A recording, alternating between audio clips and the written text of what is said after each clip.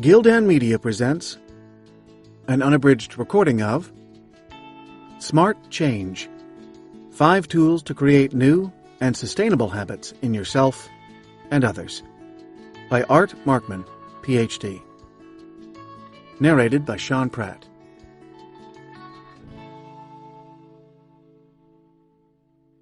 Forward. Few books and little of the self-help advice I hear can create lasting change. That's because behavior change is hard. I should know. I have spent most of my career trying to encourage people to make healthier choices. Everyone knows the general rules for being healthy. Avoid tobacco and secondhand smoke. Walk 10,000 steps a day. Do cardio and resistance exercises regularly. Eat only foods that are good for you, and not too much of them.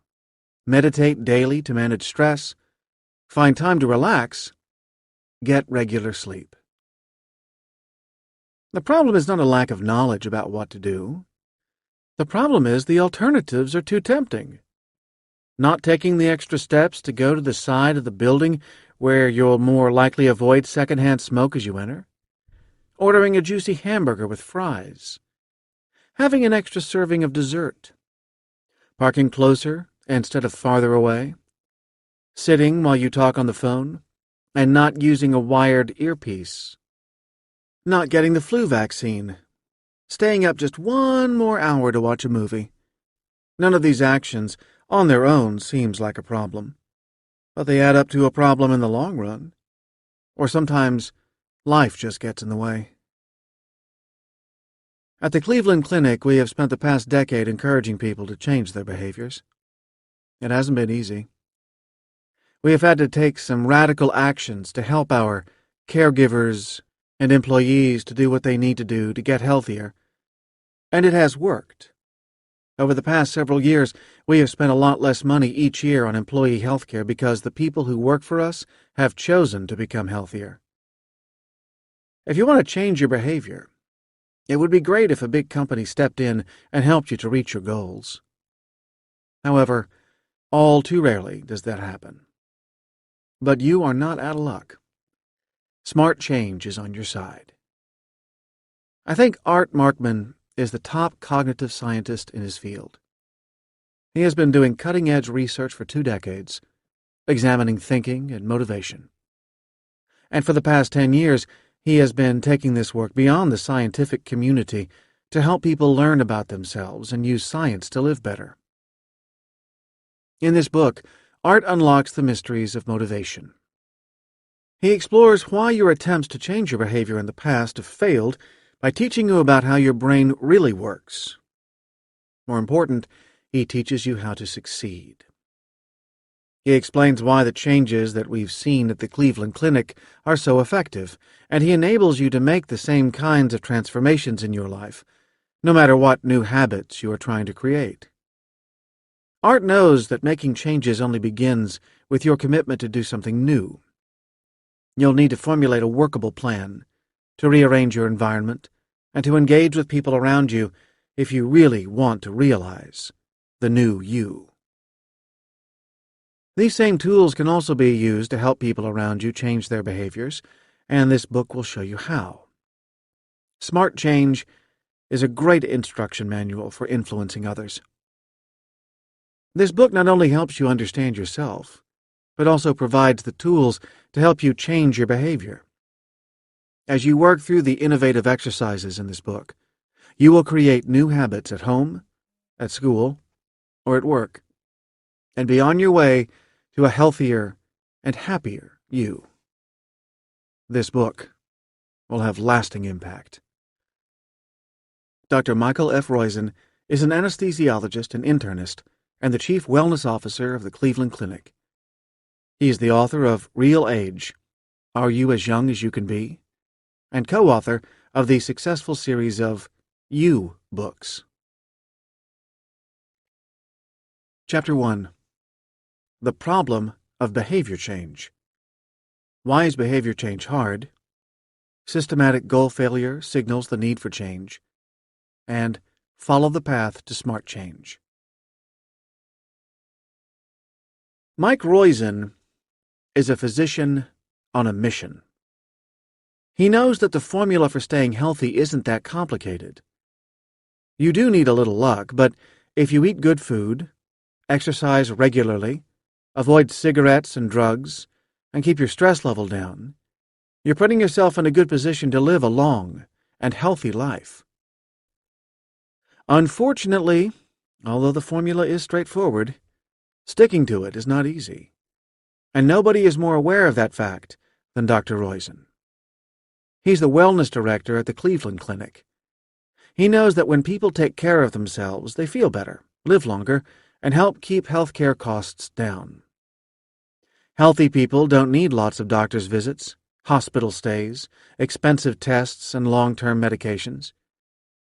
In Roizen's opinion, businesses need to care more about their employees' wellness before healthcare costs swamp their profits. So good health is not just important for individuals, it's crucial for the world's economy. And yet, people consistently fail to take care of themselves. They eat too much, exercise too little, drink too much alcohol, smoke, and take on too much stress.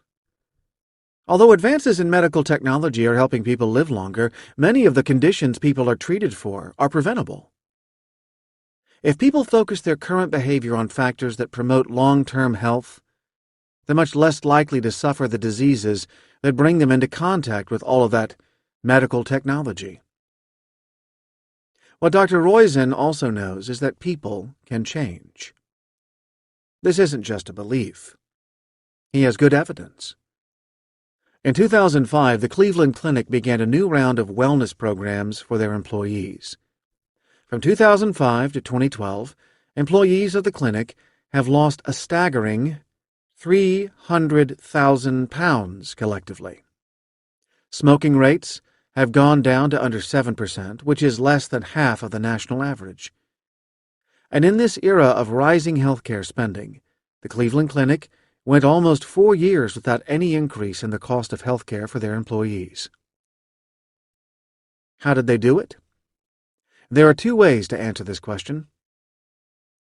The first is to point to a large number of programs that the Cleveland Clinic created to enhance employee wellness. In 2005, the clinic banned smoking from their campuses and started to offer smoking cessation classes to employees who smoke.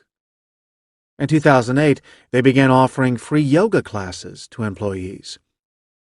In 2008, they gave out free gym memberships to employees. In 2010, they removed sugary drinks from the vending machines and cafeterias at the center. Along the way, they also sponsored farmers markets and bought the unsold food farmers brought to the markets in order to make it easier for employees and people in the surrounding community to get fresh produce. They created a mentor program so people trying to learn to eat better and exercise more could get feedback from others about their progress. The Cleveland Clinic invested in their employees' health, and that investment paid off. The second is to explore why these particular programs worked. After all, almost anyone will tell you they should eat a balanced diet and avoid sugary foods, but they don't do it. Every year in January, the membership rolls at gyms across the country swell as people decide that this is the year to get in shape. By February, though, only the regulars at the gym are still there. People know that smoking is dangerous, but they do it anyhow. And if they somehow miss that valuable information, it's printed in bold type on every pack of cigarettes. That means that it's not enough just to educate people about the right thing to do. Knowledge alone does not cause people to change their behavior. And even a commitment to change is not enough. All of those people who plunk down their hard-earned cash on a gym membership are showing a commitment to improve their fitness, but they just don't keep it up. The combination of programs the Cleveland Clinic put together does more than just promote changes in lifestyle. It gets at the heart of the system that causes people to maintain their behavior in the first place. In that way, Mike Roizen has helped people engage in smart change. For you to engage in smart change, first, you have to understand why you act the way you do. In particular, it's crucial to recognize that most of our psychological mechanisms are devoted to maintaining established behaviors rather than changing them. Though you may not believe it, you are exquisitely tuned to achieve your goals, whether you consider them to be positive or negative. The brain system that drives your behavior so effectively is called your motivational system. The problem you face when changing your behavior is that every behavior you want to change now is one that your brain is trying hard to maintain. So successful behavior change requires short-circuiting the mechanisms that will keep you doing what you did in the past and then reprogramming your motivational system to do what you want to do. The second step to smart change is to develop a set of strategies that will support your attempts to prevent the old behavior from happening and maintain the new behavior long enough for it to become your routine. In this book, I introduce you to the science of the motivational system that determines why you act the way you do. This tour highlights 5 pressure points that provide targets for changing your behavior. For each of these pressure points, there is a corresponding toolbox stocked with strategies for changing your behavior. As you will see, one reason changing your behavior can be so hard is that no single approach is likely to be enough to change your behavior. Instead, you may need to address all 5 pressure points before you succeed. Chances are this is not the first book or article on changing your behavior that you have ever read or listened to. So why will this approach help you where others have failed? The tools are all based in our best understanding of the forces that maintain your habits. The tools themselves are all specific things you can do to maximize your ability to change your behavior.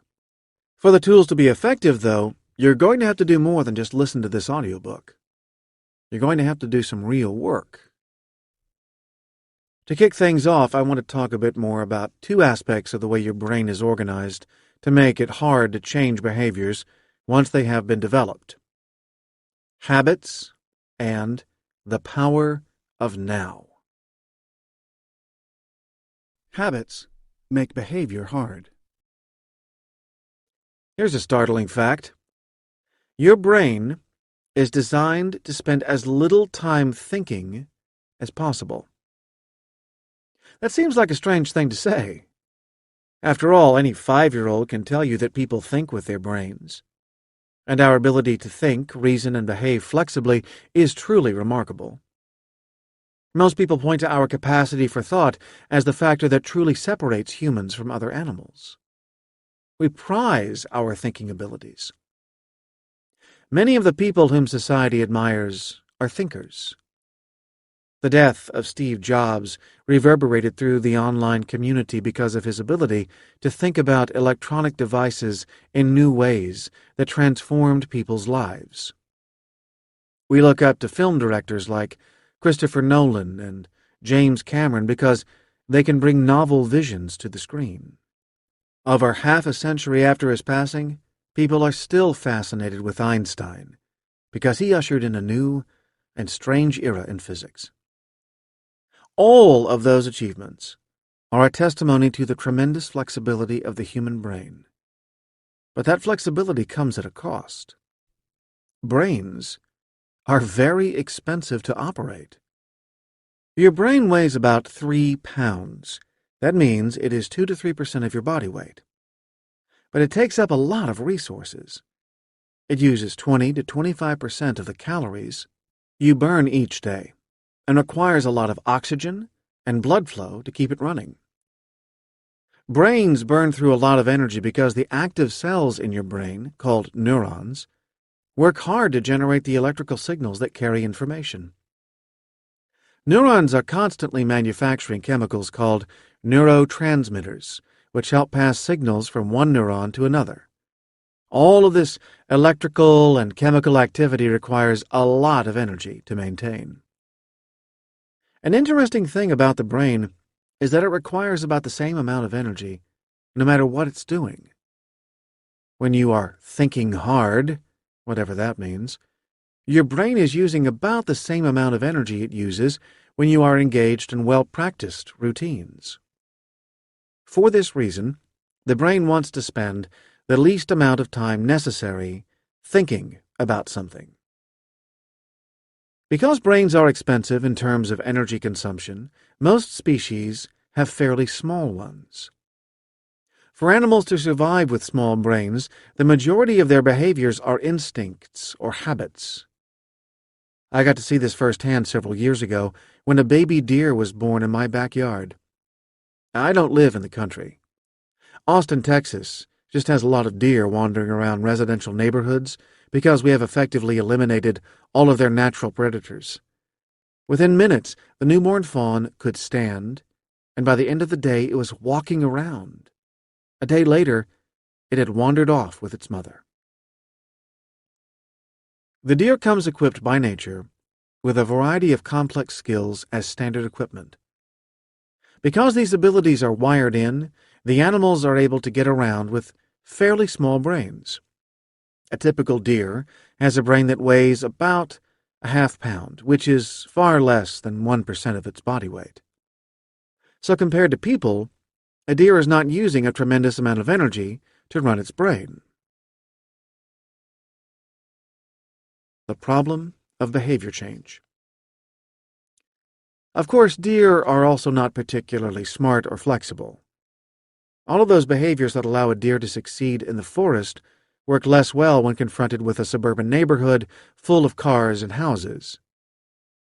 A deer spooked by a barking dog will run, even if that dash takes it into the path of oncoming traffic on a busy street. No matter how often a particular deer is nearly hit by cars, and no matter how often they see other deer that are not so lucky, they do not adapt to this environment. Instead, drivers have to learn to watch out for the deer. Species with bigger brains, relative to the size of their bodies, are able to act more flexibly than our species with smaller brains. That means they can overcome their instincts, learn to handle changes in their environment, and plan sequences of actions.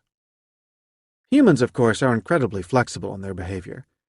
The first humans lived in a world without modern technology and developed tools from rocks, plants, and animals. Humans of each era, however, are able to learn the technology of the day and to take that cultural complexity as a starting point. This flexibility has two costs, and both involve time. Unlike the baby deer in my backyard, children do not stand up the day they are born, or even the day after. It takes months before they can stand up on their own, and months after that to start walking. Most children cannot feed themselves for their first few years of life, and it may take longer before they can prepare their own food. In the modern world, most children don't even leave home until they are at least 18, and even then they are typically continuing their education. It is common for people to be in their 20s before they are expected to make a contribution to society. So, clearly, it takes years of programming for humans to develop enough knowledge about their environment to act effectively in the world. Even if the world changes substantially during the course of our lives, we quickly adapt to it. Anyone born after 1970, for example, would have lived years before encountering a computer. Yet many of them now use email regularly. The second cost in time is directly related to this flexibility in behavior. Because you are able to pursue so many different courses of action at any given time, you have to select the behavior you are going to perform, which also takes time. To see what I mean, consider a simple trip to a new supermarket. The first time you go to that store, you have to rely on only your general knowledge about stores. The layout is unfamiliar. As you walk through the produce aisles, you are learning about the quality of the fruits and vegetables they have in stock. You have to search to find the items you want to buy. For each of those purchases, you may also have to get a sense of the variety of brands that the store carries. That trip to the store seems to take forever, because every aspect of it requires real thought. You cannot afford to spend that much time on all of the things you do, literally. Benjamin Franklin may have said, "Time is money," but time is also energy. Your brain wants to minimize the amount of time you spend thinking about anything to make sure the energy cost of thinking does not exceed the value of what you are thinking about. In any situation, then, your brain has to resolve a trade-off between effort and accuracy. Obviously, you want to do things well. You could run through a new supermarket and throw things into your cart at random. That would certainly get you out of there in a hurry. But you probably wouldn't get what you need. Then you would have to make another trip, which would waste more time and energy. The trick, then, is to spend exactly as much time as you need to get what you want. A key way that your brain helps you deal with the trade-off between effort and accuracy is by creating habits. Whenever you do something successful, mechanisms in your brain relate the action you performed to the situation in which you performed it. That way, when the situation comes up again, your brain can suggest that you perform the same action. That's why, the second time that you walk into that same supermarket, the shopping trip goes much faster. You have a better sense of the store layout. You know about the quality of the produce. You remember where to look for your favorite brand of tomato sauce. You are able to get through the store faster because you don't have to think as much about what to do. You just know. By your 10th trip to that same store, you are on autopilot for most of the time. You can chat away on your cell phone or think about something more pleasant while you walk quickly through the aisles grabbing your groceries. Sure, there might be one or two things you need to compare or a new product that you want to consider buying, but most of the trip is just doing what you did last time.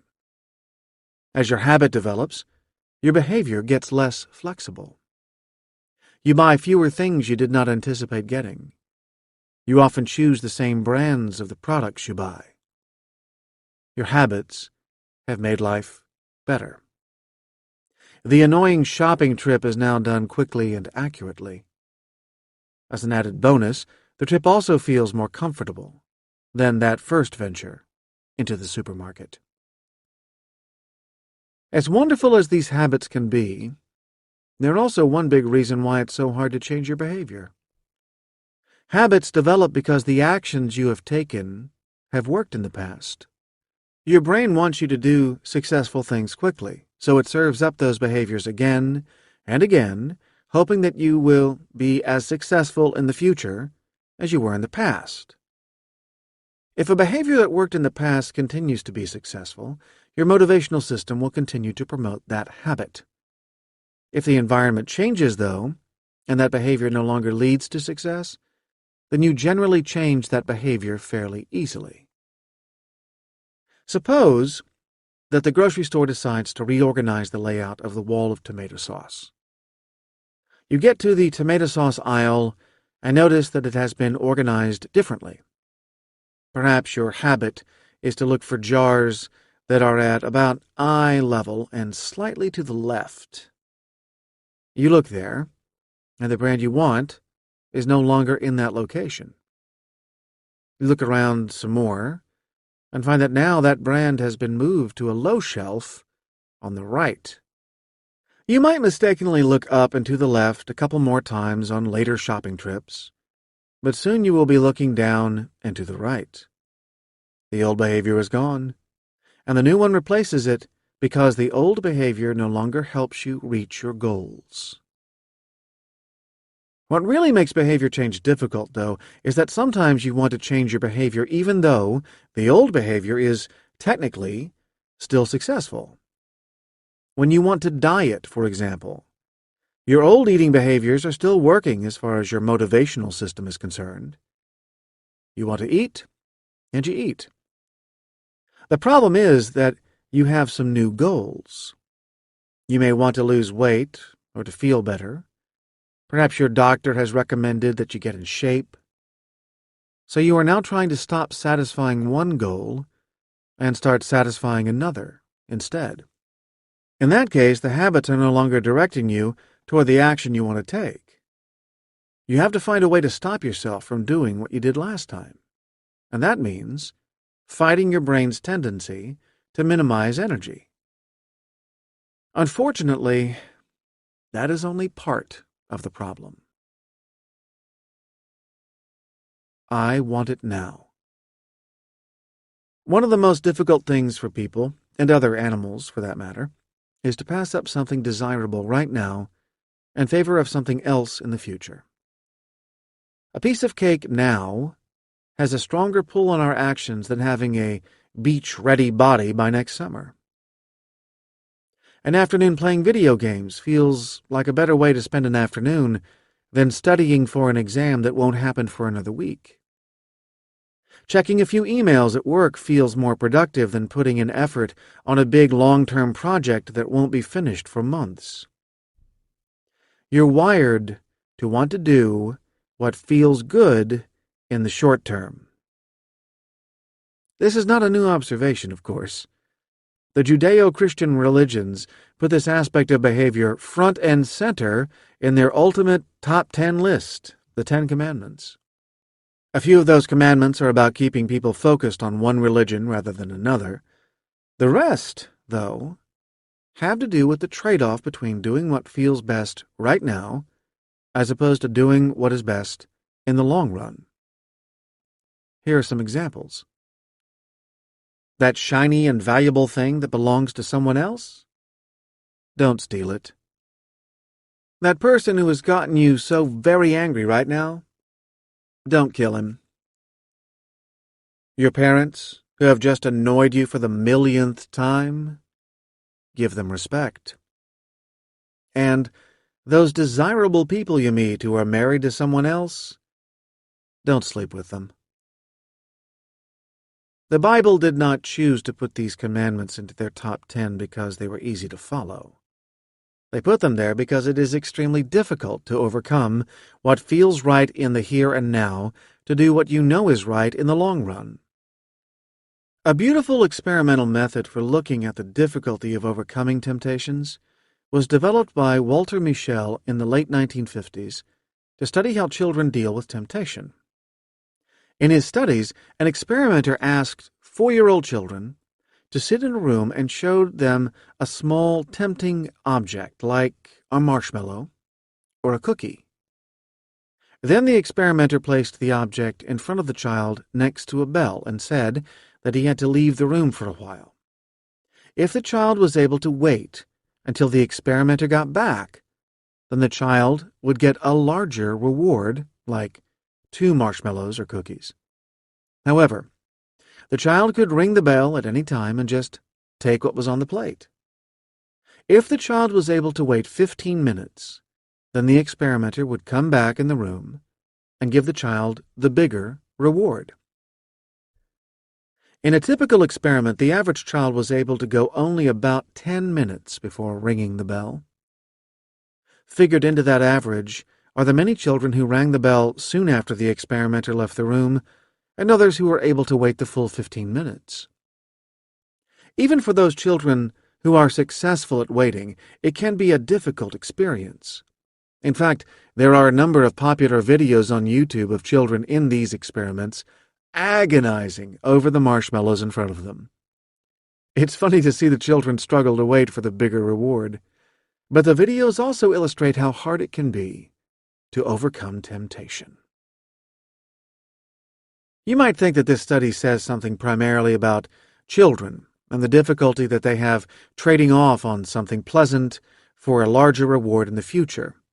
However, research by Mischel and his student Yuichi Shoda and their colleagues has followed a group of children for years after their initial experience with the marshmallow task.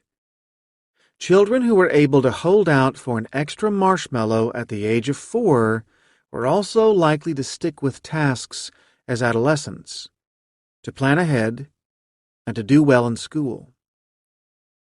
In the next chapter, we'll see that people do get better at this with age because the brain matures, but even for adults, having something right now exerts a more powerful influence on behavior than waiting for something that might be better in the future.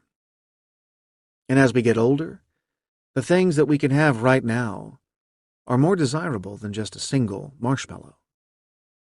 So, the temptations get bigger. Putting the information together, then, there are two big hurdles to changing behavior effectively. Your brain wants to conserve energy, so it prefers that you do what you did last time whenever your past actions have led to success. Even when you might want to change your behavior, though, there is a powerful tendency to want things that are good right now rather than waiting for something even better later. If you're trying to change your behavior so you now forego something that would be pleasant to have right now in favor of what is best for you in the future, you are going to find it difficult. Putting behavior change in context. This is a book on behavior change, so the focus is on undesirable behaviors and the ways to turn those into desirable ones. Before launching into that discussion, it's worth remembering that most of you do a reasonably good job of negotiating the world successfully most of the time.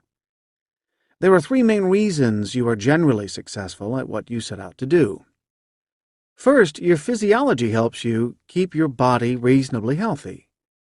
You feel hunger when you need to eat, and have not eaten, and are not engaging in your routines to find food. If you don't sleep enough, you get tired and your body tells you to slow down. When you do things that might damage your body, you feel pain. In these ways, your biology has given you mechanisms that help you treat yourself reasonably well. You can short-circuit these mechanisms sometimes by taking drugs or eating foods that fool your body into thinking you are doing good things for it. But most of the time, your body manages to keep you on track to stay fairly healthy. Second, your culture helps you achieve many goals by creating structures that make it easier to perform many actions than it would be if you worked alone.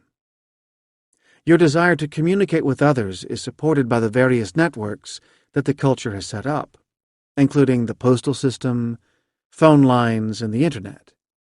Your aim to travel is supported by roads and trains and airports and other systems that have developed to get you from place to place. Your need to learn about the way the world works is made easier by schools that you can attend from childhood onward. Modern culture also allows people to set up businesses to provide products and services that support your attempts to achieve the goals that are important to you by making use of other people's expertise. Third, many of the habits you have developed over the years are good ones. If you got a college degree, for example, you succeeded in part because you developed a number of habits that helped you study and learn new material. You had habits to devote some parts of your day to classes and other parts to enjoyable activities. Getting a college degree is not easy, but good habits allowed you to keep moving toward graduation without having to plan out the fine details of each day. Despite the many successes you have had in your life, though, you have failed at lots of things as well. You have started projects and never finished them.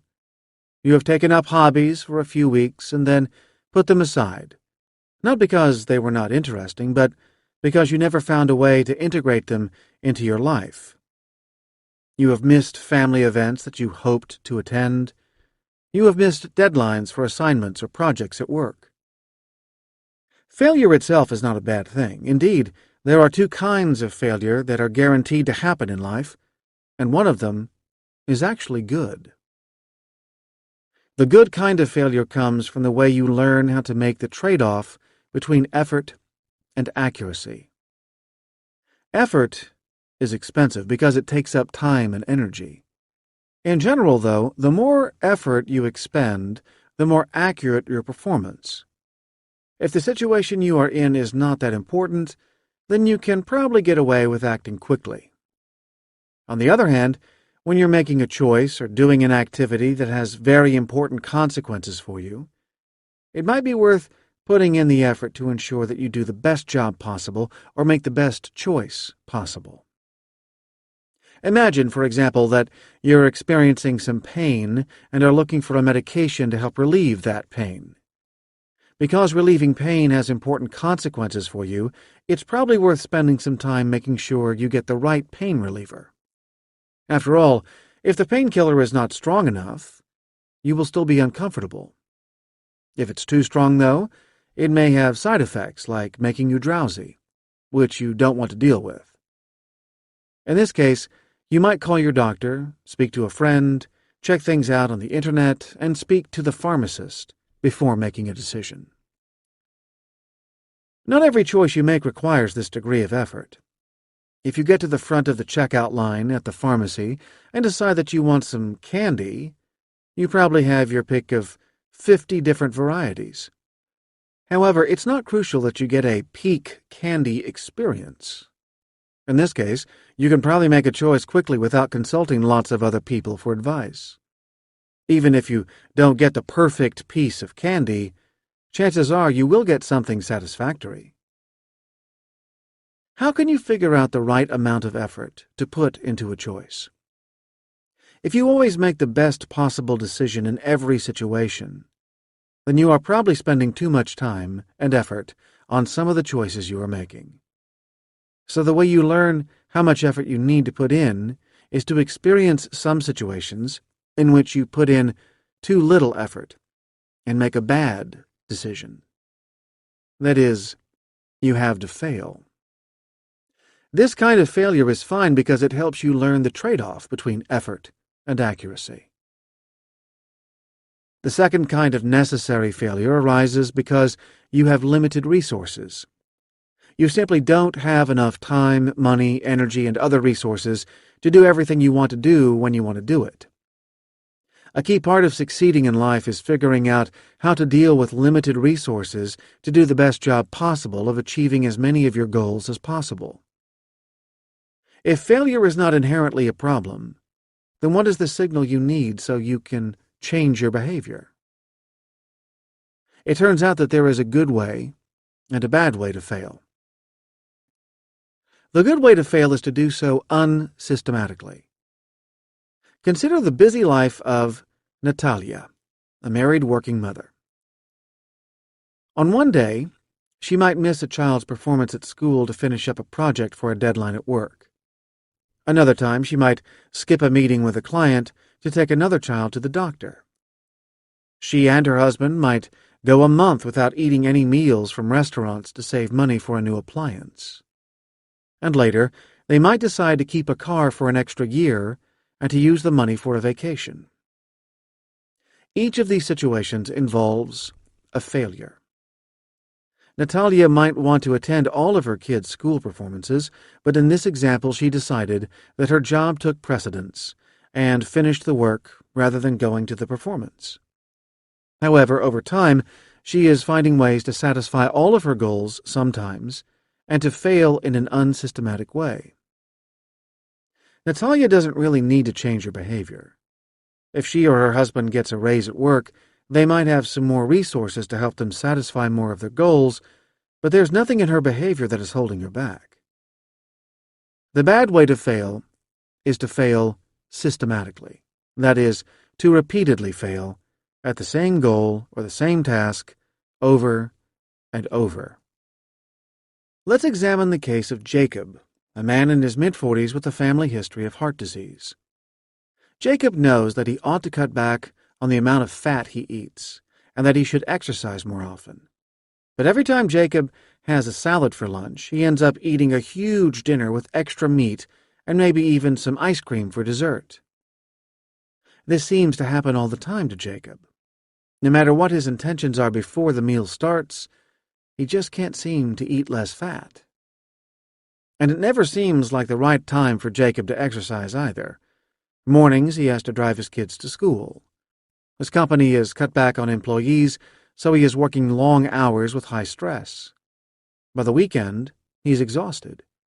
If he has any energy at all, He will cut the grass before taking a nap. Jacob's failure is a problem because it is systematic.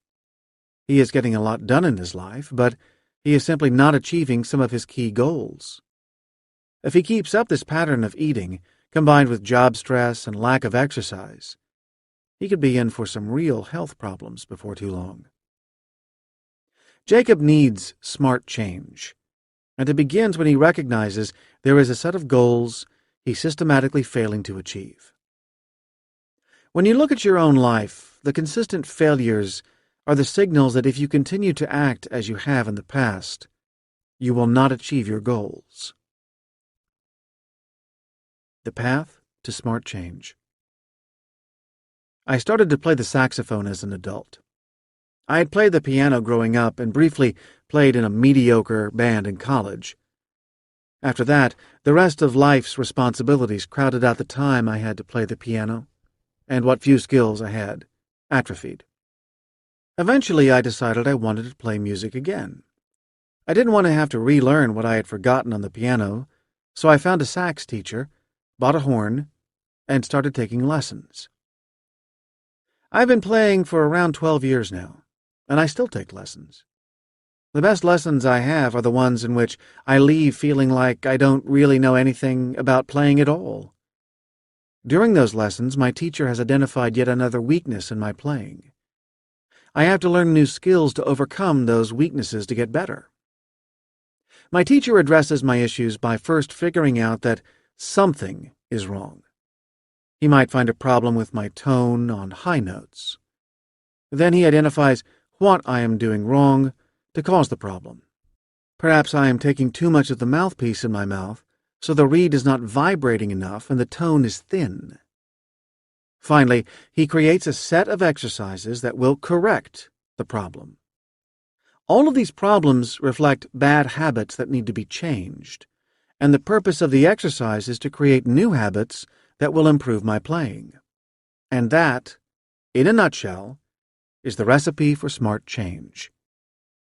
You need to identify the goals that you are systematically failing to achieve. Then you need to figure out what behaviors are causing the problem to determine what needs to be changed. Finally, you must develop a structure to support the creation of new habits to replace the ones that were causing the problem.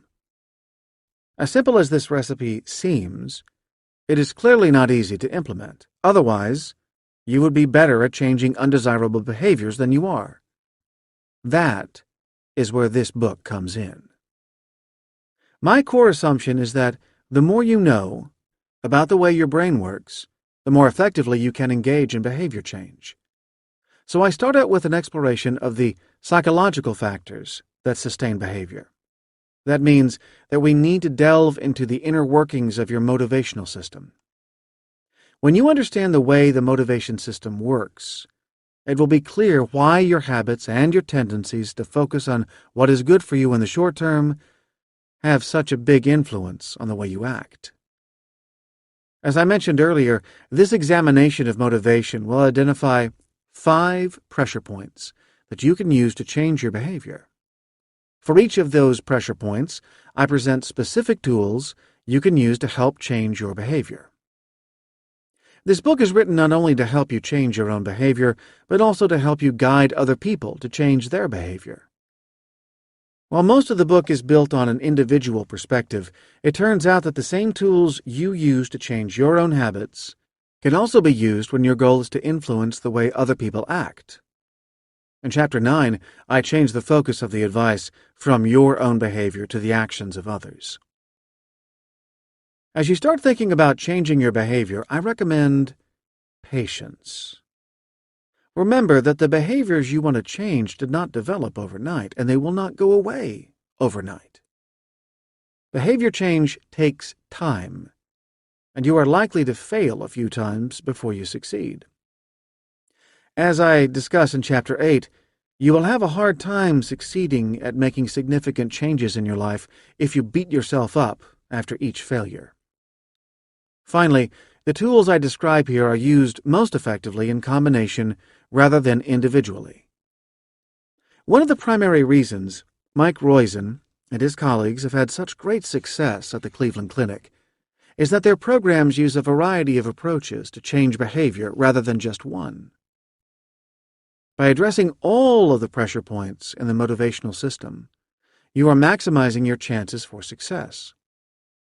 To make sure that you see how these tools can work together in your life, listen to the entire audiobook before starting to change your behavior. Your Smart Change Journal. Changing your behavior is difficult, and that means you're going to have to do some work if you are going to succeed. There is no magic incantation you can say that will allow you to wake up tomorrow and act differently.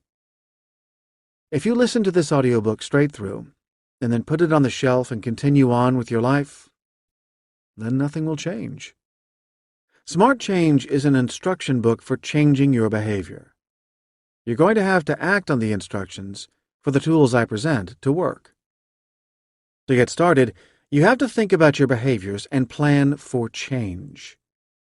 The change you want to make might be something in your personal life like losing weight or learning to paint.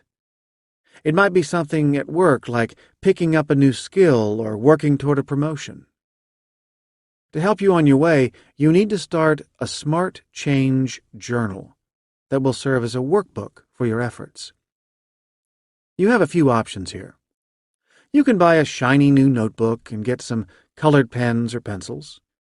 You can set up a document on your computer or tablet. I've included a template later on in the book. Or you can use the template for your Smart Change Journal that I have posted at smartchangebook.com. Just look under the Smart Change tab to download a copy. Whether it's a physical book or a document on your computer, tablet, or smartphone, keep your Smart Change Journal in a handy place so that you can keep working on it.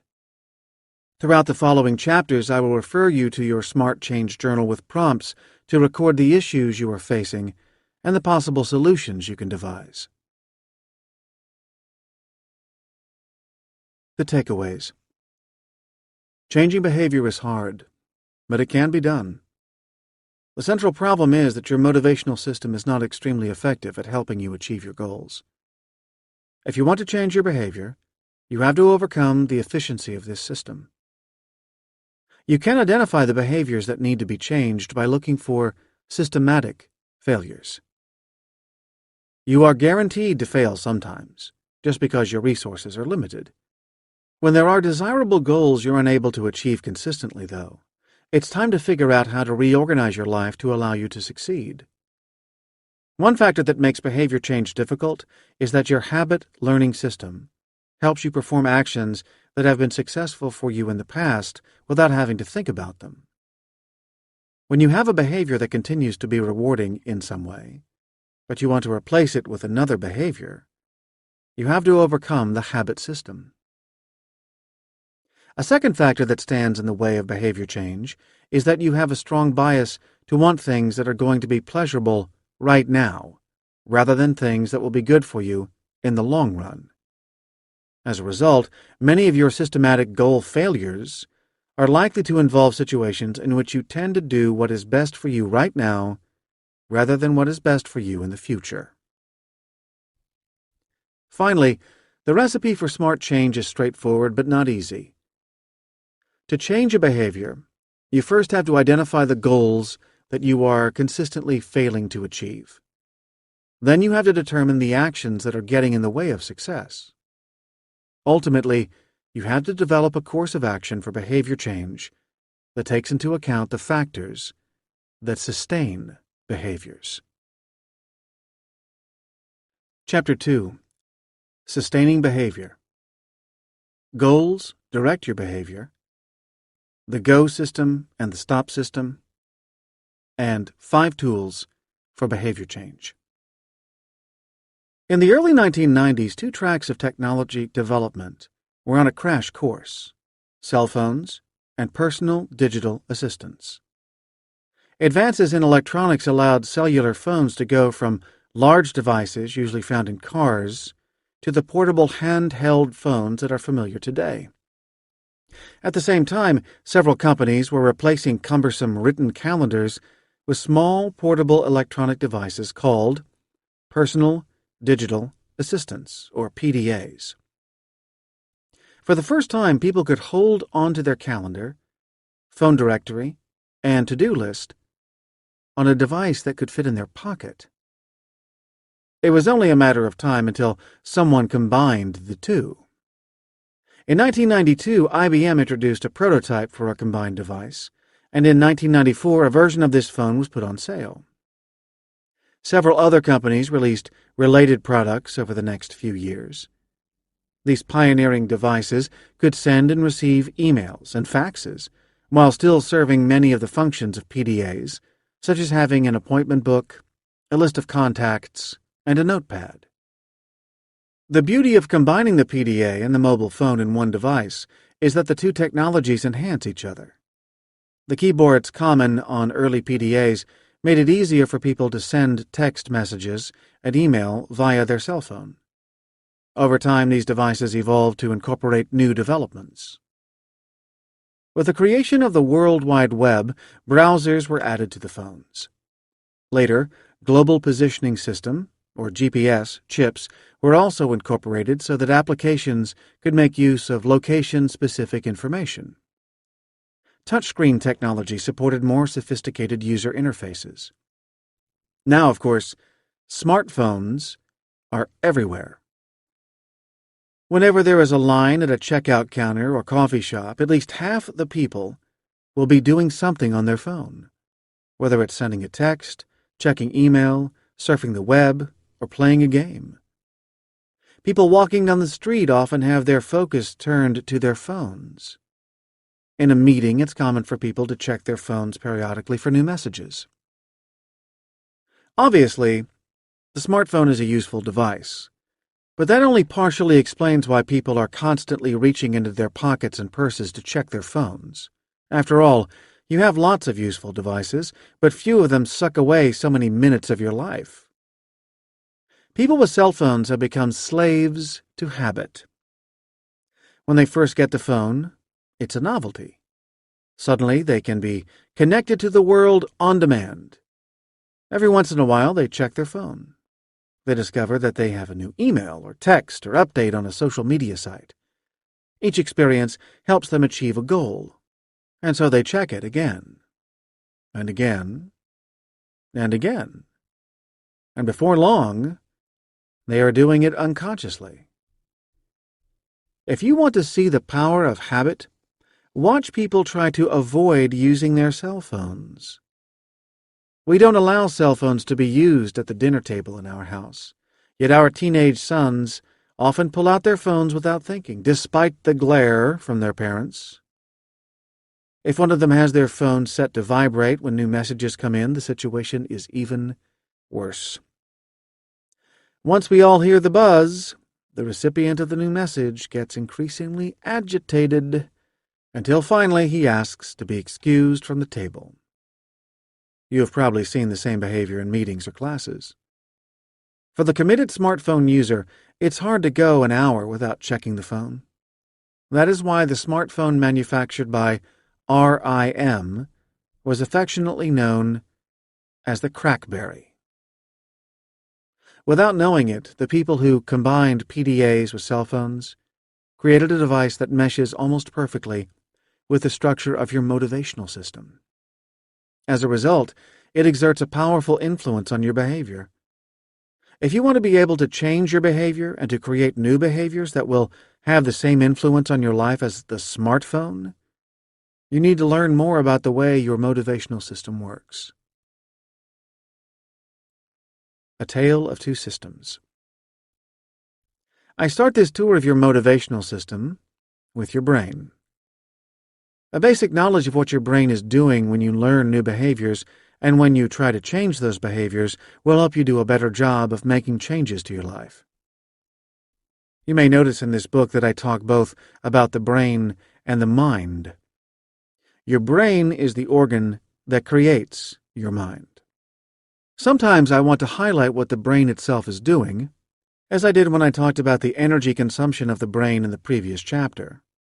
Other times I want to focus on more psychological concepts like habits, goals, and attention. In those cases, I talk about the mind. That is just a handy way to separate between the physical things your brain is doing and the functions that your brain is supporting. If you have never seen a human brain before, it looks like two boxing gloves sewn together on the pinky sides of the gloves. It is a rather strange-looking pair of boxing gloves, though, because the surface has a series of humps and ridges on it. Broadly speaking, each side of the brain can be divided into 4 regions, or lobes. The thumbs of the boxing gloves house the temporal lobe. The back of the brain, where the hand would enter the glove, is the occipital lobe. The front of the brain, where your fingers would be in the glove, is the frontal lobe. Between the frontal lobe and the occipital lobe is the parietal lobe. The frontal lobes on each side of the brain will figure most centrally into the discussion of motivation and behavior change. The brain is made of many different kinds of cells, but the most important ones for this discussion are neurons, which are the cells that send electrical signals around the brain. A neuron is a cell that looks like it has some antennas around the cell body. It sends information to other cells by extending a tube, called an axon, that acts as a wire, allowing a neuron from one area of the brain to influence neurons from another area of the brain. Neurons use chemicals to affect each other. The antennas at the cell body sense the chemicals around it that have been left by other neurons. These chemicals cause electrical changes inside the cell. When that electrical change gets large enough, the neuron sends an electrical signal, called a spike, down the tube. At the end of that tube is a storehouse of other chemicals. When the spike reaches that storehouse, the chemicals are dumped out of the cell so that they can affect the neurons around it. Your brain is a constant hum of electrical and chemical activity. That's why it takes so much energy to keep it operating. The surface of the brain is gray in color. Anatomists have cleverly called this gray matter. There is only a thin layer of gray matter on the surface of the brain. Beneath it, the brain tissue is white. Yes, you guessed it. That is the white matter. If you slice a brain, you will notice that there are more layers of gray matter deep inside the brain. The gray matter consists of lots of densely packed neurons. Most of the neurons in the gray matter have fairly short wiring tubes, so the chemicals they release affect other neurons close by. Some neurons need to send signals to more distant parts of the brain. When this happens, the axon goes deeper into the brain and goes from one region of gray matter to another. To make sure that the signal does not get lost, the neurons have insulation around them, like the insulation on wires in the walls of your house. That insulation is white, and that is the source of the white color of the white matter. Much of the white matter consists of brain wiring that goes from one region of the brain to another. The gray matter areas deep inside the brain are structures that developed pretty early in the evolutionary history of complex animals. If you look at the brain of a rat, rabbit, or sheep, you will find similar structures in their brains. The brains of humans differ from the brains of other animals mostly at the surface. This gray matter at the surface is called the cortex. The cortex in humans is much larger than the cortex in other animals. This difference is most pronounced at the frontal lobes. When you look at the brain for the first time, it is tempting to try to figure out which parts of the brain are responsible for different aspects of behavior.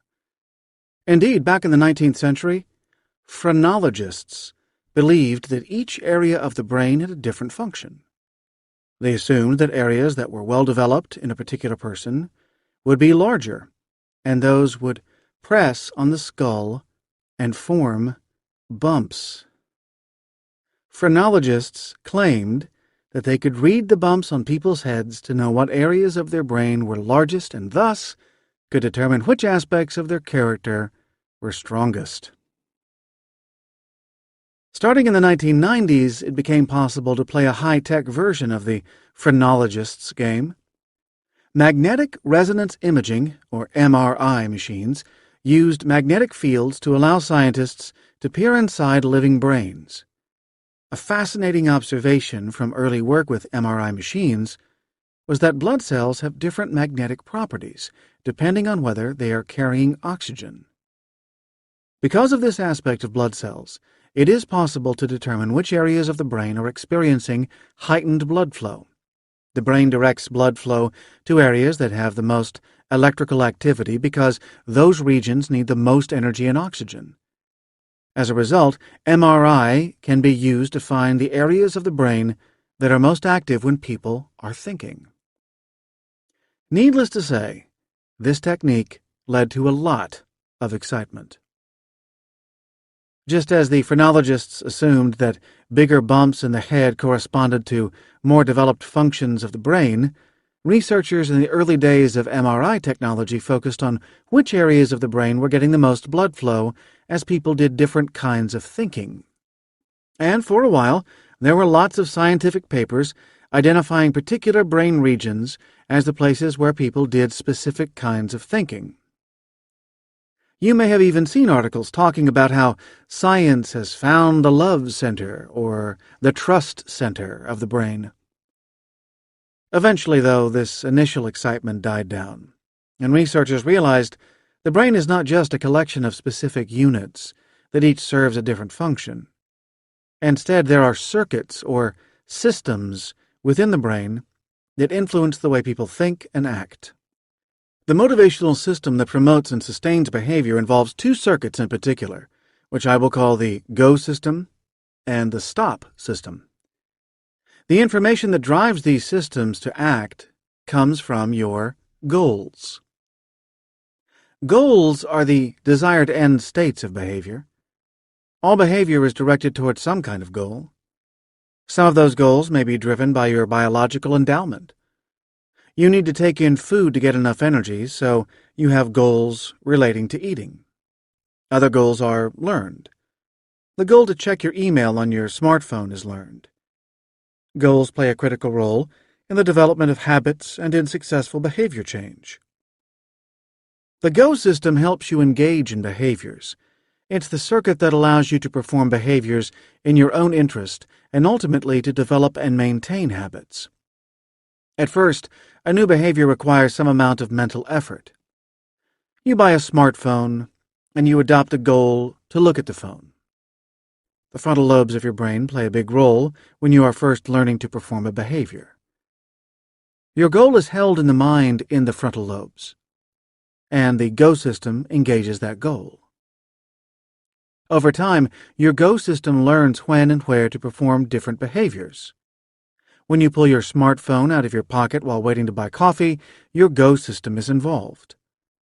The go system uses many of the gray matter areas that are deep in the brain, the ones we share with many other animals, to learn the relationship between places where you use your phone and the actions you perform. This aspect of the go system works quite effectively because it has had a lot of evolutionary history to optimize it. The stop system engages whenever the go system is trying to promote a behavior and there is some reason why you should not actually carry out that behavior. While sitting in an important meeting at work, for example, your go system might encourage you to check your smartphone. Your stop system is the one that keeps you from pulling the phone out of your pocket. The stop system uses many areas of your brain that are in the frontal lobe. The frontal lobe is evolutionarily much newer than the areas involved in the go system. Let's look at these aspects of your motivational system in more detail. Goals. What does it mean to be motivated? There are many people who bill themselves as motivational speakers, and they tend to come in one of two flavors. Some are former athletes or coaches or people who have overcome adversity. They focus their talks on what is required to overcome obstacles. Their inspirational stories give an audience energy and enthusiasm for the tasks they face in the future. Other motivational speakers focus more on what needs to be done rather than on the energy to do it. Often they are business leaders, politicians, or members of the clergy. These speakers typically ask people to think about the path they are on. They want people to focus on what they're trying to achieve and to explore whether the actions they take day to day will allow them to reach the outcomes they desire. It turns out that each type of speaker is addressing a different aspect of the way your motivational system deals with goals. The first type of speaker helps generate motivational energy, which psychologists call arousal. Without some amount of energy, you will not get anything done. Most of you have had days in which you just want to sit in bed rather than getting up to face the world. On those days, your big problem is a lack of arousal. I'll talk more about arousal in Chapter 4. But energy alone will not help you succeed. That energy needs to be directed, and that is where goals come in. A goal is an end state that provides a focus for your motivational energy. The goal can either be a desirable state that you would like to bring about or an undesirable state that you want to avoid. Desirable states are things like hoping to get a new text message on your phone, pursuing a new romantic interest, or wanting to eat a delicious meal. Undesirable states are things like getting sick, being hit by a car, and losing money. At any given moment, only a small number of the many possible goals you might have are actually influencing your behavior. Your motivational energy determines which goals are affecting you. When a goal has some amount of arousal, then it is active. A goal that has a small amount of motivational energy behind it is less active than a goal that is strongly aroused. The more active a goal, the more influence it has over what you are doing. A goal that has no energy at a particular time is dormant. For example, most of the time the goal to check your email on your smartphone is dormant. When standing in a line at the store, this goal may receive some motivational energy. That engagement encourages behaviors that will help you satisfy that goal. It might suggest that you should pull the phone from your pocket and open your email app. When you are performing a behavior for the first time, it requires effort and attention to achieve your goal. When you first get your smartphone, you decide to use it to check your email. You think about picking it up, going through each of the steps to use the phone. You might even be working with a friend or reading the manual, so every step of the process requires focus. Eventually, the goal becomes associated with the situations in which you carry out that goal. At that point, the goal becomes active just because you are in the situation in which you normally pursue that goal. You may not even realize the goal has become so strongly related to the situation. The goal to check your email on your smartphone becomes associated with lots of situations, and you may reach the point at which you check your phone frequently without ever really thinking about the action at all. The Go system. The Go system is your own personal habit creation machine. The Go system has two parts to it. One part helps you accomplish new behaviors that require some effort. The other part tries to take behaviors you perform frequently and to turn them into habits that will allow you to act in the future without having to think about what you are doing. This habit system is always active, so that you can create habits without realizing it. The effortful part of the Go system uses circuits in the frontal lobe of the brain that help you hold a new goal in mind while you prepare to achieve that goal. That first time you play with your new smartphone, you have to focus attention on all of your actions. If someone bothers you while you are trying to use the phone, you will lose your place in the process because you are devoting a lot of your mental energy to the task. You may also find this effortful thought frustrating and uncomfortable. It can be difficult to learn new skills. Because your brain wants to minimize the amount of time and energy you devote to any behavior, the Go system is constantly on the lookout for ways to take goals you achieve often and turn them into routines you can perform quickly without having to think about them. That is, the Go system is looking for ways to create habits. The formula for developing a habit is straightforward. All you need is a consistent mapping and repetition. A consistent mapping means that the behaviors you perform to achieve a particular goal are associated with some set of circumstances in the environment that is always the same. The environment can be the outside world, but it can also be your internal world of thoughts and feelings. Your smartphone creates a consistent mapping for you.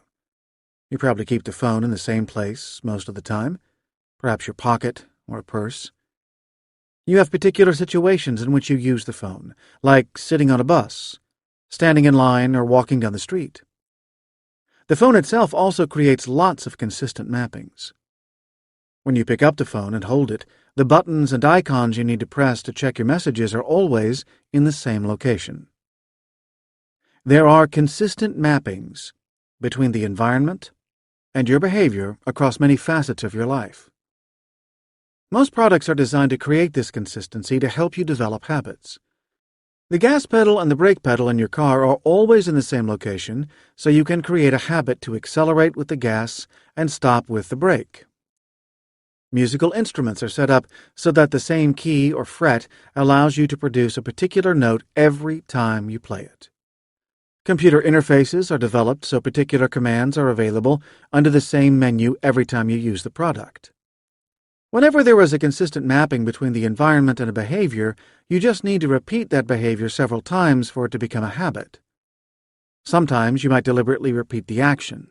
In that case, you are engaging in practice. However, you don't need to practice something to create the habit. Anytime you repeat an action when there is a consistent mapping, the Go system will create a habit. Your goals also become part of the habit. When you engage in an activity repeatedly, you have a goal you are trying to achieve. Part of what your Go system is doing when it creates a habit is to engage the goal you typically pursue in that setting. Habits involve arousing a goal in a situation in which you have acted in the past and engaging specific actions that have helped you achieve that goal.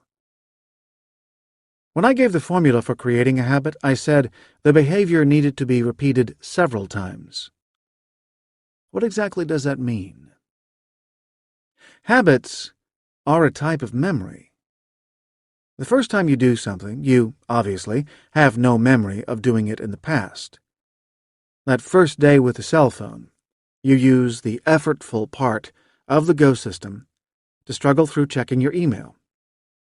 The gray matter structures deep in your brain help you form links between the environment and the behaviors you have performed in the past. The second time you pick up the phone, though, you do have some memory of what you did before. You will still have to puzzle through some parts of using the phone, but you can also use some of the memory from the first time you used it. Those gray matter structures continue to form links between the environment and behavior. After a while, probably somewhere around the 10th time that you check your email, you are able to pull up your memory for what you did faster than the amount of time that it takes to think about how to open your email. At that point, your Go system has put a new habit in place. Does that mean it always takes about 10 times to be able to do something by habit? Unfortunately not. Your habits are part of memory. When a memory is unique, then it's easy to find. When a memory is similar to lots of other memories, though, then it can be hard to pull up the right one. When you always perform a particular behavior in a unique environment, habits are easy to form. When you have to perform different behaviors in circumstances that all feel similar, then habits are hard to form. Suppose that after you get your smartphone, you load it up with many different apps. The apps each have an icon that appears on the screen of your phone, and they are arranged on a grid. The action you need to take when you want to check your email is similar to the action you need to take when you want to browse the web, and each of these actions is also similar to what you need to do when you want to waste some time smashing virtual blocks against digital pigs. Each requires finding a particular icon, and pressing it to launch the desired app. Because the phone and the icons and the actions you perform are all quite similar in this case, you may have to open each app many more times, say 20 or 30, before it is faster to pull up the right memory for an action than it is to think more carefully about what you were doing. The worst-case scenario for developing habits is when the environment is packed with similar situations that require different actions. In those cases, it's hard to distinguish all of the memories you need to be able to retrieve the behavior you want rather than having to think about it. Perhaps the most difficult case of habit creation is arithmetic. There are two ways for the Go system to solve a basic arithmetic problem. You can count, or you can just associate the answer with a problem. The basic arithmetic facts are all quite similar. They involve lots of the same numbers combined in different ways that each requires a different answer. As a result, you spend whole years in elementary school learning the basic facts of addition, subtraction, multiplication, and division. For a long time, this similarity will make it hard to develop a real habit. When you see the problem, 2 plus 4, you will pull out the answer to that problem plus answers to related problems like 2 plus 3 and 4 plus 5, and even 2 times 4, if you have started learning multiplication. As a result, it will be faster to count than to pull the answer out of memory. Only after a whole lot of practice will your memory be faster than counting. Only at that point do you really have a habit. Finally, you may have noticed that in this formula for habits, I did not mention rewards. Lots of popular discussions of habits include rewards as a part of the formula for habits. They suggest that without a reward, there won't be a habit. The problem is that those discussions confuse the mechanisms that the brain uses to form a habit with the formula you need to follow to create a habit. Those gray matter structures deep in your brain need some kind of signal to tell them when to link up the environment to the behavior. When you successfully complete a goal, there is a signal that relates to goal completion that tells the Go system it's time to learn. This signal also occurs when there's an unexpected event like getting a prize because your brain wants to learn what you were doing when something unexpected happened. Neuroscientists have called the brain activity that accompanies goal completion, or unexpected prizes, the reward signal. The origin of this term comes from the way that experiments are done to understand the functions of the brain. Much of our understanding of the way the brain works comes from experiments involving animals like rats and mice. You can teach a rat to perform a behavior and then measure what is happening in the brain as it learns. One skill researchers often teach rats is to have them press a bar whenever a light goes on. Because you can't tell a rat what to do, you give it a reward, like food, whenever it does something that you want it to do. For the rat, the food is an unexpected prize, so it learns to repeat whatever it was doing when it got the prize. When you measure what's going on in the brain of the rat during learning, the unexpected prize creates brain activity. This brain activity is associated with learning, and because it happened every time the neuroscientists gave the rat a reward, they call it the reward signal, even though it's actually more general than that. Unfortunately, the term can be confusing because it can lead people to think that habits can happen only when there is some kind of reward for the behavior. However, you can develop habits for mundane things you do in life, like flipping the light switch in the bedroom. The first time you walk into the bedroom in a house, you look for the light switch and flip it on. When the light goes on, that gives the Go system the signal to learn that behavior.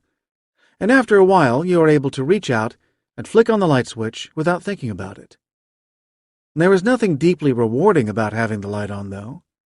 You achieved your goal, and the Go system used the signal to help it learn. So, the Go system uses signals to tell it what to learn, but those signals need not be rewards of some kind. How do you know you have a habit? The next time you find yourself standing in line at a coffee shop or theater, watch what people are doing with their cell phones. They pull them out of their pocket absent-mindedly and thumb through their email or the latest time-wasting game. Their fingers fly across the screen as they swipe through menus to find the particular app they want to use at that moment. They tap quickly as they send yet another text to a friend. Their phone use is clearly governed by habits. There are 4 key signatures that people are doing something by habit. First, they're not aware of what triggered them to start the action. When people walk into the coffee shop and stand in line, that situation is highly associated with pulling out the phone, and so they reach into their pocket or purse, grab the phone, and start texting. At that moment, they have no sense of deliberately deciding to use the phone.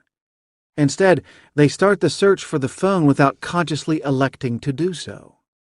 Second, they can perform the habit while doing more effortful things at the same time. Most smartphone users, for example, have become highly practiced at using the keyboards that allow them to type text messages and emails. These keyboards are typically laid out using the standard QWERTY format that is used for most computers and, gasp, typewriters in the United States.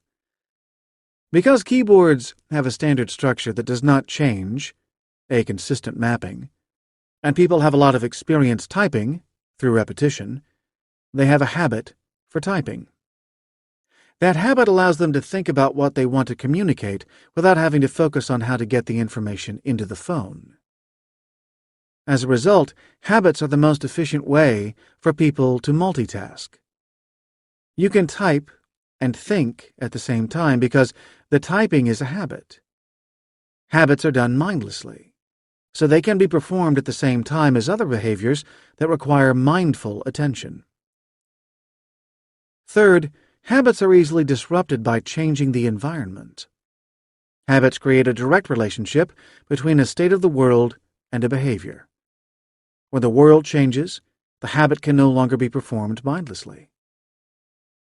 Suppose you borrowed a friend's smartphone for a few hours. As a joke, you might rearrange all of the icons for the various applications your friend has on her phone.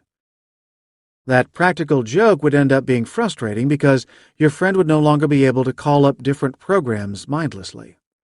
Instead of being able to scroll effortlessly from screen to screen and then pressing an icon that's in a familiar location, she would now have to search carefully through each screen to find that icon. A simple task that took only a second or two now becomes a chore that requires a lot more time and effort. Fourth, because you carry out such behaviors mindlessly, you often have no memory for doing them at all. You may pull your cell phone from your pocket, check your messages, and put it back in your pocket without being able to remember that you did it. That's one reason you may sometimes be worried that you've not locked a door or shut off the oven. You performed the action without thinking about it, and so you have no memory of it. If you are trying to diagnose whether you have a habit, these 4 elements can help. If you are not aware of many of the factors that cause you to do something, then you are probably doing it by habit. If you are able to perform the behavior while doing other things at the same time, then it's probably habitual. If a change to the environment makes the behavior much more difficult to perform, then it probably reflects your go system in action. Finally, if you perform a behavior and then later have little or no memory for having done it, then you may have been doing it by habit. Active goals and attention. When the go system engages, it works hard to help you achieve your goals. The go system is exquisite in the way that it takes over your thought processes.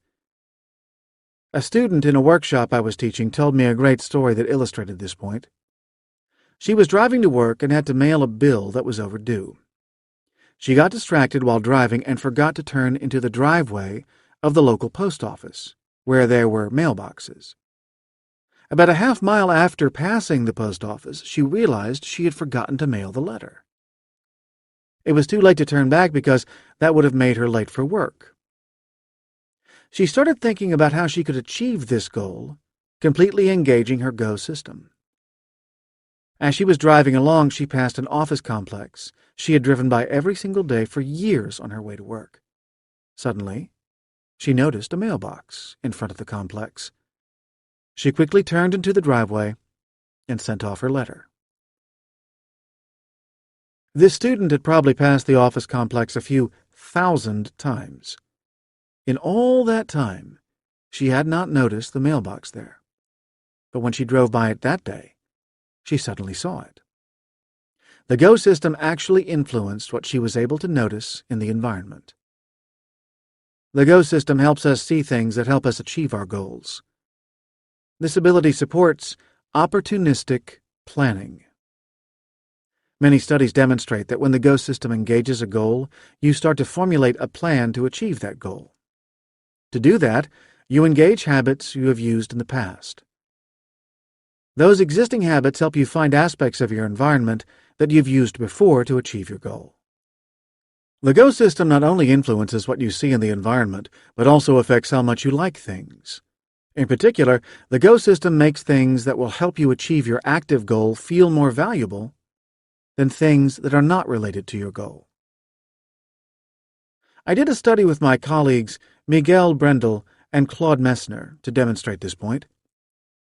We did this experiment in Germany in 2001, at a time when there were many habitual smokers who smoked at least 15 cigarettes a day. We approached students at the end of a long lecture class, during which the students were not allowed to smoke. Some participants stayed in the classroom, where they were not allowed to have a cigarette. Others were brought outside. When they got outside, the experimenter lit a cigarette and the students quickly followed suit. All of the students in this study were also given a cup of coffee. Many smokers drink coffee while they smoke, so coffee is part of the environment associated with smoking. As a result, drinking coffee activates the goal to smoke, which engages the Go system to achieve that goal. For the poor smokers still inside the classroom, the coffee increased the strength of the goal to smoke, but they were not allowed to actually satisfy that goal. For those outside who were smoking, the coffee was an easy way to provide enough time for the nicotine to diffuse through the bloodstream and remove the need to smoke. After drinking the coffee, participants answered a few questions that were not really relevant to the experiment. Then they were given the chance to buy tickets for a raffle. The tickets cost about 25 cents apiece. Participants had to reach in their pockets and pull out money to buy the tickets. After the study, we refunded all of the money to participants, but they did not know we were going to do that. For half of the participants in the study, the prize for the raffle was 2 cartons of cigarettes. Each carton had 10 packs of cigarettes in it. For the other participants, the prize was enough money to buy 2 cartons of cigarettes. We were interested in how many raffle tickets participants would purchase. When the prize was cigarettes, having an active goal to smoke made that prize a little more attractive. There was a slight tendency for the participants in the classroom who needed to smoke to buy more tickets than those who were outside and had just had a cigarette. In other studies we've done, we have also observed that having an active goal increases the desirability of objects that will help participants achieve that goal. When the prize was cash, an interesting thing happened. The participants who had just had a cigarette bought a reasonable number of raffle tickets. However, those people who were still in the classroom and really wanted to smoke bought almost no tickets. At that moment, the cash prize was completely uninteresting. The Go system cleared the way for people to achieve their goal to smoke a cigarette by making everything else in the world less interesting than a cigarette. These two forces combine to help you achieve your goals. When a goal becomes active, the Go system makes you more likely to notice information in the environment that will support your habits to achieve that goal. Not only do you notice those objects, but you like them.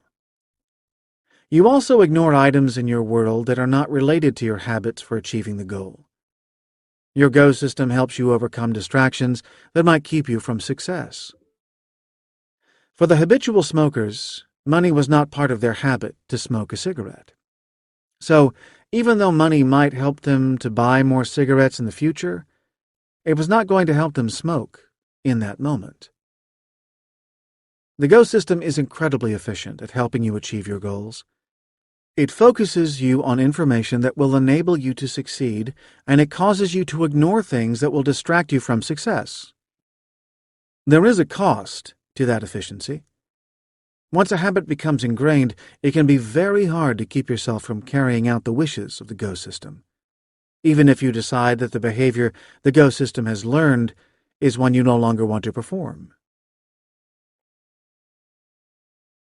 The stop system. The go system cannot prevent itself from suggesting a behavior to you. That's just how it works. When you have an active goal and the environment is consistent with that goal, your go system will drive you toward actions you have used in the past to achieve the goal. It will also increase the arousal of goals that are associated with the environment if you don't already have a goal active. How do you prevent a behavior once the go system has engaged a goal? That is where the stop system comes in. As I mentioned earlier, the stop system involves regions in the frontal lobes of your brain. This system has two jobs. First, it has to be on the lookout for the behavior that you do not want to perform. Once it recognizes that the undesirable behavior has been engaged, it has to stop that behavior from happening. That seems fairly simple. Unfortunately, the stop system is much less effective than the go system. The stop system requires mental effort. You have to be able to pay attention to what is going on around you to recognize that you are doing something that you want to avoid. You also have to engage effort to stop a behavior that you have begun.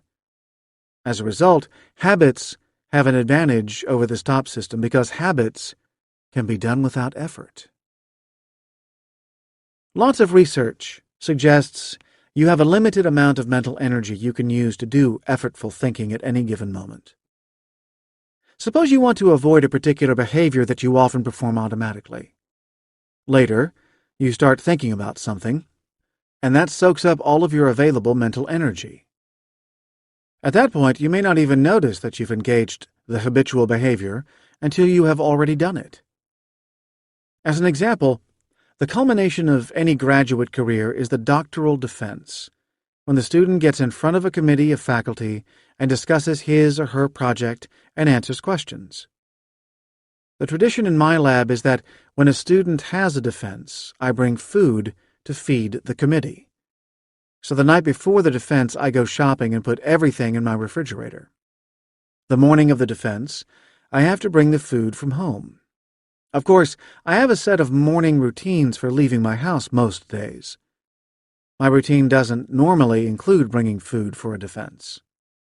Twice, I have left the house without the food and have had to go back home to get it. Each time the problem was the same.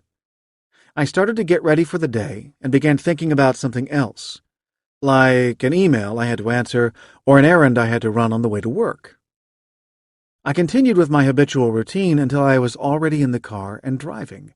Only later did I remember that I had not brought the food with me. Because my mental energy was engaged, my stop system could not break my normal routine, so I could grab the food in the refrigerator. Even if you do manage to stop a behavior, the go system is persistent. It uses cravings to remind you that you have an active goal that you want to achieve. A craving is an unpleasant feeling that is associated with some kind of need or desire. Hunger is the craving for food. Habitual smokers will experience nicotine fits when they have not smoked. Other goals can also induce cravings, though. An avid runner who is missing a workout will experience a need to run. You might think cravings are the signal you usually have that tells you to engage in a behavior. You eat because you are hungry, you sleep because you are tired, You smoke because you crave a cigarette. The go system does not really work that way. You have routines and habits that surround many of the goals in your life. Your morning routine, for example, might include sitting down to have breakfast with a cup of coffee. When you wake up in the morning, you may not feel any real hunger. As long as you continue with your normal routine, including making breakfast and brewing coffee, you may never really feel hungry. On a particularly busy day, though, you may not have the time to have your normal breakfast. You decide to grab something from a local coffee shop on your way to work.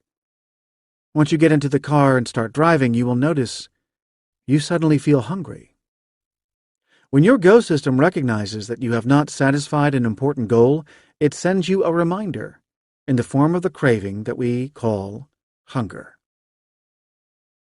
Cravings are uncomfortable. To motivate you to satisfy your goals, the cravings create a painful sensation that can be removed only by actually fulfilling the goal. That is just one more way that the go system works to get its way.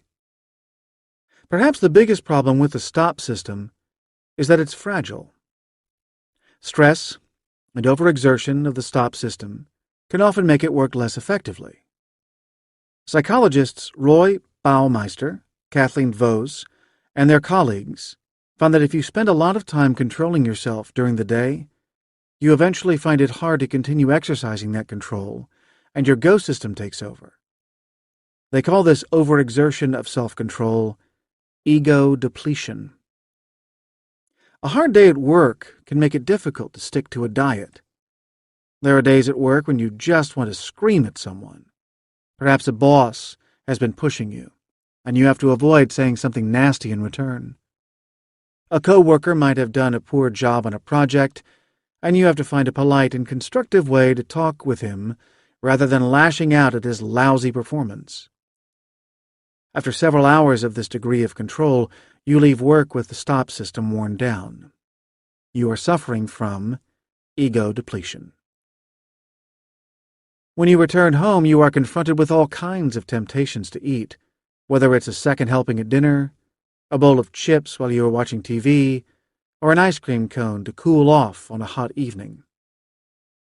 Usually, you succeed in resisting such temptations, but after that difficult day at the office, the first craving has you reaching for the bowl. The next thing you know, half the bag of chips is now in your stomach. Ultimately, then, the stop system is a lot like the brakes of your car.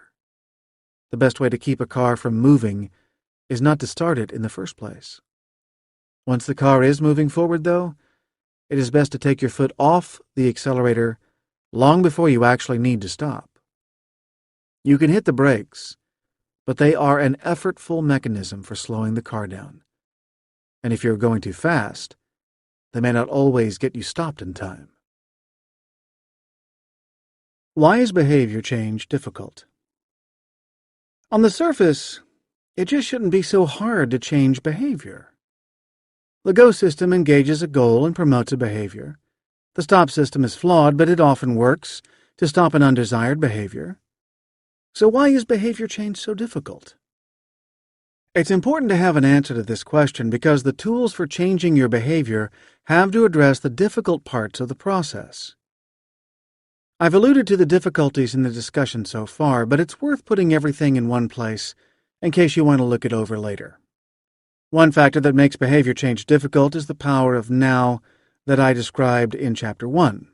Simply put, goals that are near in time get more arousal than goals that are distant in time.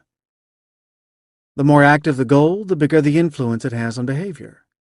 Consequently, you are biased against doing things that will pay off in the long run when there is some other activity you could do now to achieve a short-term goal.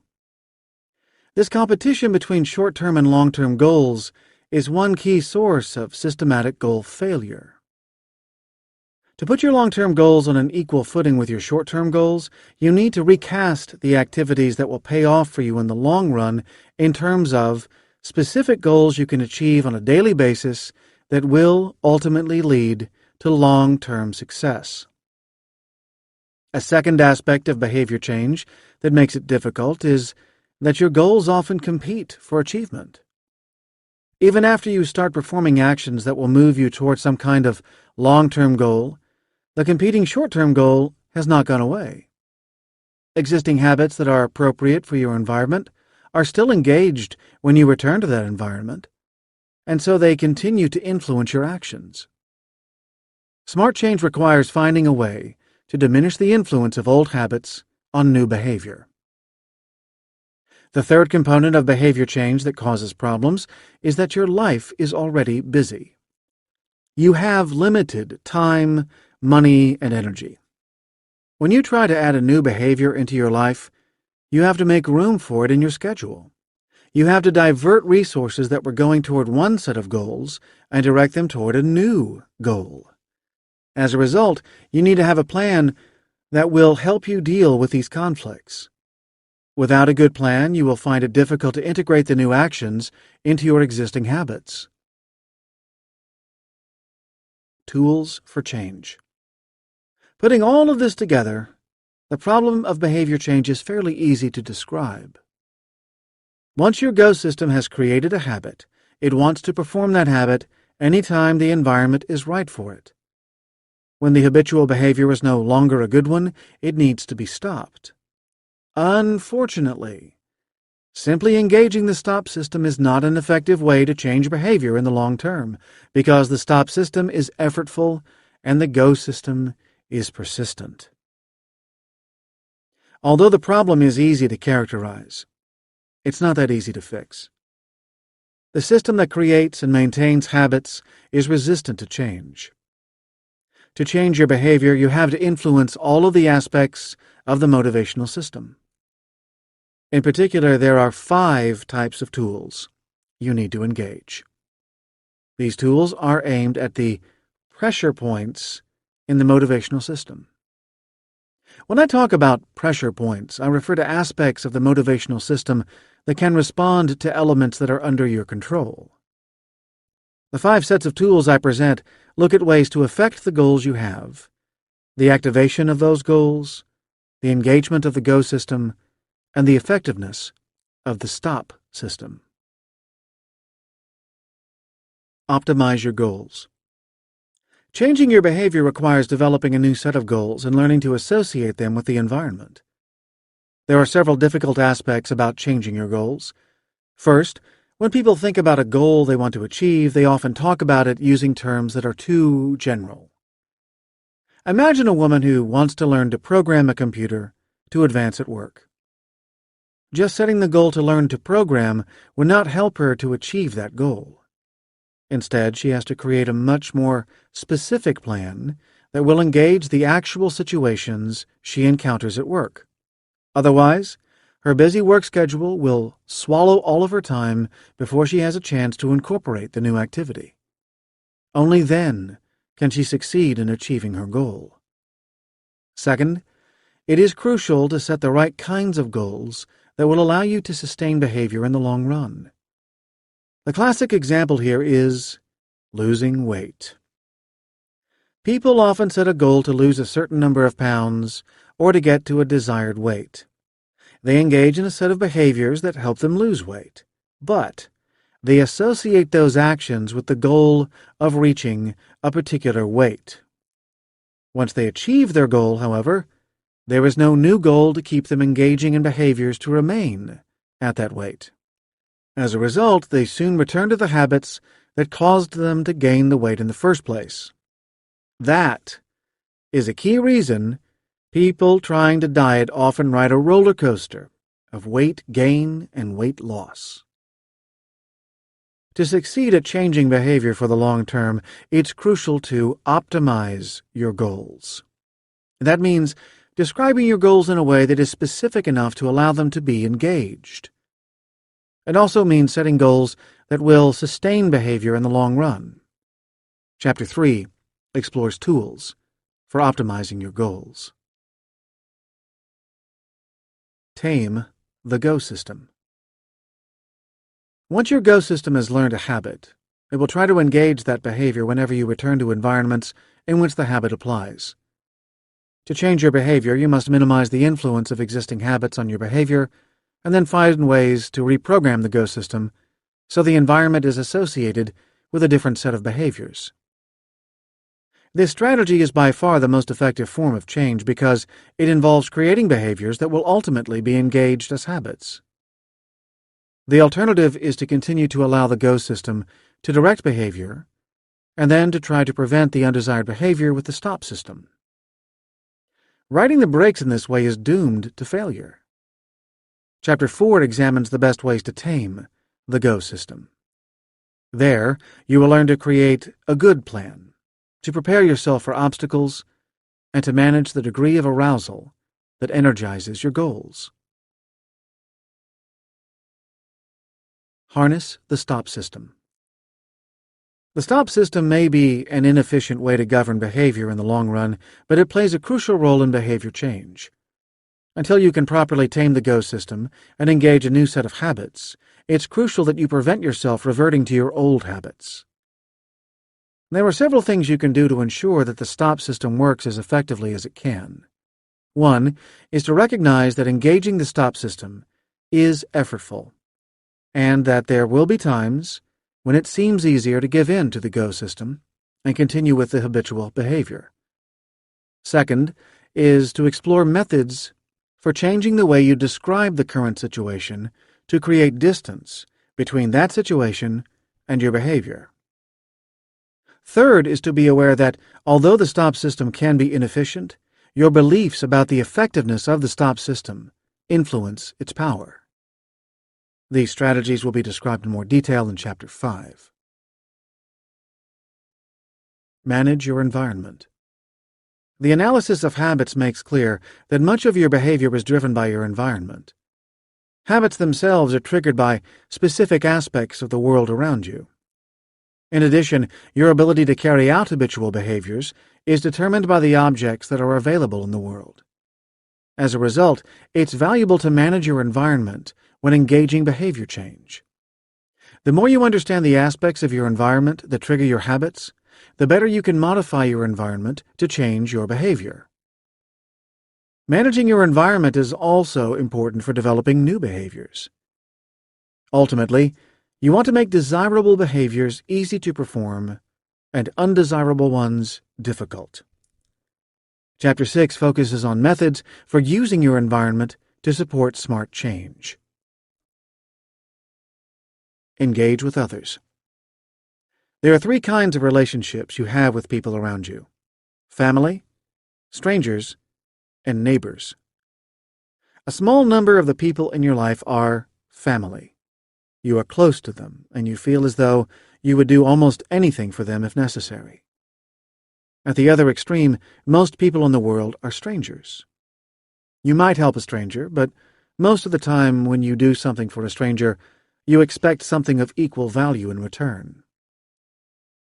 The most interesting relationship from the standpoint of behavior change is the neighbor relationship.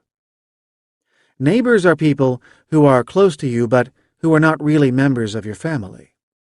With neighbors, you expect to help them to about the same degree that they help you, though they need not respond in kind immediately. In real neighborhoods, your neighbors might help you plant some bushes in your garden.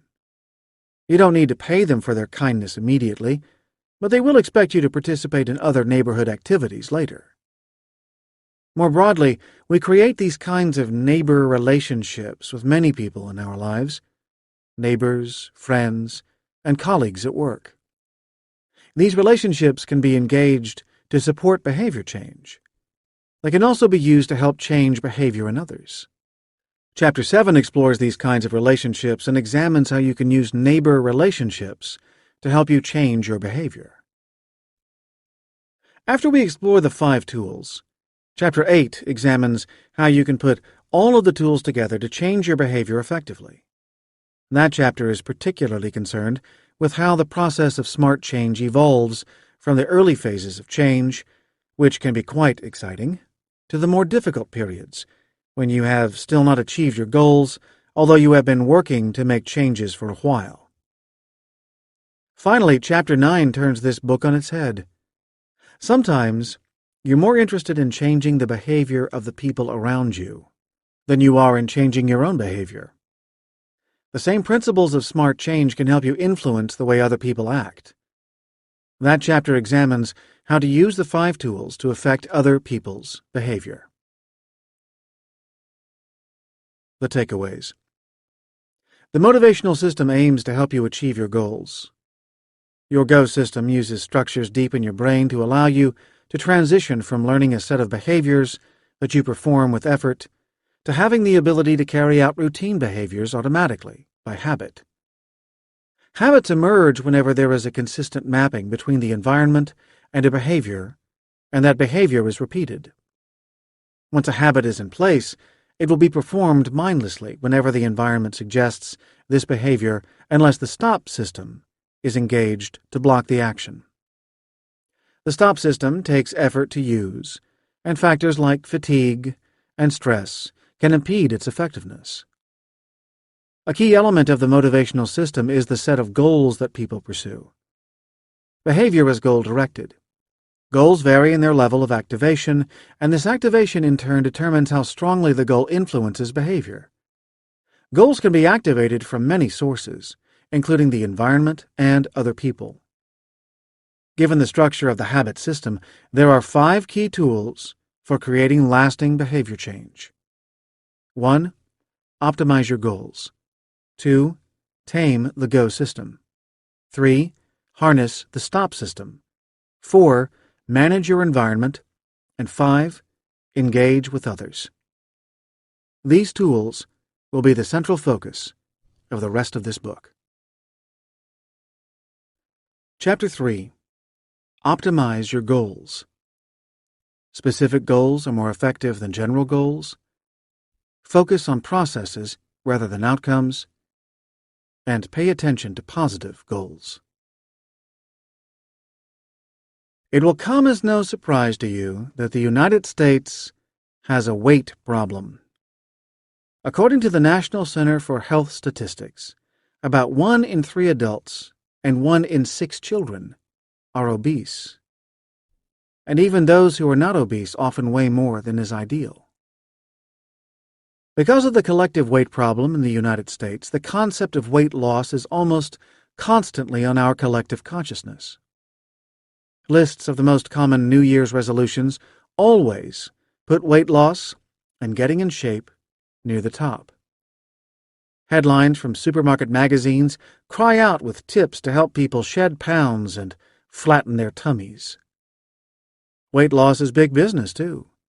Americans spend over $20 billion a year working with companies like Weight Watchers and Jenny Craig, buying diet books, taking weight loss drugs, and having surgery. At any given moment, more than 100 million people, about 1 out of every 3 Americans, will claim to be on a diet. Weight loss is difficult for individuals, and it's a thorny problem for organizations that are trying to influence the behavior of other people. Despite all of this time, effort, and money, most attempts at weight loss fail. Diets are hard to keep. Even people joining weight loss groups have difficulty reducing the calories they take in. Those who do lose weight successfully regain much of that weight after their diet is finished. Weight loss is a perfect storm that swallows up attempts at behavior change and leaves them dashed on the rocks. People's eating habits are deeply ingrained in the motivational system, and there are physiological factors that drive the need to eat that also come into play. Most important, people set the wrong kinds of goals when they try to lose weight, and so weight loss is a great domain for illustrating what goes wrong when people set the wrong goals and how you can be more effective at changing behavior by optimizing your goals. There are 3 elements that create this storm. Failing to define your goals specifically. The first piece of this perfect storm is that people do not define the problem they are trying to solve in a way that is specific enough to be put into practice. Instead, they think about weight loss abstractly. That is, they start with a very broad goal like lose some weight or getting in shape. But what does it actually mean to get in shape? To accomplish anything, it's important that you define your goal specifically enough to be able to know when you have succeeded. What would it mean to be in shape? You might believe that you'd know fitness when you see it, but thinking like that isn't really good enough to help you achieve your goal. It's hard to measure your progress against a goal that has not been clearly defined. You might try to define your goal again and to say that you want to lose 30 pounds, to wear a size 8 dress, or to be able to run a 10K race. These goals are a good start because now you will know when you have succeeded. But you need to go still further because these goals are described too generally to put them into actual practice. What actually do you have to do to lose 30 pounds or to fit into a smaller size of clothing? These stated goals do not include any actions you can take that will help you achieve your aim. You need to clarify the abstract goals you start with and then identify the specific actions you can perform that will eventually lead to the long-term outcome you are hoping for. Focusing on outcomes instead of the process. The second element in this perfect storm of weight loss is found in the focus people typically take on the desired outcome. Both the vague goal to get in shape and the more specific goal to lose 30 pounds are desired outcomes. That is, people who set goals like this know that at some point in the future they want to be more physically fit or to weigh less. Several years ago, a friend's daughter was getting married. My friend told everyone that she wanted to be a thin mother of the bride.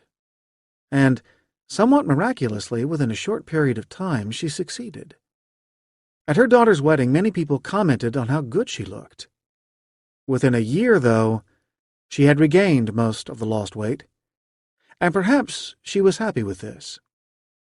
But I have to imagine that her aim was not simply to lose weight, get compliments, and then get heavy again. Contrast this with a man I know whose doctor told him that he needed to lose weight because he was at risk for diabetes and heart disease. His own father had died in his early 50s, and so he took the warning seriously. Rather than deciding to lose weight, he set two other goals. The first was to go to the gym Mondays, Wednesdays, and Fridays, and to take long walks on the weekends. The second was to move to a plant-based diet. Over time, these two changes led to a remarkable transformation in his appearance. He lost an enormous amount of weight and toned up his physical condition.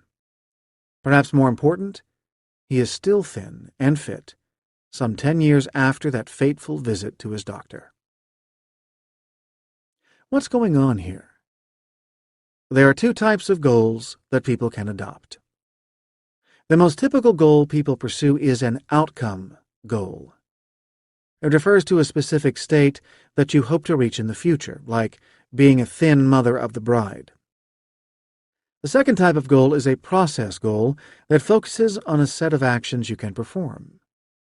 As a side effect of those actions, you may achieve some desirable outcomes, but your focus is on the actions, not the outcome. Processes can go on for long after a particular outcome is reached, making them great tools for long-term life changes. Losing sight of positive goals. The third component of the perfect storm that makes weight loss and other behaviors that involve cessation so hard is that even after you define a specific goal, you have probably created a situation that will not engage the go system, the circuit in the brain that allows you to develop and maintain habits. In fact, the most difficult behaviors to change involve stopping a behavior rather than starting a new one. Weight loss, for example, requires eating less food. Other difficult types of behavior change, like quitting smoking or avoiding checking your cell phone in business meetings, are similar. If you're doing something that you want to stop, then the desired state, that is, your goal, is to be doing nothing. However, the go system cannot learn to do nothing. The go system learns something new when it can find a relationship between what is happening in the environment right now and an actual behavior. The Go system is looking for ways to predict what actions it should perform in the future. It does not want to learn to predict when not to do something. Trying to stop a behavior creates a negative goal. Negative goals do not engage the Go system. They are ultimately doomed to failure because the Go system never develops any new habits. As a result, it's up to the Stop system to keep preventing the Go system from leading you to perform an undesired behavior. Instead, when faced with the prospect of having to stop a behavior, it's crucial to create a positive goal that allows the Go system to learn something new. Positive goals describe actions you can perform rather than actions you are trying to avoid. Of course, the first kind of behavior you have to learn to change is the set of behaviors around change itself, and that means we need to get more specific about the methods for optimizing your goals. The plan for optimizing your goals. At the beginning of this book, I told you that you were going to have to do some work if you wanted to change your behavior. Now is the time to get started on that work. Smart Change Journal. For the Smart Change processes to work, you need to answer a series of questions related to the discussions in this book. The best way to proceed and to monitor your progress is to create a journal in which you record your answers and observations. I have created a document of a model journal that you can download at smartchangebook.com under the Smart Change tab, or you can simply start with a blank book. I provide all of the questions you need to answer in your journal throughout the book at the end of the book itself. It took you a long time to create the behaviors you now want to change. You have to be willing to create a structure that will be stronger than the forces that are holding your habits in place. Along the way, you need to resist your desire to short-circuit the process and get on with it. As you work your way through this book, you may get frustrated. I don't want to belabor this point, but if you are using this book to help you change your behavior, then chances are you are dealing with something that has resisted your efforts at change in the past. If just getting on with it were the answer, you would already be done changing your behavior. I ask you only to trust in this process. What is the big picture? To get started, think about the overall goal you want to achieve. At the top of the first page of your Smart Change Journal, write down the big picture goal you have for changing your behavior. What do I want to accomplish? Now, take a look at that goal. How did you state it? If you are like most people, your first attempt at stating a goal is quite general. For example, the U.S. federal government maintains a list of popular New Year's resolutions. This list includes things like drink less alcohol, eat healthy food, get a better education, and save money. If you are concentrating on making changes in your work life, you may have goals like get a promotion, take on more responsibility, or learn a new skill. How do some of these items stack up to what you wrote? Notice that each of these resolutions and work goals is quite general. That is the most common way to state a new goal for changing your behavior. You focus broadly on what you would like to accomplish. You may find you have several things you want to change. For now, that's fine. Make a separate page and go through this exercise for each of the changes you want to make.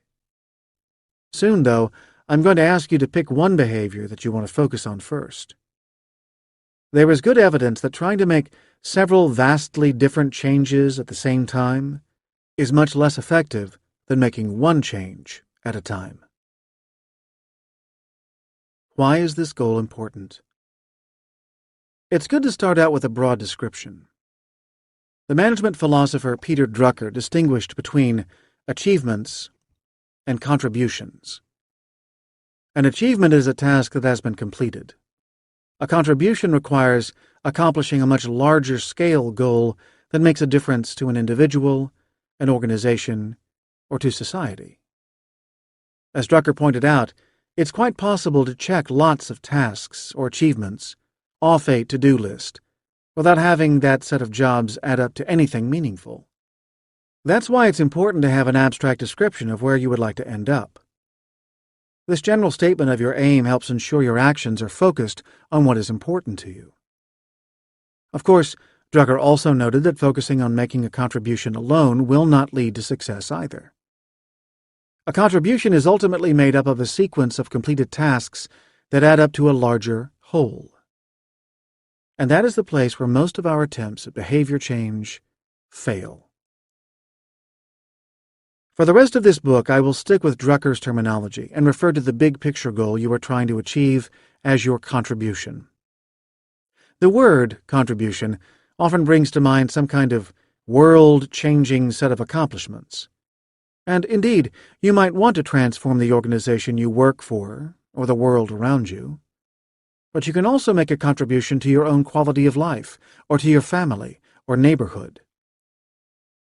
The specific goals you need to develop and complete to make a contribution will be called achievements.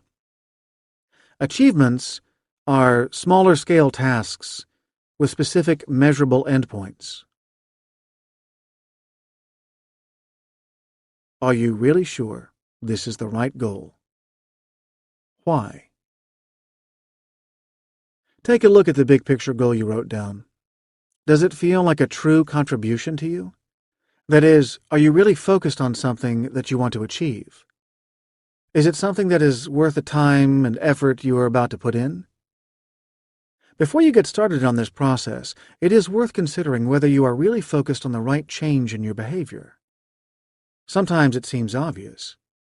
If your doctor says that your health requires you to lose weight and get in shape, then that seems like the right goal to pursue. But not every contribution you can think of is the one that is right for you. Every 2 years at the University of Texas, I work with a group of honors students. These students engage in a 1-year research project under the supervision of a member of our faculty. I coordinate a seminar that serves as a kind of lab meeting for the students. Most of the students start the honors seminar with the intention of going to graduate school. Some will go to medical school or law school. The rest are considering a PhD in clinical psychology or in an area of research like cognitive or social psychology. One of the things I do with the students is to ask them to think about why they want to go to graduate school. A lot of the students have a real love of research and would like to be professors someday, or to become therapists and help others. But some of the students are just stuck on a track of being in school. Research is not really a passion, but they have been in school for so long, it feels like they ought to keep going. Over the course of the year I spend with these honor students, the ones who don't have a real passion for research or clinical work come to the realization that the contribution they are aiming for is not the right one for them.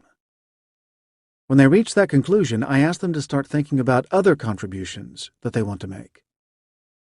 I have to add that switching goals like this can be difficult to do. Often these students have told family and friends that they are going to graduate school.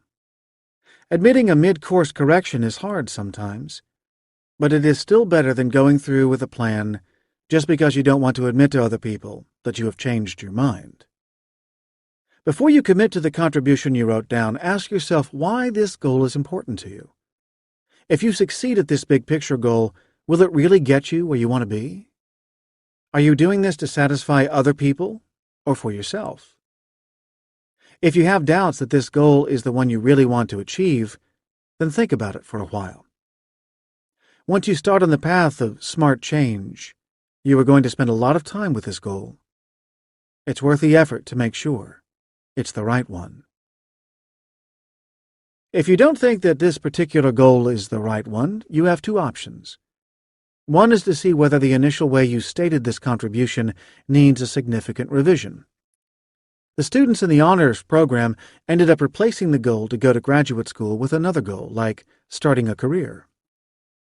You may want to make a similar revision. Another alternative is to start this process over with another aspect of your behavior that you want to change. You may already have started thinking about several possible contributions, in which case you can toss this one to the side. Otherwise, start a new sheet with the heading, "What do I want to accomplish?" and repeat this exercise. Be specific. Once you are comfortable with the contribution you want to make, you need to take this broad goal and break it down into smaller actions that will allow you to achieve it. There are 3 important aspects of making your goal more specific. You need to think about actions you can take, obstacles you must overcome, and how will you know you're finished. Go to a fresh page of your Smart Change Journal. Write down your contribution at the top. Now, divide that sheet into 3 columns and label them Actions, Obstacles, and Signs. Actions, Obstacles, and Signs. Actions. List actions you can take to advance you toward your goal.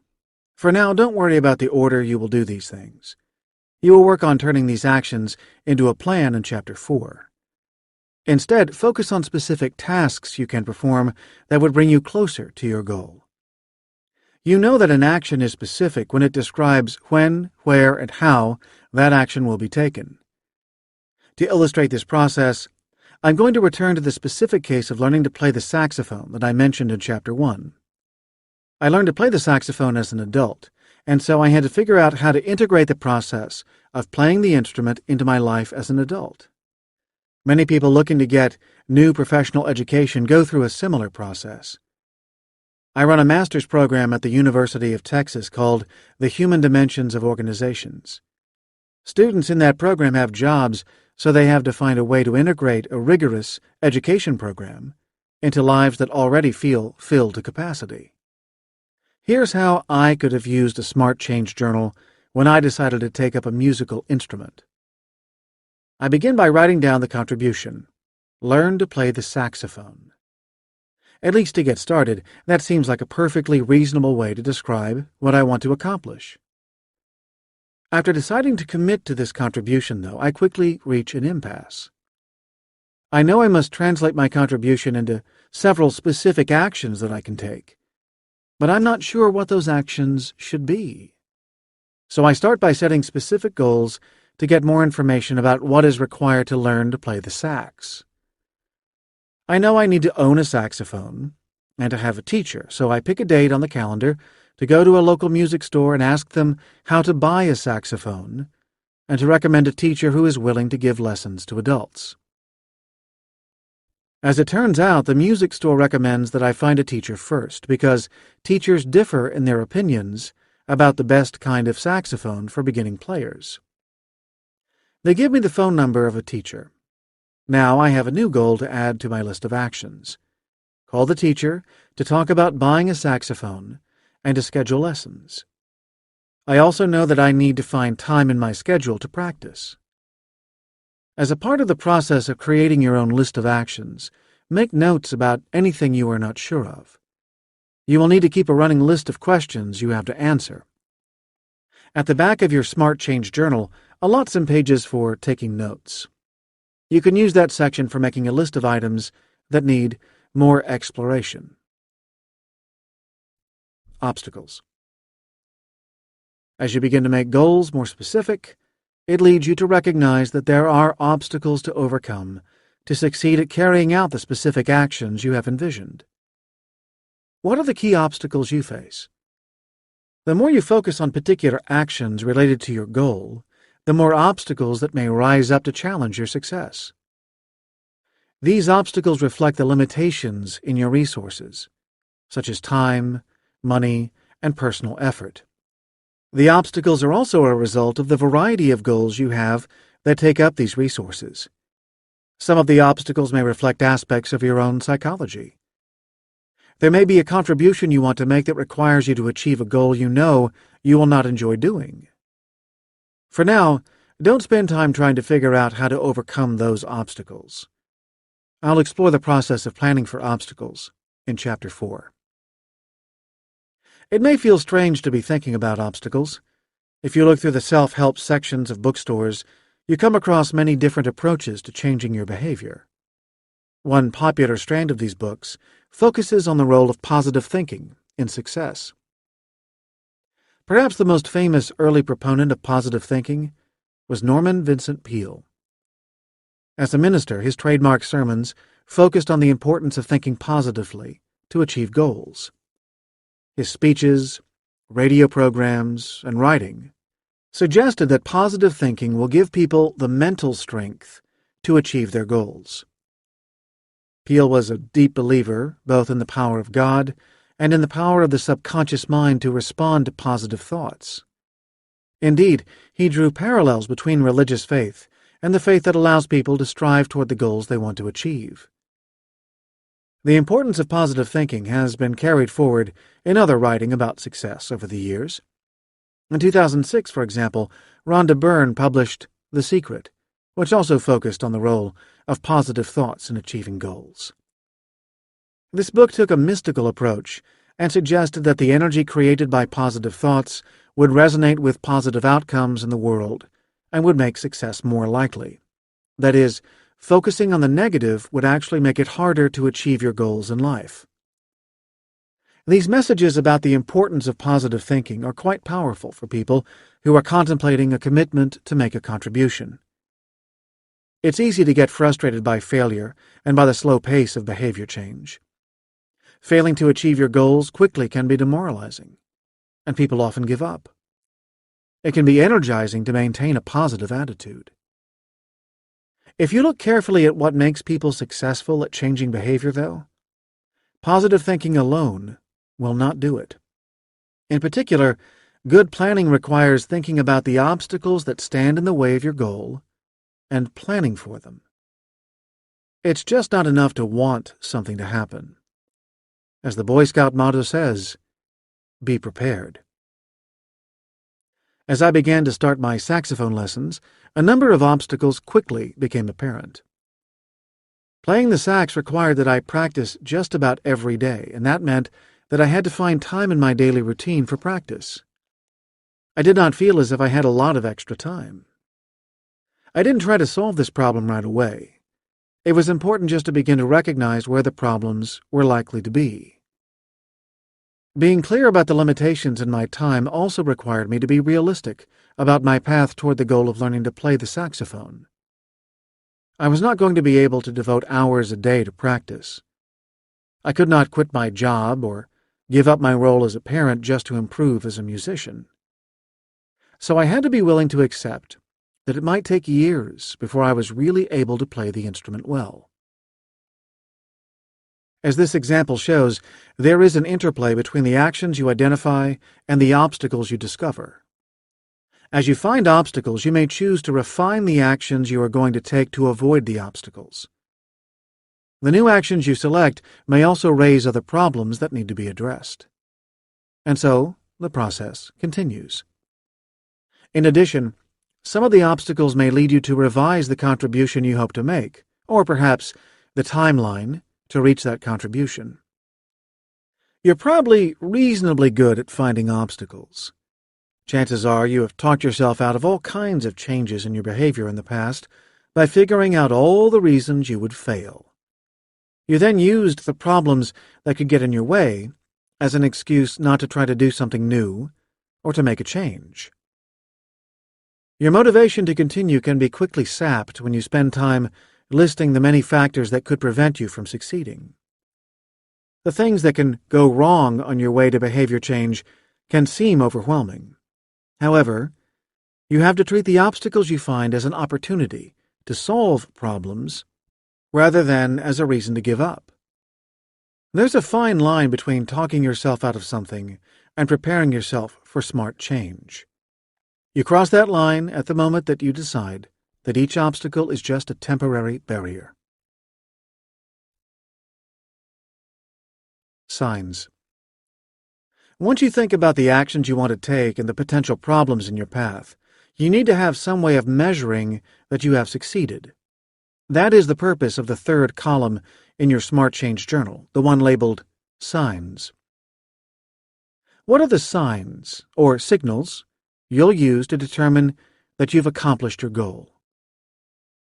There are three aspects of signs that will help you determine you have succeeded at the specific actions you are taking, as well as determining when you have made your contribution, that is, accomplished your overall goal. They are: 1. Each of the signs needs to be defined as objectively as possible to remove the wiggle room you might use to convince yourself you have succeeded when you really have not. Unfortunately, one way you can enjoy the feeling of success without the benefits of attaining your goals is to redefine what it means to succeed. In many ways, this idea has gotten ingrained in our culture over the past several decades. 2. Each sign must be defined so that it can be measured, and the measurement itself must be easy so you don't have to spend too much effort trying to figure out if you have succeeded in making progress toward your contribution. And finally, 3. Signs may help you recognize when you have focused on outcome goals rather than process goals. I'll talk more about outcome and process goals in the next section. All of us would like to feel as though we have reached our goals. At the end of my high school career, I put on a cap and gown and accepted my diploma. It was the first time I graduated from anything with such formalities. About 10 years later, I became a parent. Just one generation later, my kids have graduated from preschool, kindergarten, middle school, and finally, high school. Each of these ceremonies came along with caps and gowns and sheets of paper. Though I am a big fan of celebrating achievements, I think a graduation should mark the completion of a contribution. By creating a series of graduations, our culture is redefining success in a way that minimizes the big-picture contributions. Once you develop a habit of creating big celebrations for small moments, it gets easier to pat yourself on the back for doing something that hasn't really achieved your ultimate goal. That means that you need to define all of your goals in ways that have specific markers of success. That way, you'll know whether you have reached your goal. You might be afraid to have these specific markers because having criteria for success also means that there are specific markers of failure. That's okay. I'll return to the concept of failure again in chapters 5 and 8. Returning to the saxophone, when I first decided that I wanted to learn to play, there was no real sign that I'd completed this goal. There is no obvious test that divides those who play the sax from those who don't. I could have selected a general sign like, "In 10 years, I will like the way I sound when playing the sax." The problem with this sign is that it is highly subjective. I would be almost certain to succeed, but that would not mean that I had really learned to play the instrument. I quickly changed my description of the contribution I wanted to make. I set the goal to play in a band within 10 years. That sign was more objective. It's fairly clear what it means to be in a band, and 10 years is a specific time frame. To reach that contribution, though, I needed to set up other measurable signs of progress of the more specific actions that were part of my plan. Without some other potential signs of progress, it would be 10 years before I knew whether I had progressed toward my goal. It's not possible to make any mid-course corrections without signals about where you are in the process of changing your behavior. I'll return to the issue of evaluating your progress and behavior change in Chapter 8. For each of the achievements, that is, specific actions, you have listed, think about the signs that mark their successful completion. Indeed, you may want to start refining the signs of success and completion by building them into the description of the action in the first place. If, for example, I described the action to practice the saxophone 30 minutes a day, at least 5 days a week, then it's fairly clear whether I have achieved that goal for any given week. The signs you have listed so far have been focused on the actions that you described in the left-hand column of your Smart Change Journal. You also want to make sure that you list signs that will help you mark your progress toward your contribution. Add those to your list of signs as well, but put the letter C next to them to help you remember that they are indications of how you are progressing toward your broader goal. At this point, your journal should be filled with actions, obstacles, and signs. We're not done yet. These lists are like crude oil. They need to be refined considerably before they are ready to be put into practice. The next step toward optimizing your goals involves thinking about processes. Find a process. Speakers of the English language like to talk about endpoints. We tend to say things like, I bought a shirt, rather than, I went shopping for a shirt today. The first sentence focuses on the completion of a project. The second sentence focuses on the act itself. The difference between these sentences reflects what linguists call aspect. When you focus on the completion of the project, you are thinking about the event statically. When you talk about the process, you are thinking about the event itself, which is much more dynamic. The aspect you use to talk about things in your lives affects your goals. Because the most natural way to express things in English is to focus on the completion of an event, that affects the way you describe your goals, which in turn influences the way you think about your goals. It feels right to say, I want to lose weight. I want to learn to play the saxophone, or I want to quit smoking. It's more awkward to say, I want to be losing weight. I want to be learning the saxophone, or I want to be living my life without cigarettes. These more process-focused ways of expressing yourself sound foreign. As a result, if you're a native speaker of English, the most common way to talk about your goals is as endpoints. That means that you tend to phrase your goals in terms of endpoints as well. You talk about outcomes more often than you talk about processes.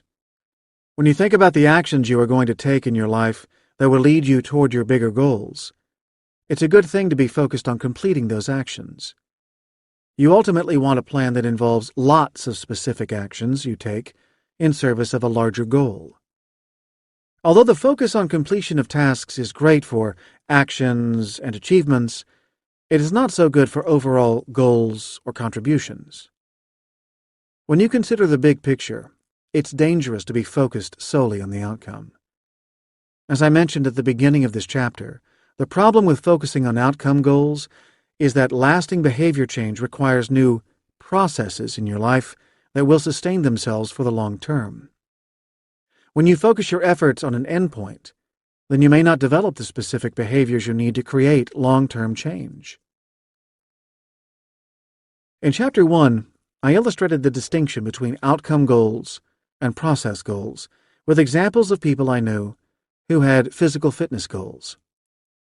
In this domain, a focus on losing a particular amount of weight has two problems.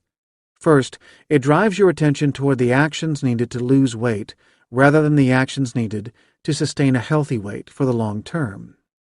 Second, it highlights a fixed endpoint, the time when the weight has been lost, rather than on creating a broad life change. When trying to lose weight, people often engage in behaviors that are not possible to maintain in the long run. They restrict their eating in an effort to reduce significantly the number of calories they take in. They take diet medications to curb their appetite. They avoid snacks.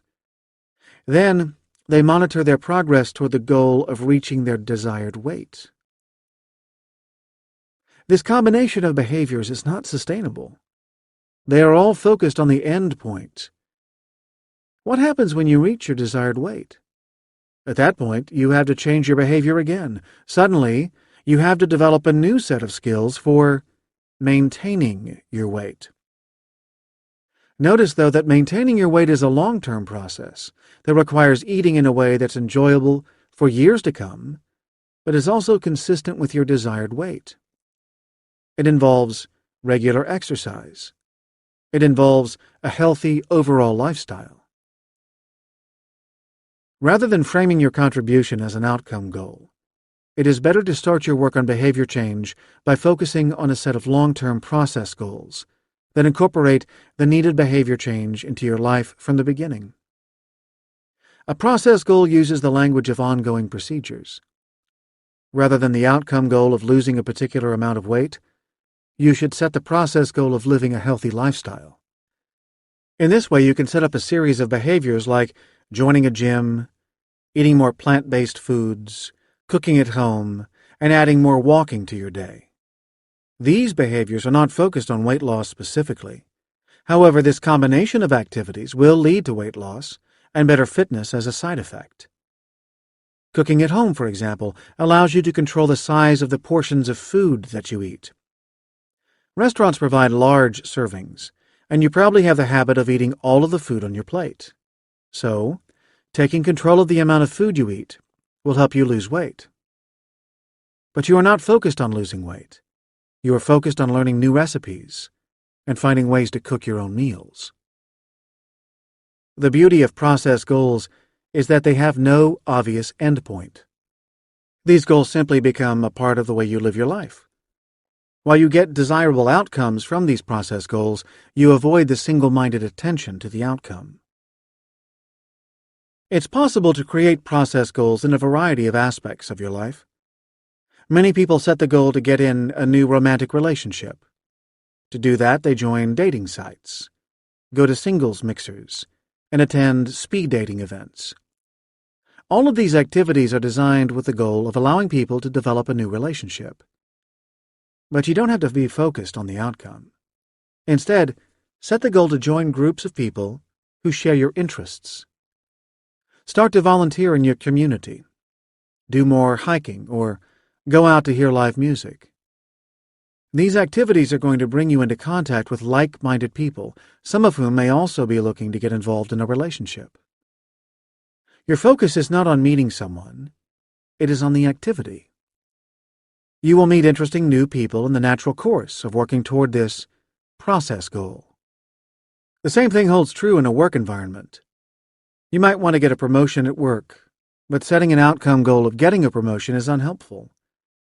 It is more effective to focus on aspects of your work performance you can improve that will ultimately attract the notice of managers who can reward your efforts with more responsibility, promotions, and raises. When I started my saxophone lessons, my entire aim was to create process goals. Finding a regular time for lessons and clearing time in my daily schedule to practice were both attempts to develop procedures that would, over time, allow me to achieve my broader goal of learning to play. And defining my contribution by helping to play in a band reinforced the process elements of the goal, because once you join a band, you have to continue to improve your playing. So, to return to your page of actions, obstacles, and signs in your Smart Change journal, look at the list of actions. For each action, think about the big picture contribution it's focused on achieving. Is that large-scale goal a process goal or an outcome goal? To optimize your goals, you want to ensure you are focused on creating a set of sustainable processes for the long term.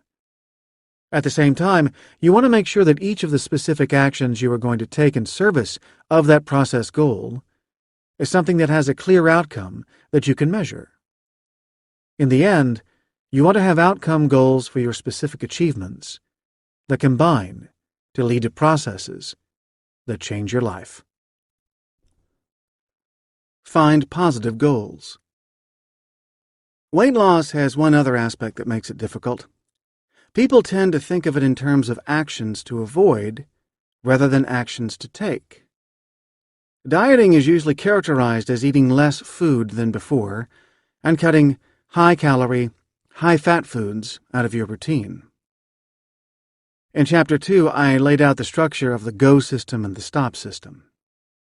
Because of the way these two systems operate, it's difficult to change behavior when your focus is on not doing something. The initial mechanism you engage when trying to prevent yourself from performing an action is the stop system. The stop system is inefficient and can get worn down from overuse. Long-term behavior change cannot happen when your focus is exclusively on avoiding an action. Chapter 5 discusses ideal ways to use the stop system, but it's important to give the stop system as little to do as possible to be effective in behavior change. The ultimate aim of smart change is to have the Go system learn a new set of habits that sustains behaviors that support your contribution. If you are able to turn desirable behaviors into habits, then you will work toward your contribution without having to think about it. Doing the right thing by habit is preferable to having to think in an effortful way about actions that will enable you to achieve your long-term goals. The Go system only stores memories of actions. It does not store memories of inaction. After all, there are many times when you are not performing a particular action. It would overwhelm the Go system to have to learn whenever you did not do something. In the end, the aim of the Go system is to have habits that associate the environment with the behavior. The problem with defining your goals in a negative way is that when you succeed, you don't perform any behavior at all. And if there is no behavior, then there is nothing for the Go system to learn. You simply cannot associate a context with doing nothing at all. You cannot learn to eat less. That is not an action. There's another paradoxical effect of defining your goals negatively that comes out of research on dieting. Peter Herman and Janet Pollovy point out that people who are on a diet have to spend a lot of effort thinking about the food they are eating because they have to monitor their environment for situations in which they might have to stop themselves from eating. As a result, the concept of food is always present in the minds of dieters. If you are trying to avoid eating, it would probably be best if you didn't think about food that often. So if your method of controlling your eating forces you to think about food all the time, you are putting yourself in a position in which the goal to eat is going to remain active. It's hard to distract yourself when you are constantly on the lookout for potential diet breakers. When you can no longer resist the temptation to eat, you may binge. Breaking your diet can then sap your motivation to start dieting again. For all of these reasons, it's important to frame your goals positively rather than negatively. That means focusing your goals on actions you can take rather than actions you hope to avoid. Go back to your Smart Change Journal. How have you defined your contribution? Is it focused positively? How about the more specific achievements? Are these actions that you can perform rather than things to be avoided? As you go through the actions on your list, make sure you highlight situations in which you are trying to avoid doing something and find ways to create processes that turn these negative goals into positive actions that can be taken. Turn negative goals into positive actions. To return to the example of weight loss, the typical starting point is to think about going on a diet. But that is a negative goal. It requires eating less food, stopping snacks, and generally focusing on what you are not doing rather than what you are doing. There are several positive goals that can be engaged to support weight loss. Rather than dieting, change the kinds of food you eat. Identify the high-fat and high-calorie foods that cause you to overindulge. Replace them with other foods that are tasty, but lower in calories and fat. Find new recipes and explore new flavors. Then add other positive actions that support weight loss, like exercise. In addition to an exercise program, find new ways to add a little extra activity to your day. Commit to walking up the stairs at work or joining friends as they walk their dogs each morning. These positive goals will support actions that can be turned into habits. Return to the goals and actions you've been working on. What can you do to keep them focused on positive actions? Think about the steps you can take that will bring you closer to your long-term goal. If you get stuck, reach out to friends and family and ask for their advice for ways to turn your goals into positive goals. Goals and flexibility. Like many research psychologists, I have to apply for grants to fund my studies. At the beginning of my career, I sent several applications to agencies like the National Science Foundation and the National Institute of Mental Health to seek money. A grant proposal is a little like the process of setting your goals for behavior change. In a proposal, you describe the research you want to carry out over the period of the grant, which is often 3 to 5 years. You have to lay out a contribution you want to make to the field as well as specific achievements, such as experiments, you will take to make that contribution.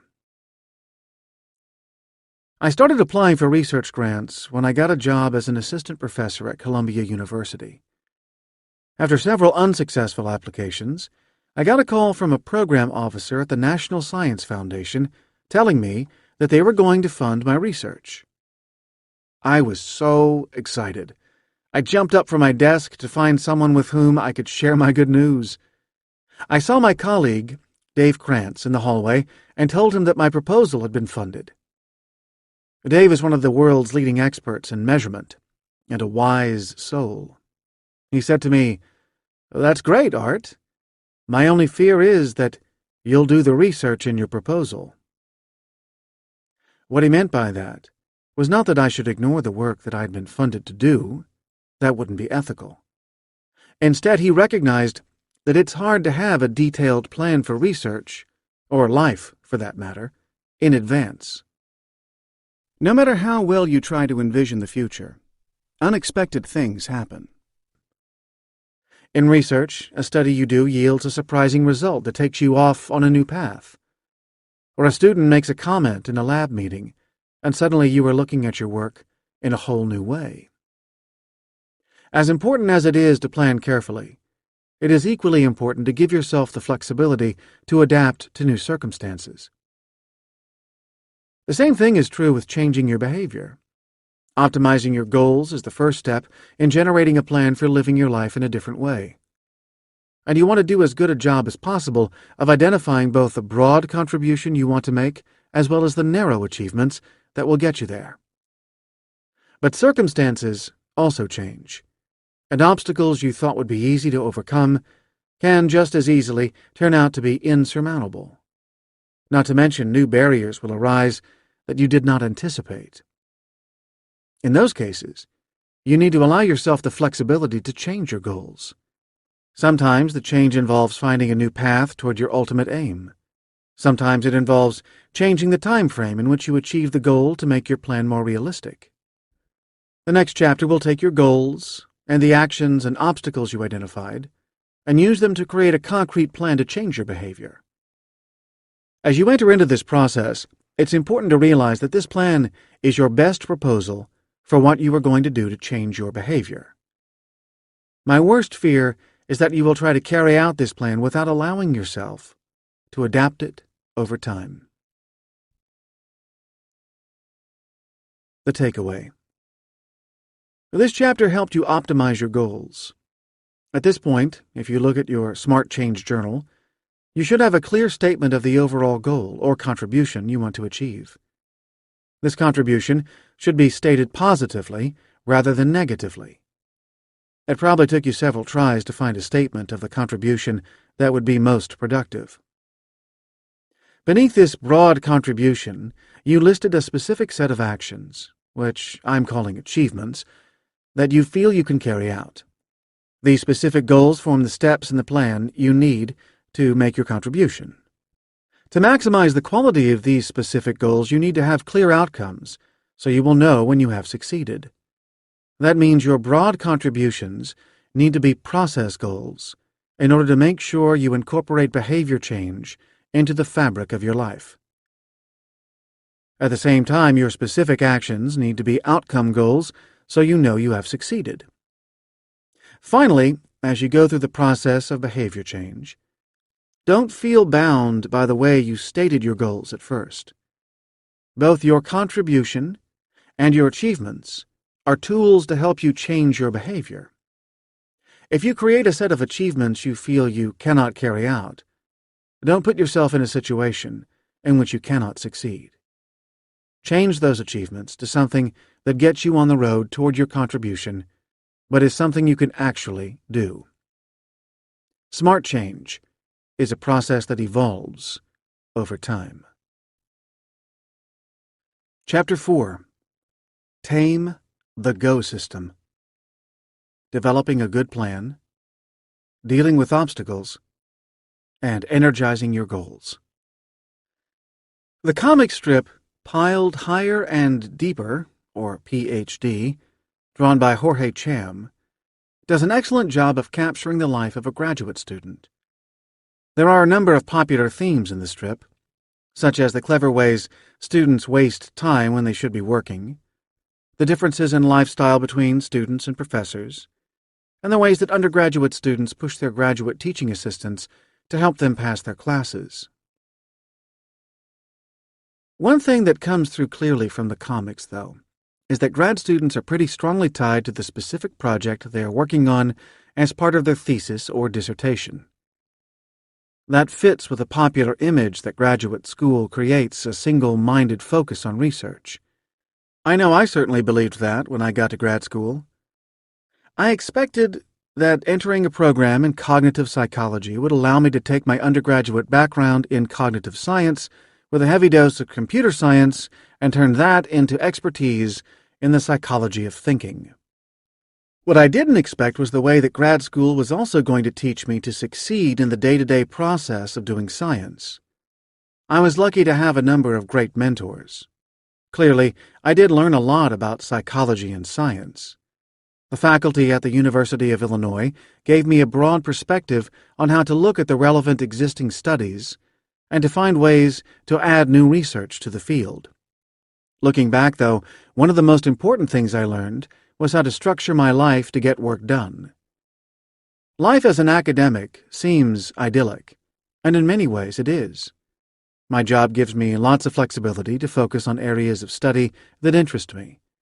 As long as I teach effectively, serve the university, and make a contribution to my field of study, nobody micromanages the research and writing that I do. But this flexibility comes at a cost. I have to generate my own work schedule and my own deadlines to get things done. There's no boss telling me when a particular study needs to be completed or a specific paper needs to be written. What I learned from my mentors was the importance of having a regular schedule to get work done. Both of my primary mentors, Deidre Gettner and Doug Medden, were fiercely protective of their writing time. They would carve out blocks of time each day to work on analyzing data and writing up studies. Both of them tried to avoid scheduling any meetings before noon to give themselves the opportunity to concentrate and dive deeply into their work. The message from their example was loud and clear. It is crucial to make daily progress on long-term goals. A contribution is not made in one sprint.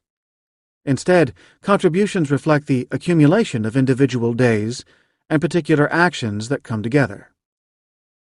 This recipe for success is common across many fields. Author Stephen King has written more than 50 books and hundreds of short stories. That means that he has churned out more than one book a year for his entire adult life. When talking about his writing process, King emphasizes the role of routine. Published interviews with him suggest that he starts working early each morning and writes for several hours a day. He tries to engage in the same set of actions and to treat the process of preparing to write in the same way he treats the process of going to sleep. As I was thinking about routines, I stumbled on a website called Daily Routines that collects quotes from a variety of artists, writers, scientists, mathematicians, and musicians talking about their day, many of whom share similar stories. People who make a contribution take their routine seriously. Many get to work soon after waking up, or try to take advantage of the energy they have at the start of the day. Few people really feel like they get a lot accomplished in the middle of the day. Some return to their work late at night. Others use their time later in the day to reflect on what they have done, or to spend time with family, or to pursue other interests and hobbies. What is clear from all of these examples, though, is that successful people have tamed their go systems. After all, everyone has temptations in their lives that threaten to derail an overall goal. There are always obstacles to success. The routines that successful people create become regular habits. Just knowing that people who make a contribution have routines is not enough, of course. You need a recipe for structuring your life so that you can allow your go system to create more effective habits. There are 3 key tools associated with taming the go system. The first is developing an implementation intention. Implementation intentions are specific plans that determine what you are going to do and when you are going to do it. After you create your implementation intention, you have to grapple with the many obstacles that you'll face on the road to developing new routines. Your Smart Change Journal should already have a list of obstacles in it. As you work to tame the go system, you will create plans in advance for what to do when obstacles come up. Finally, you need to ensure that your goals are energized. No matter how good your plan, if you don't get yourself aroused, you will not do anything. As it turns out, though, you have to be careful with how much you energize your goals. It's possible to have too much of a good thing. How to get things done. Human language is an amazing tool for allowing us to communicate complex thoughts to another person. But language also creates the illusion that you are being more specific about a topic than you really are. This point was brought home to me for the first time when I was in college taking a seminar on robot planning.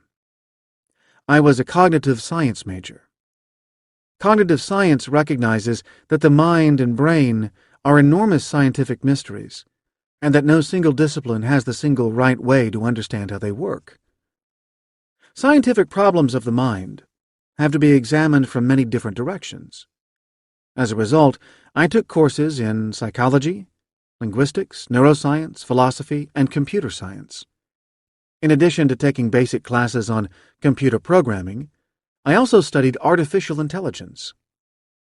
One seminar focused on how to get a robot to plan a series of actions. Imagine you want to get a robot from the Empire State Building to the George Washington Bridge in New York City. At first, you might think about this problem as if you were giving directions to a robot standing in front of the Empire State Building on Fifth Avenue between 33rd and 34th Streets to the George Washington Bridge on the west side of Manhattan at 178th Street. If you go to a website like Google Maps or MapQuest and ask for these directions, you will get a list that describes the route. That route might tell you to drive south on Fifth Avenue to 29th Street, make a right on 29th Street and follow it to the West Side Highway, and then take the West Side Highway north and take exit 14, which has signs for the George Washington Bridge. These directions are a great description of a route. It's exactly what you would tell someone who was driving from the Empire State Building to the George Washington Bridge. But it's not nearly specific enough to get a robot from one place to another. After all, the robot needs to figure out which direction is south. It needs to know how to avoid hitting other cars or pedestrians. It needs to know a lot about the rules of the road. It needs to know how to determine its current location and how to find entrances and exits to freeways. In short, the language we use to describe how to do something to someone else misses a lot of the actual complexity of doing that thing. Instead, when you talk to people about how to do something, you assume they have a lot of basic knowledge about how to accomplish things in the world. When you give directions, you assume that people know how to drive, walk, or take a taxi. You do not include specific instructions for navigating the world in your description of the route. Indeed, you don't have a particularly good vocabulary for talking about exactly how to carry out specific actions. That's why you do a bad job at describing processes like how to tie a shoelace. It's easier to show someone how to do it than to describe to him how it is done using language. You do make some changes in the way you talk about things that take into account people's knowledge. Research on the way people communicate shows that they give more detailed descriptions when they think that people have little expertise or familiarity with the situation than when they believe that people know a lot about it. If you are walking down the street in your hometown and someone from out of town stops you and asks for directions, you'll provide a lot of detail. You'll mention landmarks along the way and try to estimate the distances people drive for various aspects of the route. You'll omit most of those details when you are giving the same directions to someone who comes from the same town and knows the area fairly well. The reason for this long preamble is that when you are trying to change your behavior, you are much closer to the robot that has no idea how to navigate the world effectively than you are to a native of a particular town who is highly familiar with the region.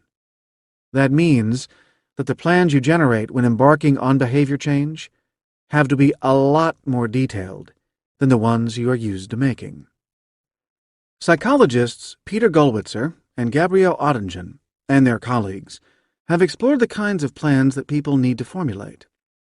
Gollwitzer's work shows that people are most effective when they create implementation intentions to prepare them to reach their goals. Ottigen's studies examine the role of envisioning the future using fantasies to help generate those plans. An implementation intention is a specific plan describing the steps needed to make a contribution. The key to an implementation intention is to create an association between a particular circumstance and the action that is going to be carried out. If you develop an implementation intention for your trip from the Empire State Building to the George Washington Bridge, you start by identifying a particular location. The Empire State Building is on the west side of Fifth Avenue, so you begin by facing the Fifth Avenue entrance and then turning to your left to ensure that you are moving south. Then you form another intention that when you see the sign for 29th Street, you turn right and continue moving. For each key intersection, you describe the specific situation and the actions you want to take in that situation. You might also develop alternate plans for other modes of transportation, like the bus or subway. In addition, you should consider obstacles like traffic that might make it hard to reach your goal, and to plan for those possibilities as well. It seems strange, perhaps, to develop such a specific plan for driving a route, but this plan becomes more important when you are trying to accomplish a new goal. When you start to focus on a new contribution, the set of steps you need to take are not obvious. Perhaps the best way to get your journey started is with a fantasy. In common discussion, the word fantasy is used to mean unattainable outcomes that we dream about achieving. People fantasize about playing professional sports, winning the lottery, or dating an attractive movie star. In fantasies like these, people focus on a series of events in which the world is different from the way it is now. Our imagination allows us to think about the world as it could be, and not just the world as it is. And in cases like these, the fantasy enables people to enjoy the outcomes that would come from this world. This same mechanism can be put to powerful use in creating implementation intentions and energizing those intentions to get started making a contribution. Go back to your Smart Change journal. At the end of the previous chapter, you created a list of actions that form achievements that will lead to your contribution. Now is the time to take your list of actions and to turn it into an implementation intention. And that requires fantasy. Think about your life as it is right now. Imagine how you would fit the actions you need to take into your life. Determine specific times and places where that action would happen, as well as the resources you will need to carry out the actions. Imagine what your home or office would look like as you take this action. When I wanted to learn to play the saxophone, I knew I would need to practice daily. But making that happen required a more specific implementation intention. On weekdays, I cannot practice until after work. But after work each day, dinner has to be prepared and eaten, and dishes need to be cleaned. On many days, my kids needed help with their homework. My implementation intention was to practice after the dinner dishes had been done and the kids' homework was under control. So I planned to start practicing sometime between 8:30 and 9 p.m. on weekdays. I also had to think about where I would practice. The saxophone is a loud instrument, and it requires some space to play it. It also requires some privacy. If people are constantly walking by the practice space, it's hard to concentrate. Also, when you learn to play a musical instrument, you make a lot of mistakes, not to mention strange and unmusical noises. You can get self-conscious about your practicing if you are worried about other people's reactions to the sounds. I added to my implementation intention that I would set up my instrument in the garage to be out of the way of other people in the house. Notice what happens when you actually start to create a fantasy. Your knowledge about reality starts to constrain the plan. As you think about where to fit the action into your actual life, you begin to make decisions about how the action could actually get performed. Such a fantasy has two benefits. First, you begin to discover some of the unexpected obstacles to carrying out your action. When planning to play the saxophone, I had to figure out a time of day that would make sense for regular practice. The aspects of my life that could not be moved, like work, dinner, and childcare, had to be put onto the schedule first. Only then could I find the open spaces in the schedule to fit my practice. I had to think about the location for playing, and to envision all of the factors that might make each location a good or bad one for playing the sax. Second, the fantasy forces you to be very specific about the action itself. In the list of actions you created in the previous chapter, it was fine if many of them were stated abstractly. It was enough for me to say, practice every day, to begin thinking about my goals. In reality, an implementation intention needs to be a lot more specific than that. It has to contain information about precisely when and where the action will be taken. So after the fantasy, the plan goes from practice every day to set up the saxophone in the garage between 8:30 and 9 p.m. on weekdays and play for at least 30 minutes. On weekends, practice sometime during the afternoon. Of course, the implementation intention does not necessarily require an exact time on the clock. The statement of time could be described in terms of situations that come up during the day. For example, you could say, after dinner and before getting ready for bed. Because you've indulged in a fantasy, you have a better sense that your plan is reasonable. You have already seen ways that the plan might fail, and you have incorporated the potential barriers into your implementation intention. You've thought about aspects of the plan that would not be obvious without first fantasizing. A specific plan is a great reminder of when to carry out an action. If the plan was just to practice every day, how would you know that it was time to get started? Every time you look at your watch, it's a specific time of day. It would be easy to go a whole day without thinking it's time to practice and only notice the next day that you had not played at all. So, the specific time and context you create as part of your implementation intention remind you when it's time to do those actions. This is particularly important when the action is not one that needs to be carried out every day. When it became common to install home smoke alarms, most of them were battery-operated. Unfortunately, batteries wear out eventually. Smoke alarms come equipped with a mechanism that causes the alarm to sound briefly when the battery is dying, as an alert to put in a new one. If you miss the warning, though, the battery will die, and the smoke alarm becomes non-functioning. The batteries in a smoke alarm will last between 9 and 12 months, so to minimize the chances that they'll wear out, it's best to change them twice a year. The problem is that it's difficult for people to remember arbitrary dates that are approximately 6 months apart. Fire safety experts recognized this problem and created an implementation intention for people. They suggested that people change their smoke alarm batteries every time they change their clocks to or from daylight savings time. The nice thing about this recommendation is that it provides a specific time and context to perform an action that happens at long intervals. because there are always at least a few clocks in your house that need to be changed manually.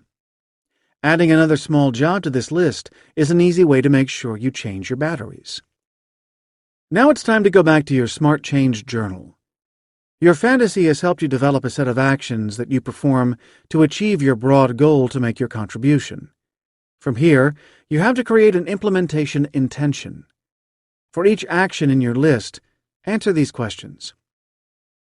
What action am I going to take? When am I going to do it? Where will this take place?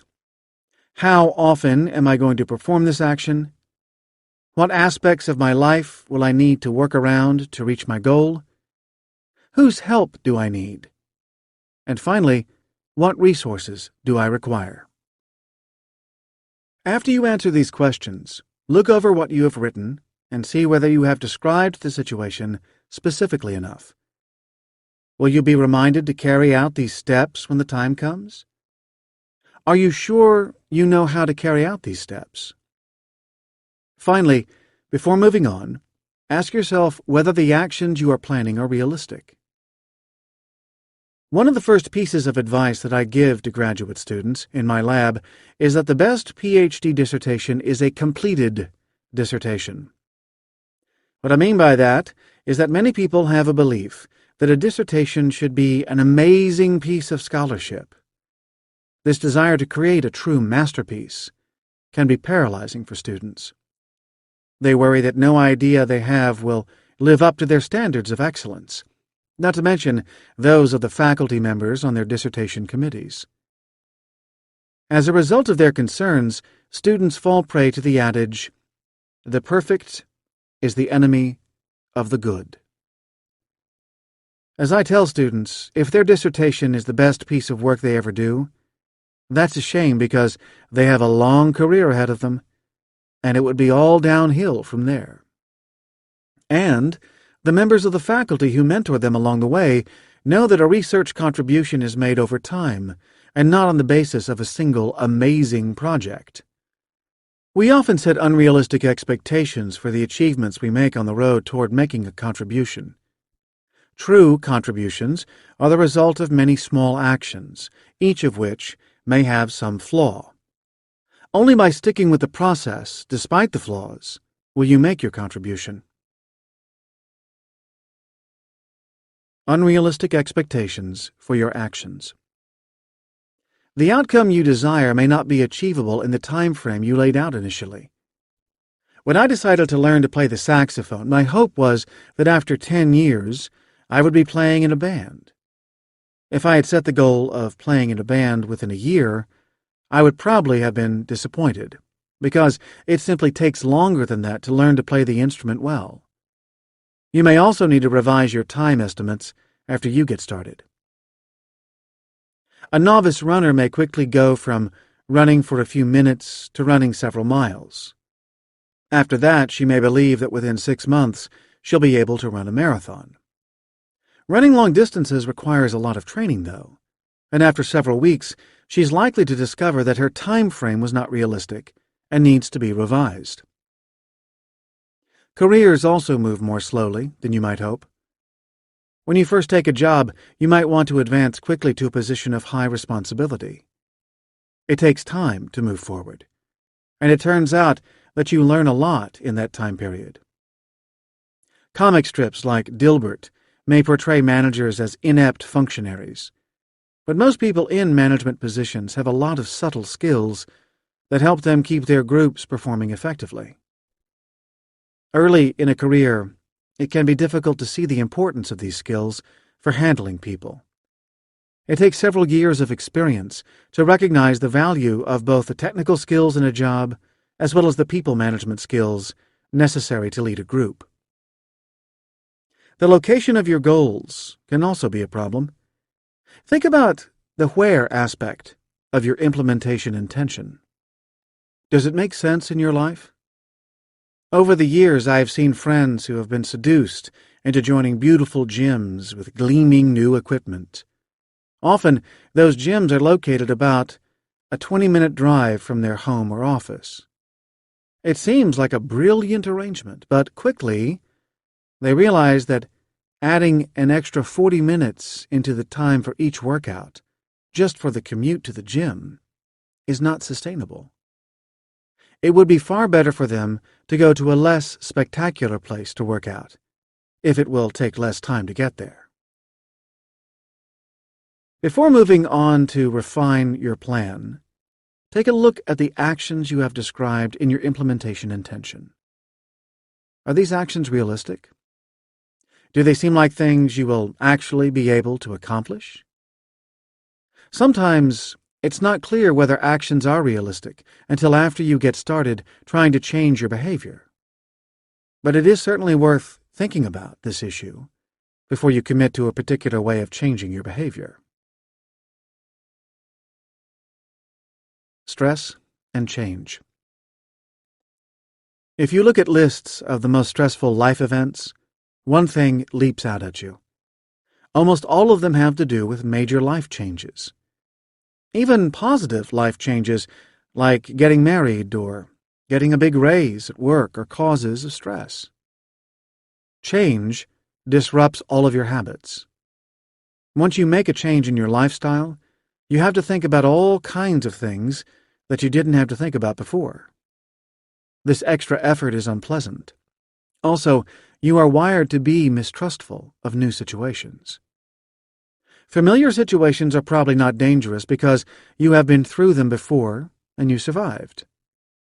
But in new situations, you're predisposed to be extra careful because there may be hidden dangers. When your circumstances change, you are a little more vigilant than you are when you're in your comfort zone. Stress can get in the way of successful change. As I explore in Chapter 5, stress impairs the ability of the stop system to do its job. One way to minimize the stress of behavior change is to keep yourself focused. You may be tempted to make lots of changes in your life all at once. If you are going to disrupt your habits, you may as well disrupt them all and make lots of big changes. However, the evidence is fairly clear that making lots of changes at the same time is a recipe for failure. Staying on top of all of the elements of an implementation intention is hard enough when you are dealing with just one major change. When you try to make several changes at the same time, though, it's difficult to keep track of everything you are supposed to do. As a result, you are much less likely to succeed. If you feel like there are many changes you need to make in your life, establish priorities. Which changes are the most important? Focus on making the most important changes first. Add new changes to your life only after you have established some new habits, and the stress of those initial changes has faded. Dealing with obstacles. To handle the obstacles that threaten to stymie your attempts at smart change, you need to envision the obstacles and then plan for them by improving your implementation intention. You already spent some time envisioning obstacles in Chapter 3. You should have a pretty good preliminary list of obstacles in your Smart Change journal. Now that you have started to develop your implementation intention, though, you may find even more obstacles than you thought of before. Take some time to add to the list you created. Are there resources that are not readily available to you? Are there people who will get in your way? Are there situations you may encounter that will hamper your pursuit of your goals?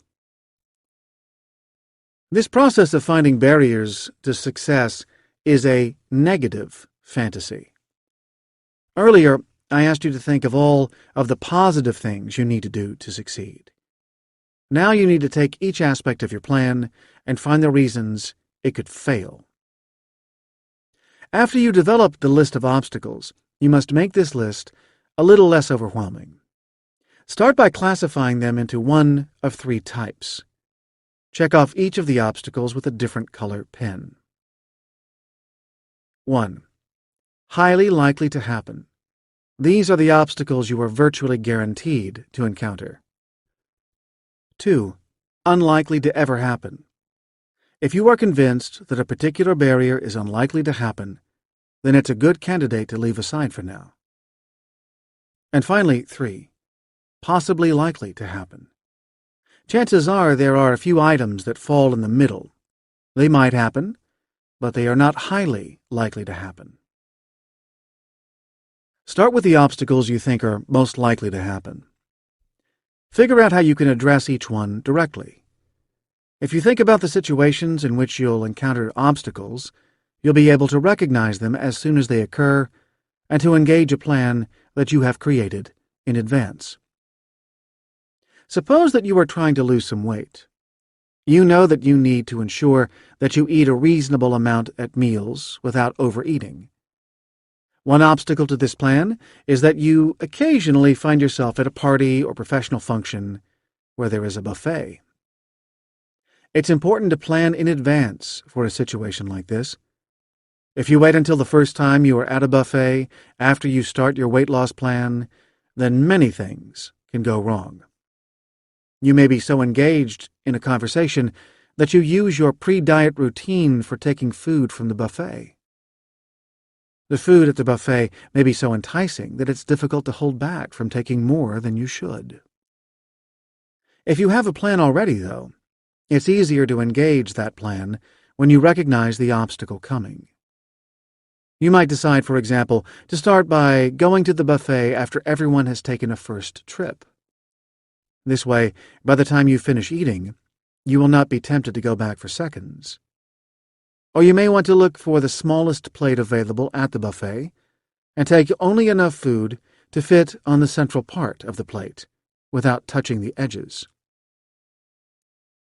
Because you generally eat all of the food you put on your plate, taking a small plate helps control the portion size. Finally, you could decide to eat your meal sitting far away from the buffet to further minimize the temptation to go back to get more. Make a similar plan for all of the obstacles you think you'll encounter frequently, and also look at the list of obstacles that you think may crop up less frequently. It may be worth planning ahead for some of those as well. You don't want to get lost in the planning process, but you do want to be prepared for things that may come up that could derail your chance to make a contribution. The key is to remember you can always plan ahead when you anticipate a future obstacle. Keeping a focus on obstacles can be important in a work environment. An entrepreneur of my acquaintance described his strategy for going to networking events. He realized that when he went to these meetings, he would gravitate toward the people he already knew and engage in small talk. These interactions were pleasant, but they were not helping him meet people who might be able to help his business grow. He engaged in 2 strategies to support his goal to meet new people at networking events. The first strategy was a general plan. He walked into each event with 10 business cards in his jacket pocket. He set the goal to hand out those cards to people he had never met before. That way, he could not spend the entire evening talking with the usual crowd.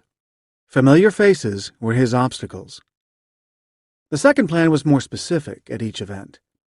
He was concerned that if he went to networking events and brushed off the people he already knew, then he might offend a valuable part of his social network. So he would look through the list of invitees and find key colleagues. In the week before the event, he would set up lunch or coffee appointments with those people for the week after the event.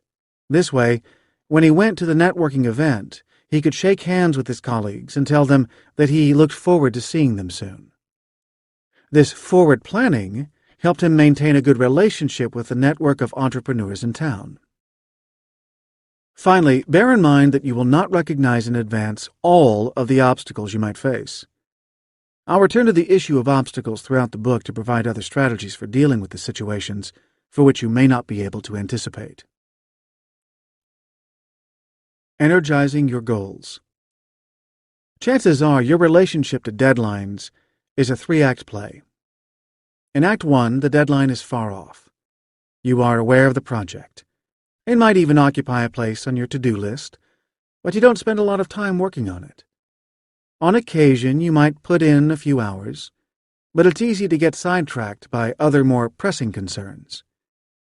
In Act 2, the deadline starts to loom larger.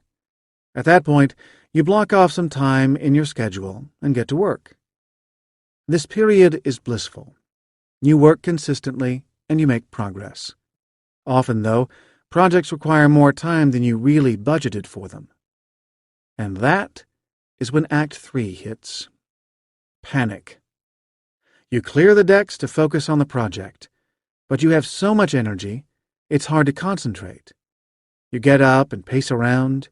You long for that feeling you had back in Act 2 when you were immersed in the job rather than being consumed by it. The structure of this play reflects the way goals are energized in the Go system. As I mentioned in Chapter 2, psychologists call the energy in the motivational system arousal. Without the motivational energy provided by this arousal, your goals don't influence your actions at all. There are 3 broad ways you can give energy to your goals. First, there are internal needs and thoughts. Signals from your body can arouse your goals. When your blood sugar level drops, that activates your need to eat. When your bladder fills, that creates the motivational energy to the goal to use the bathroom. These goals are energized directly from the signals of need. These physiological connections allow your motivational system to help keep your body functioning properly. You can also control your arousal through your thoughts. Thinking about an old friend can energize you to send her an email. Focusing on a project you have at work can give arousal to the goal to get started. If you really want to see the power of your thoughts to arouse your goals, try a little experiment. Next time you find yourself sitting at home alone, go into your bedroom and lie down. After a minute, ask yourself, I wonder if there is an intruder in the house. After a minute or so, you will start getting anxious, and you may even get up and check to see if there is anyone there.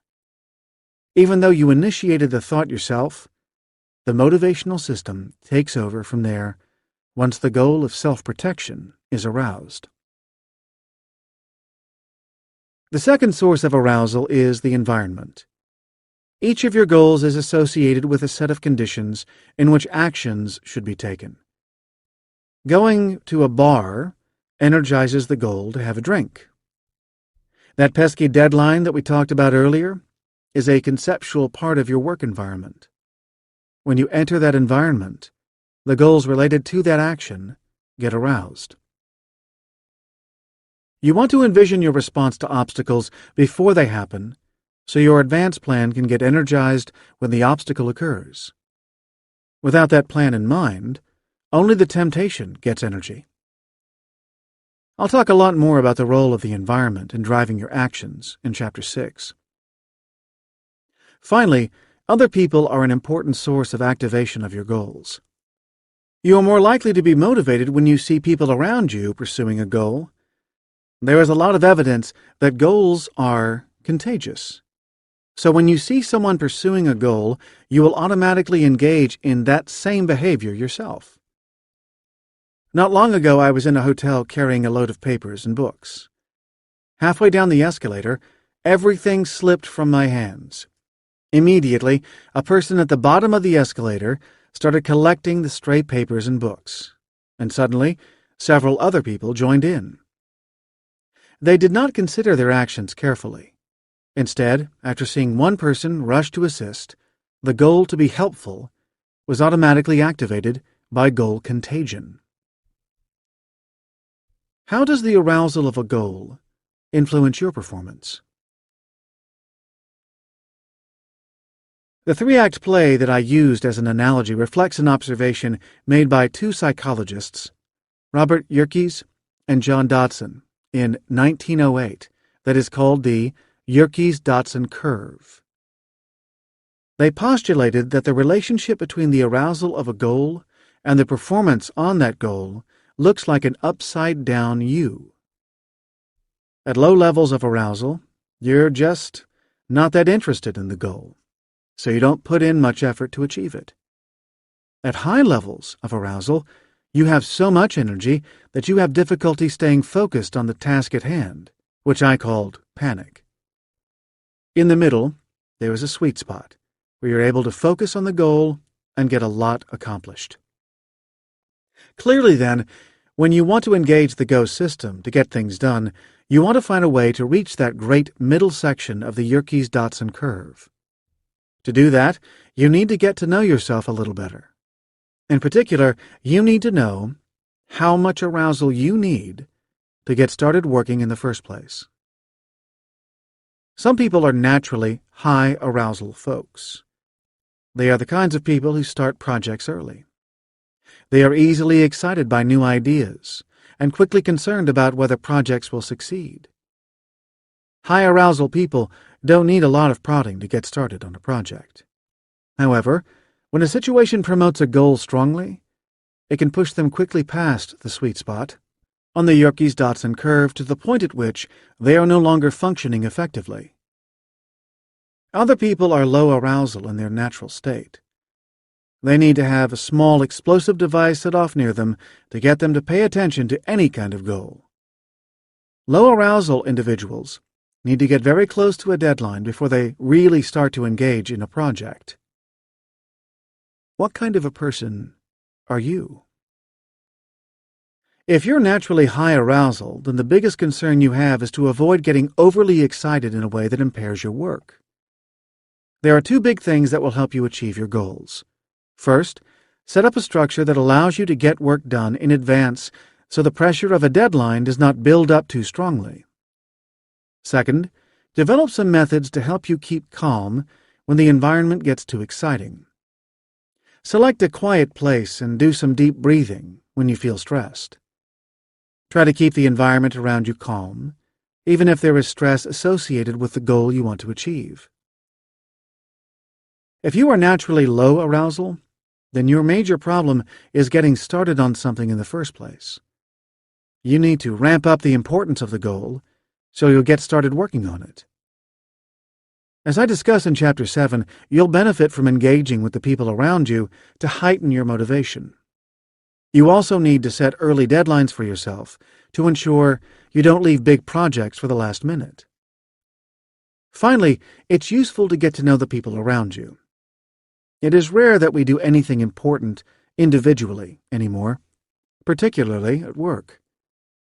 Once you're in a group, the members of that group will differ in their natural level of arousal. That means that high arousal people will want to work on things that have not yet engaged the low arousal people. By the time the low arousal people have gotten interested, their high arousal colleagues are about to have a fit. When you can, try to match yourself up with people who are similar to you in their pattern of arousal. That will help you avoid situations in which you cannot work with others effectively because of a mismatch in the amount of energy you have for the project. If you cannot avoid working with someone who differs strongly in his base level of arousal, then try to design a work schedule that plays to your strengths. Let the high arousal person work on the project when the deadline is far off. Save the low arousal work for the low arousal person, who works best closer to the deadline. Arousal and behavior change. Have you ever been in the studio audience at the taping of a television show? The audience experience begins well before the actual taping of the show itself. The crowd lines up at the soundstage an hour or so before the show is taped. After everyone files into the studio and takes a seat, there is a warm-up person. This individual is part comedian and part showman. He tells a few jokes to loosen up the mood. He may play some loud music and ask people to dance. He also gets people to practice cheering so that the audience can be heard on the audio track of the show. Why do TV shows need a warm-up act? The warm-up increases the arousal level of the audience by raising people's engagement with the show and strengthening the goal to be a part of the program. The warm-up also influences the strength of the emotional experience that people have with the program. To understand the connection between arousal and emotion, we need to think more about the GO system. As I mentioned in Chapter 2, the GO system involves regions deep inside the brain that develop early in our evolutionary history. The brain regions that support more complex functions like language and reasoning are in the outer cortex of the brain. The parts of the brain that serve these more complex functions evolved, quite literally, on top of the older brain systems. But these newer brain systems do not communicate that well with the older brain. We have little ability to peer into the inner workings of our own motivational system. Instead, the Go system communicates with the rest of our brain through feelings we experience as emotions. Our feelings have two broad dimensions: arousal and valence. Arousal reflects the amount of energy floating through the motivational system. When the system is highly aroused, the feelings are intense. When there is little motivational energy around, the feelings are placid. Valence is whether the feelings are good or bad. We experience positive feelings in many circumstances, including when we are satisfying our goals. We experience negative feelings when we are not succeeding at our goals. So the warm-up is injecting arousal into our motivational systems. That energy emerges in the form of stronger feelings. If the show you watch is entertaining, then the extra energy provided in the warm-up gives you a more intense experience, which you are likely to express with your laughter and applause. This intensity plays two important roles when you are engaged in behavior change. As I discussed in Chapter 2, when you fail to achieve an active goal, you experience a craving. These cravings are the way that the Go system communicates its failure to the rest of the brain. The more arousal you have in the Go system, the stronger the cravings. These cravings are unpleasant, so you want to make that negative feeling go away. The easiest way to make the cravings go away is to give in and perform the undesired action. Once that goal is satisfied, the cravings subside. Of course, giving into the craving takes you further away from the contribution you are trying to make, so you need to find another way to deal with this arousal besides just giving in. The second reason arousal makes behavior change difficult is that the more strongly the Go system is energized toward a goal, the more the system will direct your mind toward information that will help you to satisfy that goal. As I mentioned in Chapter 2, when you get focused on a goal, the Go system makes objects that will help you achieve your goal more desirable. The more arousal in the Go system, the more powerful these influences. At the early stages of behavior change, this arousal is most likely to be directed at the goals that reflect the behaviors you want to change, rather than the new behaviors you hope to perform. High levels of arousal for an undesired behavior can make it difficult for you to abstain from engaging in that behavior. To engage in smart change, then, you need to deal with the arousal of undesired goals, and you need to energize new behaviors. Strategies for grappling with the arousal of the behaviors you don't want to perform will occupy much of the rest of this book. Chapter 5 explores the stop system and how to maximize its ability to help you prevent an undesirable behavior that has been energized by the Go system. Chapters 6 and 7 examine ways to use the environment and the people around you to calm the Go system when an undesired goal has been aroused. The ultimate goal of smart change, though, is to redirect the Go system so the new behavior becomes your new habit. Before the new behavior is a habit, it takes more effort to energize that goal. To help you perform a new action, build some scaffolding. If you have ever walked the streets of a large city, you are familiar with scaffolding. When a building is being constructed or renovated, the crew erects a skeleton around the outside of the structure.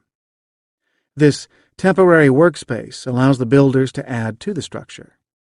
Once the building has been completed, the scaffolding is removed. Likewise, new behaviors require scaffolding while you're in the process of creating a habit. Part of that scaffolding comes from the specific statement of your goals that you entered in your Smart Change Journal earlier in this chapter. These specific conditions for performing actions allow a goal to be energized when the right circumstances arise. Your environment and the people around you are great sources of scaffolding for new behaviors. In Chapter 6, I examine ways to change your environment, to energize your goals, and to create new, consistent mappings that allow habits to emerge. In Chapter 7, I discuss ways to use the people around you to keep you focused on the new behaviors you want to incorporate into your life so you can resist temptations. Finally, Chapter 8 helps you make the transition from thinking about achieving your goals to actually working toward making a contribution. As you shift from thinking to doing, you need to energize your goals. For now, the key is to remember the new behavior will not grow without your creating some kind of structure to support it until the Go system learns a new habit. The purpose of this structure is to energize your goals. The takeaways. The crux of behavior change is that your Go system currently directs you toward an undesired behavior. The undesired behavior gets energized by the environment, and that arousal triggers your old habits. To allow the new behavior to take shape, you have to start by creating an implementation intention. That is, you have to establish a plan for getting things done. A good implementation intention makes specific reference to circumstances that will arise when the behavior should be performed. Specific implementation intentions allow the world to energize your Go system. Just generating a plan isn't enough, though. Inevitably, there will be obstacles in your path to changing your behavior. You have to meet those obstacles head-on by planning for them. Although you cannot envision everything that may get in the way of changing your behavior, you have to generate specific ideas for how you will handle the most common problems you'll face. Finally, it's important to understand how goals are energized. The Go system influences behavior when goals are given energy. At low levels of arousal, the goal has little influence on behavior. At moderate levels of arousal, the goal functions most effectively. At high levels of arousal, the system can be pushed into a panic mode, in which behaviors are no longer efficient. It's important to try to keep your Go system functioning in its ideal range. Once the Go system is engaged, it works efficiently to satisfy the goal that has been engaged. When the undesired behavior is energized, you have to find ways to calm the system so you don't give in to the temptation of the old behavior. You can then use your implementation intention as a scaffold to energize the new behavior until you have repeated it often enough for a habit to emerge. Chapter 5. Harness the Stop System. Finding your limits, creating distance to minimize temptation, and changing your beliefs about willpower. As long as humans have been writing, they have been writing about temptation and the difficulty of overcoming it. In Homer's Odyssey, Odysseus was curious about the song of the sirens, those beautiful, ethereal creatures who tried to lure sailors to their island by singing. But alas, the poor sailors who got too close to the island would find themselves shipwrecked on the rocks that surrounded the island. Nobody was able to resist the song of the sirens, but Odysseus desperately wanted to hear the song anyhow. So he ordered the crew of his ship to plug their ears with wax. He asked to be tied to the mast of the ship and to be kept there no matter how much he begged to be let go. As the ship approached the island of the sirens, Odysseus pleaded with his crew to be set free, but they listened to his orders and kept him tied up despite his desire to give in to their song. This story is a wonderful allegory for temptation. At a distance, you find temptation tantalizing, and you believe that you are strong enough to overcome it. As the temptation gets closer, though, it becomes increasingly hard to resist, until eventually you want to give in to it. If you manage to resist, by your own efforts or those of the people around you, then the temptation subsides as you get farther away from it. Religions also have a lot to say about temptation. The Talmud, a compendium of Jewish thought, incorporating the writings of rabbis from the Roman era, as well as later scholarly commentary, for example, makes a distinction between the good urge, Yetzer Hatov in Hebrew, and the evil urge, Yetzer Hara. The evil urge is really a desire to do pleasurable things and to take the easy way out of situations. Some writings talk about the evil urge as the urge to engage in the kinds of behaviors that humans share with every animal, and the good urge as the one that drives people to do things that are uniquely human. Rabbinical discussion acknowledges that the evil urge is extremely powerful. People are engaged in a constant struggle between the inclinations to give in to temptation and to resist it. Some rabbis suggest that learning to overcome temptation takes time. They note that children have only the evil urge, and that the good urge does not really develop until the teenage years. There's a lot of psychological truth underlying this age-old wisdom. As the go system gets more energized about a goal, it works harder to help you to achieve that goal. If you are trying to change your behavior, then there will be times when the goal that gets energized is one you don't want to achieve. At that moment, you're in the thrall of the song of the sirens.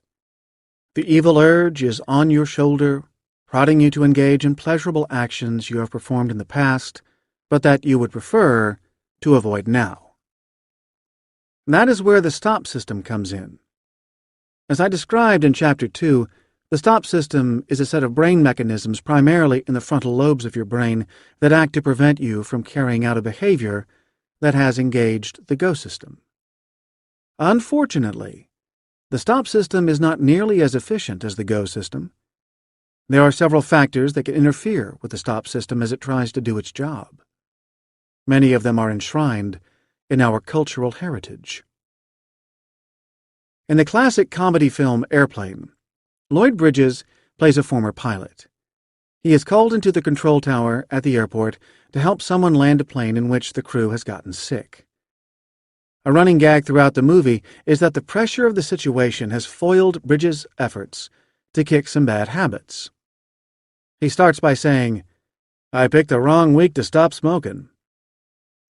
By the end of the movie, it has also been the wrong week to stop drinking, taking amphetamines, and sniffing glue.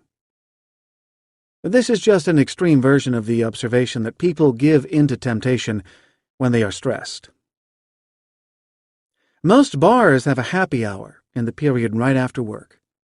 The idea is that after a whole day of staying under control and buckling down under the watchful eye of the boss, it's time to let loose and give in to temptation. On a particularly difficult day at work, people may drink more than usual because constant self-control makes it hard to resist new temptations. This is an example of the ego depletion effects I mentioned in Chapter 2.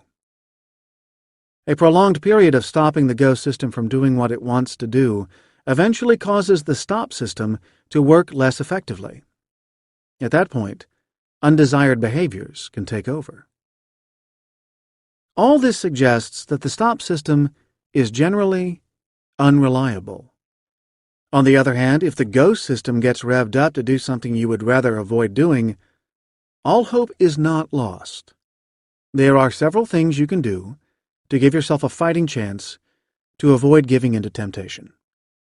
You just have to learn to harness the stop system. Have a plan. Chances are you know how dangerous it is to walk into a grocery store when you're hungry. As you walk down the aisles, products seem to leap into your cart. You were determined to buy some vegetables for a salad, a loaf of bread, and some cereal.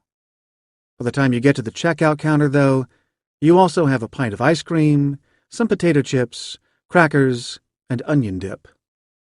The intuition that being hungry makes you buy more food than you would have otherwise has some data to back it up. Tim Wilson and Dan Gilbert report studies in which they engaged with random grocery shoppers. Before they went into the store, some shoppers who admitted they were hungry were left alone. Others were given a muffin to eat before they started shopping. Not unexpectedly, the hungry shoppers bought more items that they didn't expect to buy when entering the store than those who were not hungry. The food is jumping into your cart because your hunger is a craving that reflects your goal to eat. The active goal to eat makes the food look more attractive, and your shopping habits often lead you to grab packages of your favorite foods and throw them in your cart without your even thinking about it. So, how can you resist? The obvious answer, though often an unhelpful one, is to make sure you don't go to the store hungry. And certainly if you have the time to eat something before you head out for your weekly shopping trip, that's great. But what can you do when you have to go into the store hungry?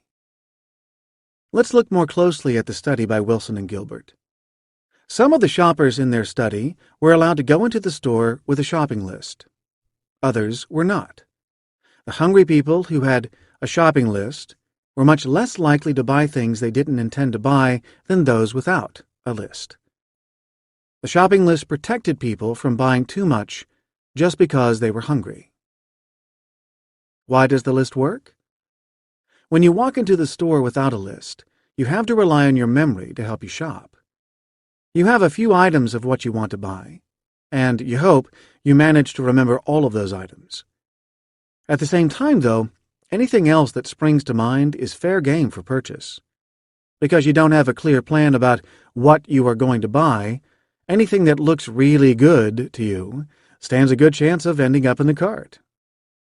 The list is a plan. You do all of your thinking about how you are going to shop before you get to the store. Once you get to the store, you can focus on executing that plan. The reason this works effectively is that it provides a positive action you can take after you stop yourself from doing something you don't want to do. Generally speaking, in the face of a temptation, you need a plan. The aim of that plan is to lighten the burden on your stop system. The plan reminds you to avoid the temptation, but then it provides a way of redirecting the go system so you are not just riding the brakes until they fail. Return to your Smart Change journal. Last time you worked on the journal, you thought about the most prominent obstacles you might face. Some of those obstacles are limitations in your resources. You need to think about how to deal with a lack of time, money, or energy that might prevent you from achieving a goal. Some obstacles, though, come in the form of temptations. Look through the obstacles you have written down already. How many of them are temptations? Now that you're thinking about temptations more specifically, are there other ways that your go system may be engaged that will stand in the way of changing your behavior? Identify all of the temptations you can. Where will you encounter these temptations? For the ultimate goal you want to achieve, your contribution, what is the equivalent of the supermarket? What is the environment in which you run into your temptation? For each of these situations, you need a plan. Like the shopping list, the main function of your plan is to minimize the work that the stop system has to do by creating a new goal for the go system in the face of a temptation. When you create your plan, think specifically about the goal you want to engage to dampen the strength of the temptation. You may also feel as if you were stuck. You know that there is a temptation out there, but you are not at all sure how to overcome it. I suggest a few general ways to help your stop system in the rest of this chapter. In addition, in Chapter 7, I explore ways to use the people around you to help you overcome temptation. As I discuss in that chapter, you may need to find a mentor who has more experience than you in overcoming the temptations you face. This mentor will help you refine your plan. Get some distance. National Highway Traffic Safety Administration, the NHTSA, statistics show that 30% of fatal crashes involve alcohol-impaired driving. Between midnight and 3 a.m., a whopping 65% of fatal crashes involve alcohol. Despite all of the best efforts to educate the public by schools, the government, and advocacy groups like Mothers Against Drunk Driving, or MAD, nearly 10,000 people die as a result of drunk driving accidents in the United States each year. And these accidents are not a result of a lack of awareness of the problem, According to a 2008 survey by NHTSA, 97% of people say they believe that drunk driving is a threat to their personal safety and that of their family. If people realize that drunk driving is dangerous, then why are they doing it? If you look at the surveys that are done about drunk driving, just about all of them ask people for their attitudes outside of situations in which they are normally drinking alcohol. Because the respondents are not currently in a bar or at a party, they are mentally far away from the situations in which they drink. This mental distance causes people to treat the question abstractly. People who are answering questions about drunk driving while sitting at work, in front of a computer, at lunchtime, are going to focus on abstract things, like the well-known facts that drinking and driving is a dangerous combination, and that it's silly to risk your life to get in a car after drinking. But when those same people are standing in the parking lot of a bar at 10:30 p.m. after having had several drinks, they are psychologically close to the situation. In that moment, they are thinking, assuming they are thinking with any clarity at all, about how they have to get home, to get some sleep, because they have to go to work the next day. They are worried about the amount of time it will take for a cab to arrive and the cost of paying the cab driver. They are concerned about the logistics of picking up their car at the bar the next day. In the moment, they are mired in the details of the situation. All of the little problems that will be caused by taking a cab home feel overwhelming, and all of those problems can be solved by getting in the car and driving home. Other factors also kick in when contemplating driving drunk. People are poor judges of how impaired they are when they have been drinking and thus overestimate their ability to drive effectively. In addition, the stop system is impaired by alcohol. So the goal to get home has an easy time overcoming the stop system's efforts to prevent you from doing the wrong thing. In the end, driving drunk is exactly like the siren song to Odysseus. At a distance, the temptation is not so great. As you get closer in time and space to the temptation, though, it engages the go system ever more strongly in ways that threaten to overcome the stop system. If you want to help the stop system, create some distance. The farther away you get psychologically from the temptation, the easier it becomes to overcome it. There are several ways to get some psychological distance from a temptation. First, you can create real distance. In Chapter 6, I'm going to focus on ways to use your environment to change your behavior. One simple thing you can do is to stay away from temptation. If you want to go out with friends for a few drinks, and you don't want to drink and drive, then leave your car at home and take a cab to the bar or get a ride with one of your friends. That way, when you leave the bar, you simply do not have the option to drive drunk. Second, you can create social distance. Sometimes, when faced with a temptation, it's easier to avoid that temptation when you focus on what a friend might do in the same situation.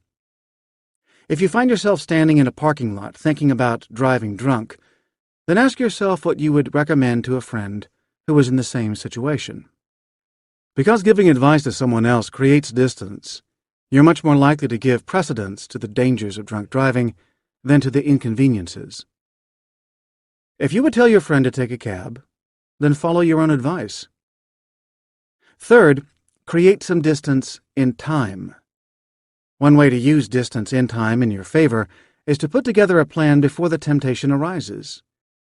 Deciding to leave your car at home when heading to the bar not only is a way to use physical space to create distance, but also compels you to make that plan well before there is a temptation to drink and drive. So distance in time plays a role as well. In the face of temptation, you can use distance in time another way. Think about how you would feel in a day, a week, or a month if you gave in to the temptation. Imagine that you drive home drunk and get in an accident. How would you feel looking back on it? Allowing yourself to look back on that moment from the future can help you to think about the regret you may experience by giving in to temptation. Creating distance helps the stop system in two ways. First, by thinking of yourself as far away from the temptation, you're helping calm the go system so that the stop system has an easier time overcoming it. Second, by focusing on the regret you may experience by giving in to temptation, you are also strengthening the stop system itself. When you lose a battle, don't lose the war. Another staple of comedy movies and sitcoms is the colossal goal failure. There is often a secondary character who is on a diet. This character is smug about her eating choices. She watches everything she eats and makes snide comments about what her friends are eating, and touts her own superior willpower. At some point, though, she eats something she shouldn't, and the next thing you know, she can be found shoveling ice cream into her mouth, surrounded by candy wrappers and empty containers of takeout Chinese food. Although this scene is milked for laughs repeatedly, it is quite serious. About 3% of women report episodes of binge eating on a regular basis. The cycle of dieting and binging makes it difficult for these women to establish healthful habits for eating. The basic pattern is straightforward. There is some behavior you are trying to stop. The goal to do that behavior becomes active, so you engage the stop system and you resist the temptation. But just because you stop yourself successfully does not mean the goal goes away. In fact, chances are that if you fail to achieve a goal because you have engaged the stop system, you will experience some cravings as well as some negative feelings. Both of those can get in the way of the operation of the stop system. Now, here's the problem. The goal has not gone away. So every time you encounter a situation in which you might achieve the undesired goal, that goal will become active again. And because you are engaging the effortful stop system to try to prevent the behavior, you spend a lot of time consciously thinking about the goal. As a result, it begins to feel as though you are being persecuted by the undesired behavior. Giving in to temptation can lead to a cascade that has been called the "what the hell" effect. The stop system has briefly failed in its role of preventing a behavior. The go system begins to satisfy a goal that has been held at bay for a while. There is often some immediate stress that comes along with the realization that you have failed at a goal that was important to you. This initial small failure of self-control turns into a monumental failure. You not only fail, but you fail spectacularly. At times, failing like this can have long-term repercussions, creating a return to the old behavior. Dieters may not only break their diet in a specific situation, they may spend several days or weeks eating in ways that undo months of concerted effort. Ultimately, you want to avoid having a small failure in a specific situation develop into a large-scale problem. In the process of changing your behavior, you will lose a few battles, but you still want to win the war. To figure out how to avoid the what the hell effect, it's important to understand it a little better. And that will require a short journey into values and moral reasoning. Protected values. For about 10 years, I have been on a plant-based diet. I had several reasons for avoiding meat. The most central was that I wanted to eat differently to feel better and lose weight. Being on a plant-based diet can be awkward in some social situations. Hosts are not sure what to serve you. Not every restaurant has options that are free of animal products. When you attend professional events, the vegetarian alternative to the rubber chicken is often a plate of limp grilled vegetables. In those situations, when people ask me about my dietary restrictions, I tell them that I am vegan. The word vegan was coined by Englishman Donald Watson to help distinguish people who ate a completely plant-based diet from those who avoided meat but would still eat other animal-based products, such as milk, eggs, and cheese. When the term was first created, it was a description of a diet. Over time, the term vegan has taken on ethical connotations. People who call themselves vegan refer not only to their diet, but also to their outlook on the relationship between humans and animals. They take a strong moral stand against the use of animals for food, clothing, or research. They are also strong advocates for animals and against many farming practices that give the animals a poor quality of life. This ethical stance becomes what psychologists call a protected value. A protected value is a statement of a rule that you simply will not violate. For a vegan, animal rights and welfare are a protected value. Any practice that can be seen as cruel to animals, including farming, circuses, and medical research, is a violation of that value. For these individuals, there's no prospect of a trade-off. The reason I'm uncomfortable calling myself a vegan is that, while I am concerned about animal welfare, it's not a protected value for me. I have a number of colleagues who do important research on animals. I accept that there are research goals important enough to justify using animals in their work. I am willing to make trade-offs, and so animal rights are not a protected value for me. One characteristic of protected values is that breaking one of those values leads to a powerful emotional reaction. When someone sees another person breaking a protected value, or even talking about breaking a protected value, it leads to shock, outrage, and indignation. When someone who holds a protected value breaks it themselves, their violation leads to guilt and sadness. Indeed, even thinking about breaking a protected value feels like a violation of that value. Protected values serve an important self-regulation function. When you adopt a protected value, you bring to bear a powerful set of mechanisms that helps you control your behavior. The protected value engages both the go system and the stop system. While the stop system works to prevent you from thinking too much about the issue, the go system is engaged in directing anger and argument at people who violate the value as well as at the situation that created the opportunity for a violation. The protected value system helps cultures create rules that are difficult for members of that culture to violate. These kinds of rules are useful for keeping people from doing things that might be in their own short-term interest but would be bad for the group as a whole. That is, we employ protected values culturally as a way to help us deal with the trade-off between short-term temptations and long-term contributions. If many people in a culture subscribe to the same protected value, then it can help minimize the undesired behavior across the group. For example, the Amish, living near Lancaster, Pennsylvania, believe they can serve God through simplicity and community. They hold preservation of the community as a protected value that is enforced by limiting the use of technology. Their regular mode of travel is a horse and buggy rather than a car. In this way, Amish cannot travel far from their community and families. They don't keep phones in their homes, though they may use communal phones for business, so they do not replace face-to-face conversations with the phone.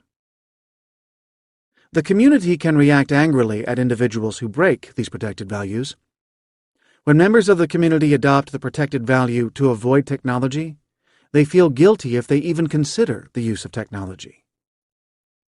The group also helps keep temptations out of the community so people don't face a constant reminder in their local environment of things that might cause them to stray from their values.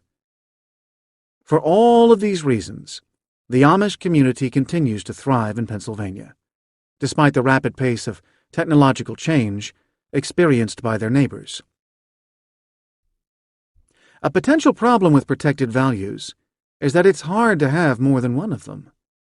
If a single person holds more than one protected value, there is the prospect that these values will ultimately conflict. Many opponents of abortion hold the preservation of human life as a protected value. In their view, no circumstance is important enough to allow a fetus to be terminated.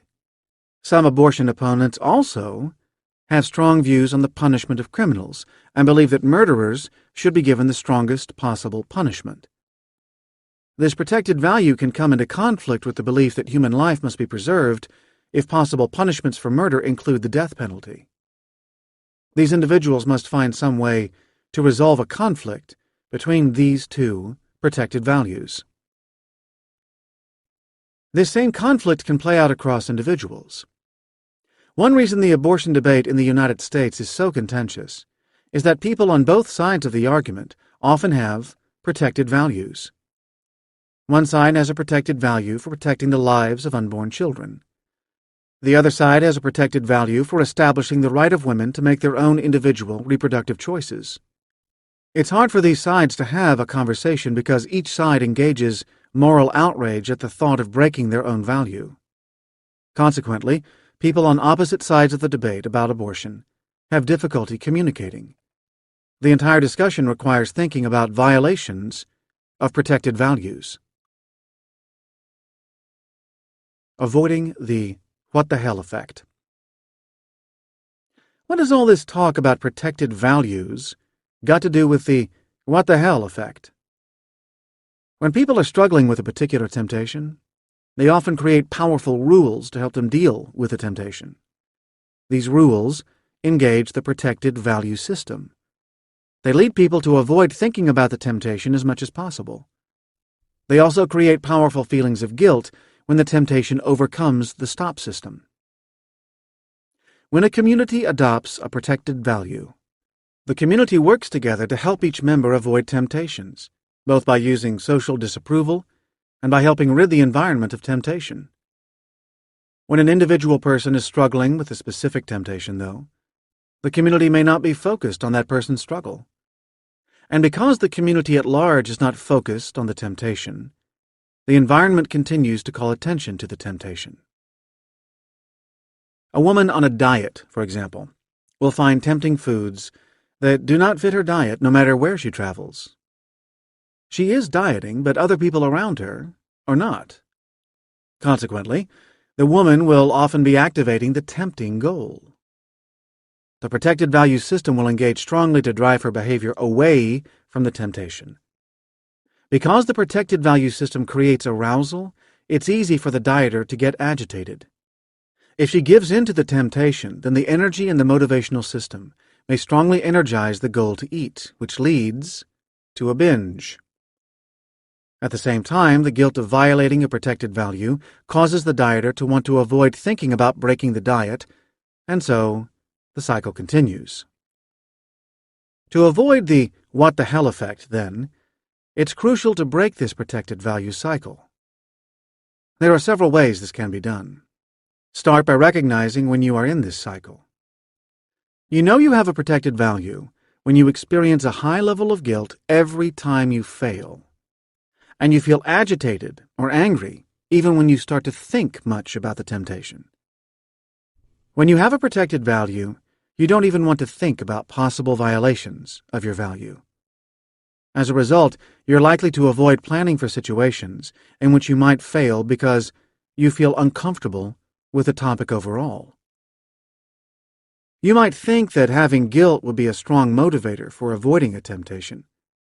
When you control your actions by creating the conditions for guilt, though, you are setting yourself up for spectacular failures.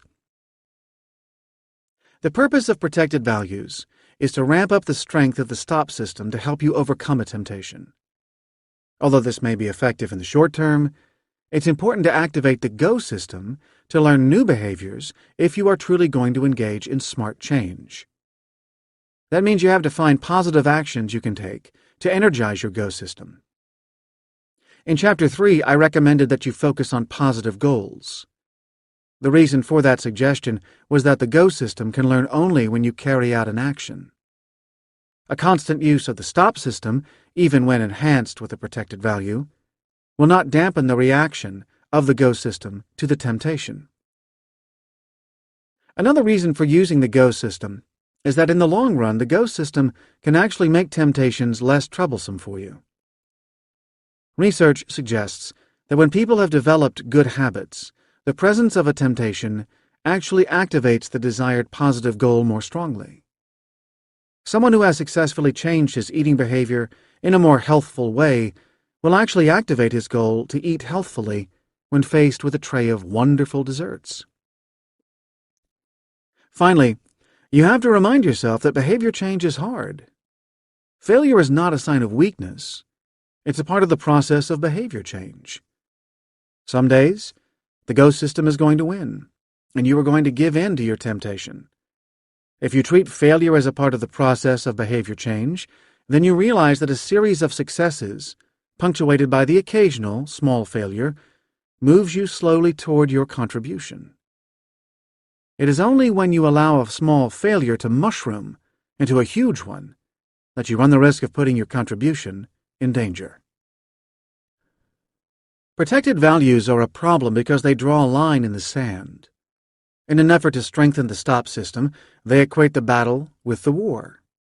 When you are unwilling to accept any trade-off or compromise, any small failure is magnified because it feels as though it had put your contribution in doubt, rather than just getting in the way of a particular achievement. Instead, you have to take the long view. Slow and steady progress does not mean that there will never be any setbacks. Some days it will feel as though you could not possibly make progress on your contribution. On those days, take a step back from the situation. Create a little mental distance. Remember that you did not create the behaviors you are trying to change overnight, and they are not going to change overnight either. Call on your reserves. The overriding message so far in this chapter is that the stop system has limited resources and is generally fallible. While that is true, it's also important to bear in mind that your beliefs about the effectiveness of the stop system will actually affect how well you are able to stop yourself from giving into temptation. The research of Carol Dweck and her colleagues focuses on the distinction between talents and skills. Talents are abilities that you are born with. You may be able to improve on those talents with practice, but your ability to achieve is limited primarily by your level of talent rather than the effort you put in. Skills are abilities that depend mostly on effort. Even if you start out doing these things badly, with enough time, effort, and practice, you can come to be an expert in them. Dweck considers whether you think various abilities are talents, in which case you hold what she calls an entity mindset about the ability, or a skill, in which case you hold an incremental mindset. Research suggests there is a strong skill component to almost anything in life. That is, you can improve almost anything with hard work and practice. This is true for things ranging from music to art, sports, intelligence, and computer programming. For any of those abilities, you may have some natural talent.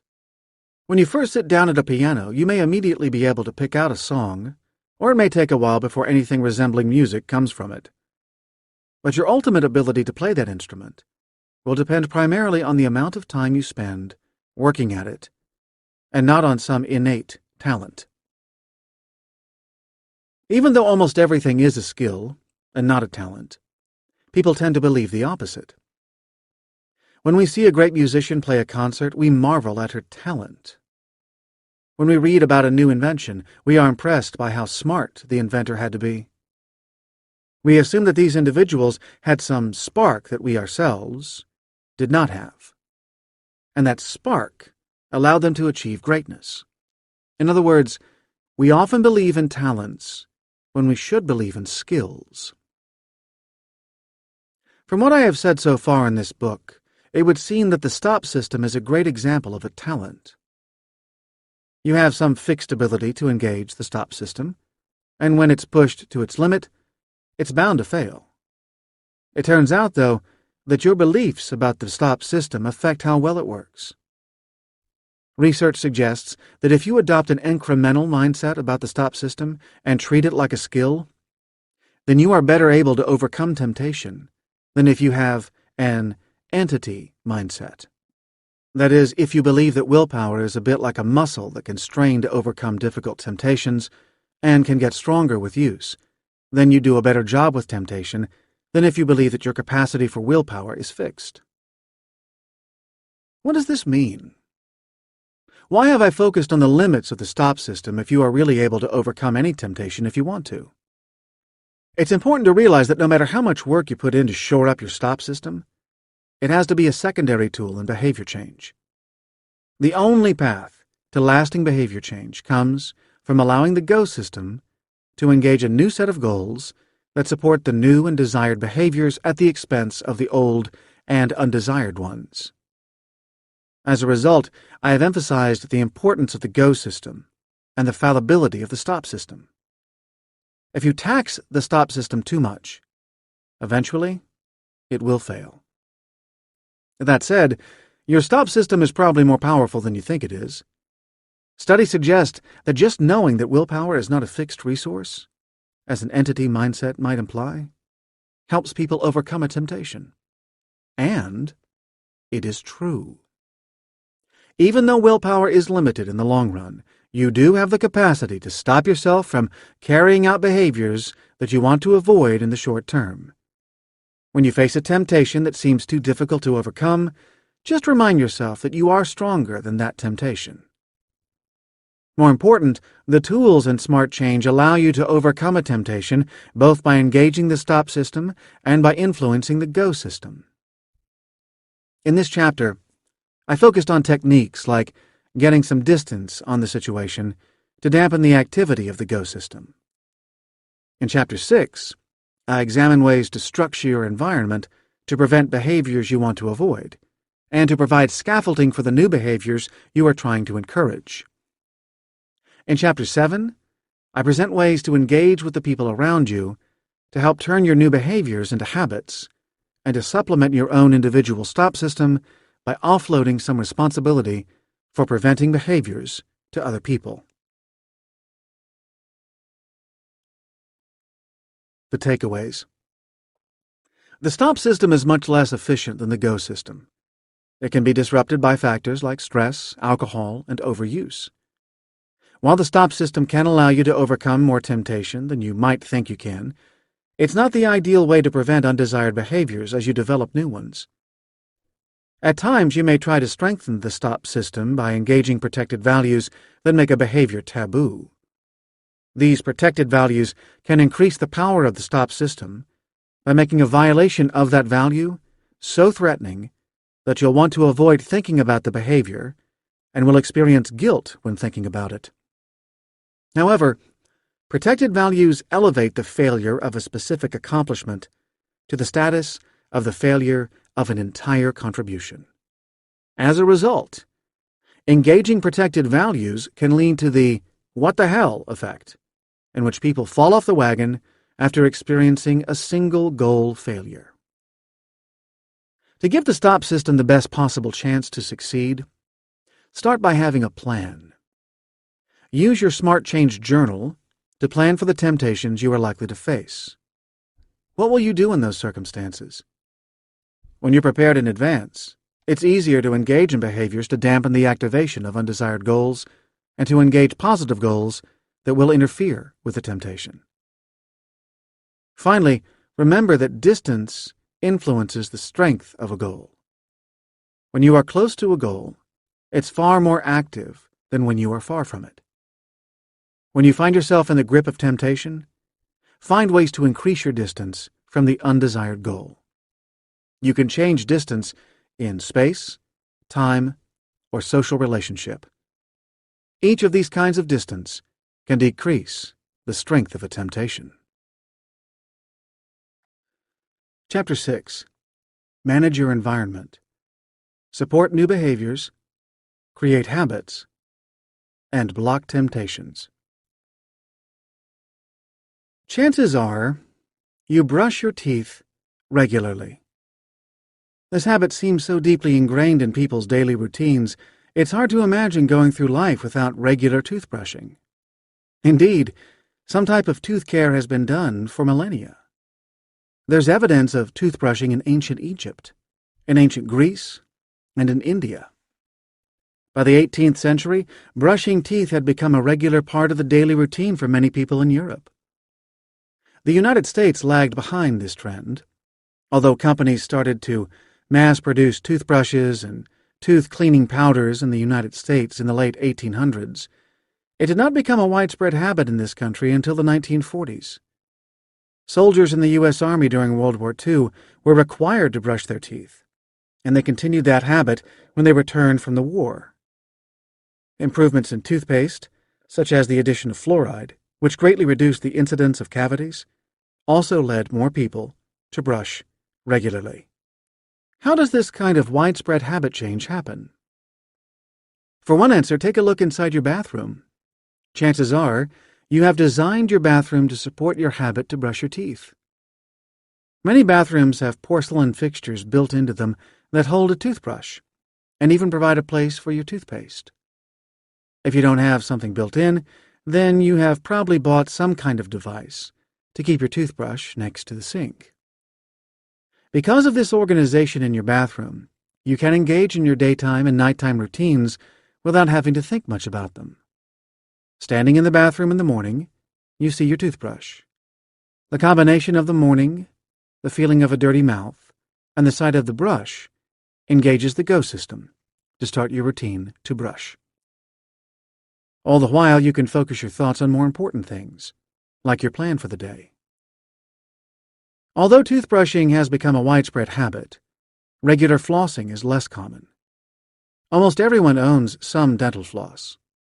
Dentists often give out free packages of floss to their patients, and people will use floss when something uncomfortable, like a sliver of popcorn, gets caught between two teeth. But there is much less universal compliance with daily flossing than with daily toothbrushing, even though dentists recommend both. There are several problems with flossing that make it less likely to become a habit than brushing. It's generally messy. You have to stick your fingers in your mouth, which is less appealing than using a brush, and so people don't repeat it often enough to engage the go system to create a habit. Also, because the primary reward for flossing comes in the long term, if you forget to floss, there is little to immediately remind you. Only when you visit the dentist with puffy gums do you get the powerful signal that you should have flossed. Perhaps the most important problem with flossing is the floss container itself. Floss is usually sold in rolls that are placed inside a small plastic container with a dispenser and a device for cutting off a length of floss. The containers themselves may be pretty, though they are often bland clinical white packages. There is no standard size or shape for the package. As a result, it's not clear where to put it in your bathroom. Many people put their floss packages either in a drawer or in the medicine cabinet behind the mirror. Neither of those spots is a visible part of the environment. As a result, you don't have a good visual reminder that it's time to floss. It's hard to develop a habit if there is no information in the environment to promote that habit. When you try to change your behavior, there is a tendency to focus on your own psychological characteristics. You want to remember the new behavior. You want to use your internal defenses to avoid temptation. You spend time looking inward to find ways to change yourself. However, successful behavior change also requires looking outward. Your environment is a powerful driver of what you do. Because your habits involve a consistent mapping between the environment and a behavior, your habits are activated by the world around you. Don't assume that behavior change is a purely internal structure. Learn to manage your environment. To use your environment to effect change, you need to structure your world to support the creation of new habits. Also, you need to use your environment to block temptations. And finally, you need to manage your environment to help you deal with obstacles. Getting to habits. In 2004, Procter & Gamble, P&G, launched a new product called Scent Stories. The idea behind it was ingenious. The problem with traditional air fresheners is that they have an influence on you for only a few minutes because you quickly adapt to smells in your environment. If you spray an air freshener in a room, the smell quickly fades from your awareness. That does not mean that the chemicals in the air that cause the smell are gone. You just don't notice them anymore. To help keep the smells noticeable, P&G created discs roughly the size of a CD that could be put in a device that would play them. Over a period of 30 minutes, the disc would release 5 different smells. Because new smells would appear every few minutes, you would not adapt to one particular smell, and you would continue to experience enjoyable smells in your home for a full half hour. The idea was that discs could actually tell a scent story, like taking a hike through a field and forest. The smells would be related to what you might experience on that hike. The product worked quite well, and I think it was a pretty neat idea. But it was a colossal failure. Few people bought the base unit, which costs about $30, and even the people who bought it rarely used it. So they did not buy the scented discs. With any real product launch, it is hard to know exactly why it failed. The expense of the base unit was certainly part of the problem. A more important problem, though, is that the product was poorly designed to help people create and maintain a new habit. After all, a product like this can succeed only if it induces people to buy more discs every few months. The biggest flaw in the design is that the unit itself resembled a CD player. It was a white and blue plastic contraption with modern-looking curves, a translucent top, and several buttons and LEDs on the front. When you first see it, the product looks quite sleek, and you can imagine why the people who created it were pleased with its form. Think for a moment, though, where you keep your CD player. Chances are, it's off to the side of a room or in a stereo cabinet. If you want to listen to music, you walk over and turn on the CD player, but otherwise, it's out of sight. And that is fine for CD players because you probably have a set of routines for listening to music. You may even keep CDs in a more visible spot that will remind you of things you might want to hear. You don't have a routine for playing discs of scent, though, because that is a brand new behavior. If P&G wanted people to learn a new behavior, then it was not a good idea to have a product that people were likely to put in a corner. Instead, the product should have been designed so that it could be placed in a more prominent spot. If it looked like a planter, for example, then it could have been put out on an end table, next to a sofa, or on top of a credenza. Putting the product out in the open would allow it to serve as a reminder that it was available for use. The environment serves as a reminder of what we can accomplish. To develop a new behavior, it is crucial to use the environment to help. Use the environment to support a new behavior. It's important to keep the end in mind.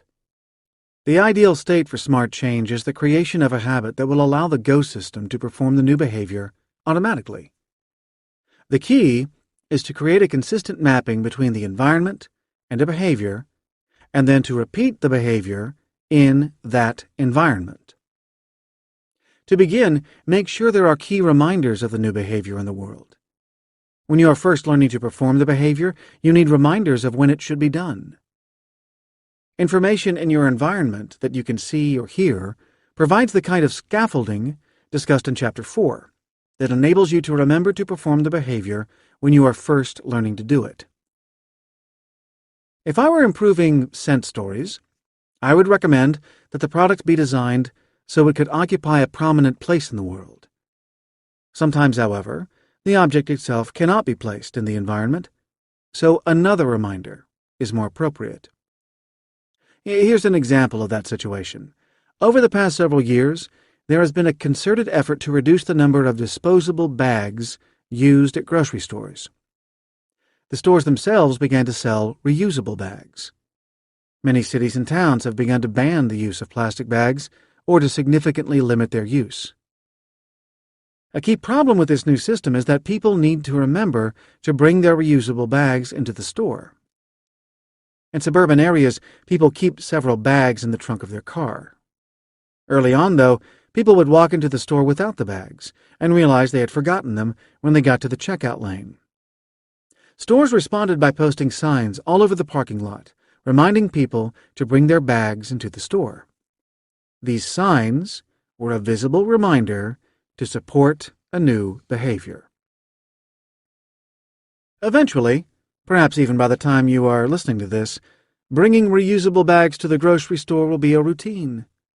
Even then, it may be helpful for stores to keep some reminders in the parking lot. Once a behavior has been established, it's triggered by the environment. The bag signs in the parking lot are just one of several aspects of the shopping environment that may support the habit of bringing bags into the store. More generally, it's important to structure the environment so a new set of behaviors can ultimately become a habit. That means you need to examine your environment and think about how you interact with it, and where you want to locate key items to ensure you can turn a repeated behavior into a routine. Look for inconsistent mappings. Are there situations in which an item that is crucial for performing a habit gets moved to different locations? If so, is there a way to make the world around you more consistent? For example, many companies have moved to an open office plan to save money. In this setup, employees work in rooms with a large number of desks. Nobody is assigned a specific desk, though, so someone may work at several different desks each week.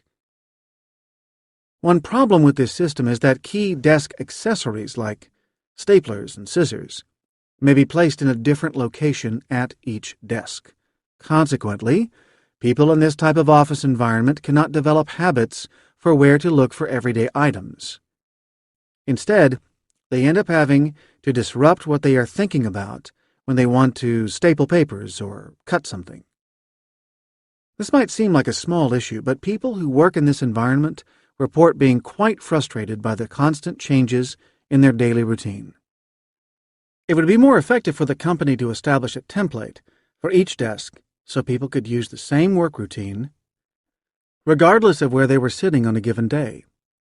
Indeed, some companies that have adopted an open office plan have provided caddies for desk accessories to help their employees create and maintain habits. Finally, try to give yourself enough repetitions for a habit to form. As I discussed in Chapter 2, there is no hard and fast rule for creating a habit, but after you have done the behavior in a particular environment on about 20 different occasions, you are likely to be well on your way to creating a habit.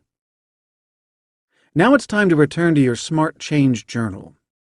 Are there elements of your environment that you can change to support your new behavior?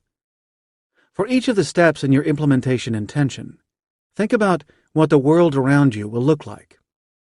What reminders can you put in your world to help you perform the behavior? What aspects of the world do you need to keep constant to ensure that you will ultimately be able to create a habit? Picture the key environments related to changes you want to make. One thing that can be helpful for this exercise is to sit in the spaces where you are most commonly engaged in the behavior you are trying to change. Take a picture with your phone or a digital camera. Draw a diagram of the space. Spend some time thinking about how you would like to set up your world to support your new behavior. Tape a photo into your Smart Change Journal or draw your own sketch. The aim is to do some advanced planning to prepare your spaces to support the actions you ultimately want to take. Changing the environment disrupts old habits. Because habits link the environment to behaviors, changes in the environment can prevent you from performing habitual behaviors. For example, in the spring of 2002, the psychology department at the University of Texas moved into a new building. For years, the department was spread across several buildings on the south mall of the campus within sight of the famous UT Tower, which is a familiar symbol of the school. The new facility on the north end of the campus was beautiful. Offices with wood and brushed metal furniture and new built-in bookcases, spacious labs with high-speed computer networks and state-of-the-art laboratory facilities, elegant stairwells with windows that brought in a lot of natural light. Yet, for several weeks, everyone in the department was cranky. If you asked, everyone had only good things to say about the new building. Members of the faculty were pleased with their offices and labs. Students raved about their new workspaces. Staff got spacious locations to do their work. The problem was that everyone had to think about every part of their daily rituals. There was no aspect of their old routines that was preserved. We had to use a new parking garage, so many of us had to change the route we took when driving to campus. We had to think about where the mailroom was, rather than just walking there on autopilot. We had to find new paths to walk to other locations on campus. We changed the places where we got coffee, picked up a breakfast taco, or grabbed a sandwich for lunch. We would find ourselves standing in our bookcases searching for a particular journal that we used to be able to grab without thinking. Everything had suddenly become an effort. For a group of people who wanted to focus on work, it was unnerving to think about these mundane life details. When you want to keep your head in the clouds, it's a pain when you keep being dragged to earth. But this same kind of frustration can sometimes be turned to your advantage. When you are trying to make a change in your behavior, a little life disruption is just what you need. The hardest habits to change are the ones in which your go system runs on autopilot. There are already strong associations between aspects of your environment and your behavior. Without making any changes, you are going to continue to want to persist in your habits. Change your environment, but only just enough. Rearrange your environment in a radical enough way that you cannot engage your habits directly. Imagine, for example, that you ran a company that was introducing a new product, say, a new kind of tomato sauce. Most shoppers already have habits related to the products they buy. They might have one brand of tomato sauce they use on pasta, another that they like for lasagna, and a third that they put on eggplant. When they get to the store, they know what brand they want to buy. They know where to find it on the shelf. They walk to the wall of tomato sauce at the supermarket, reach out, grab the familiar jar from its typical location, pop it into the cart, and move on. These habits are a problem if you are trying to introduce a new brand. How do you get shoppers to stop for a moment and notice the new kid on the block? No matter how much advertising you do, if shoppers stay on autopilot in the supermarket, you're going to have a hard time breaking through. What if you could get the supermarket to rearrange their shelves? It is possible, if you're willing to pay a big enough placement allowance, but that's another story. If the sauces that were usually on a high shelf were now placed toward the floor, and those on the floor were moved higher, then shoppers would no longer be able to use their habits to reach out and grab jars without thinking. By disrupting the environment, you're forcing shoppers to think. And when they think, they have the chance to consider making a different purchase from normal. They have a chance to go against their habit. You want to do the same thing in your own life to support the development of new habits. When you are truly ready to change your behavior, you want to force yourself to think about your current behavior as much as possible, so you're not acting purely based on what you've always done. Suppose you were trying to change some of your behaviors at work to make yourself more productive. Perhaps you spend too much time checking your email and surfing the web and not enough time reading the latest articles in your field and putting in concerted effort working on long-term projects. When you are ready to change your behavior, consider getting a new computer with an updated and unfamiliar version of the operating system. You could also change the web browser you use regularly. You might even want to get a different word processor or piece of presentation software. In the short term, these changes will be frustrating and will make you feel like you are being less productive. However, these changes remove your ability to do everything by habit. Now you can think explicitly about whether you really want to log into your email program first thing in the morning, or whether you would rather get some writing done before getting to your correspondence. You can make new decisions about how to configure your information technology environment.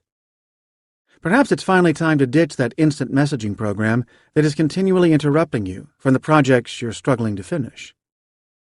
This period of disruption gives you a few uncomfortable weeks in which you can change your habits, eliminating some old behaviors and adding some new ones. While you are changing your environment, you can also take the opportunity to protect yourself from yourself. In Chapter 1, I described the classic experiments on delay of gratification by Walter Mischel and his colleagues.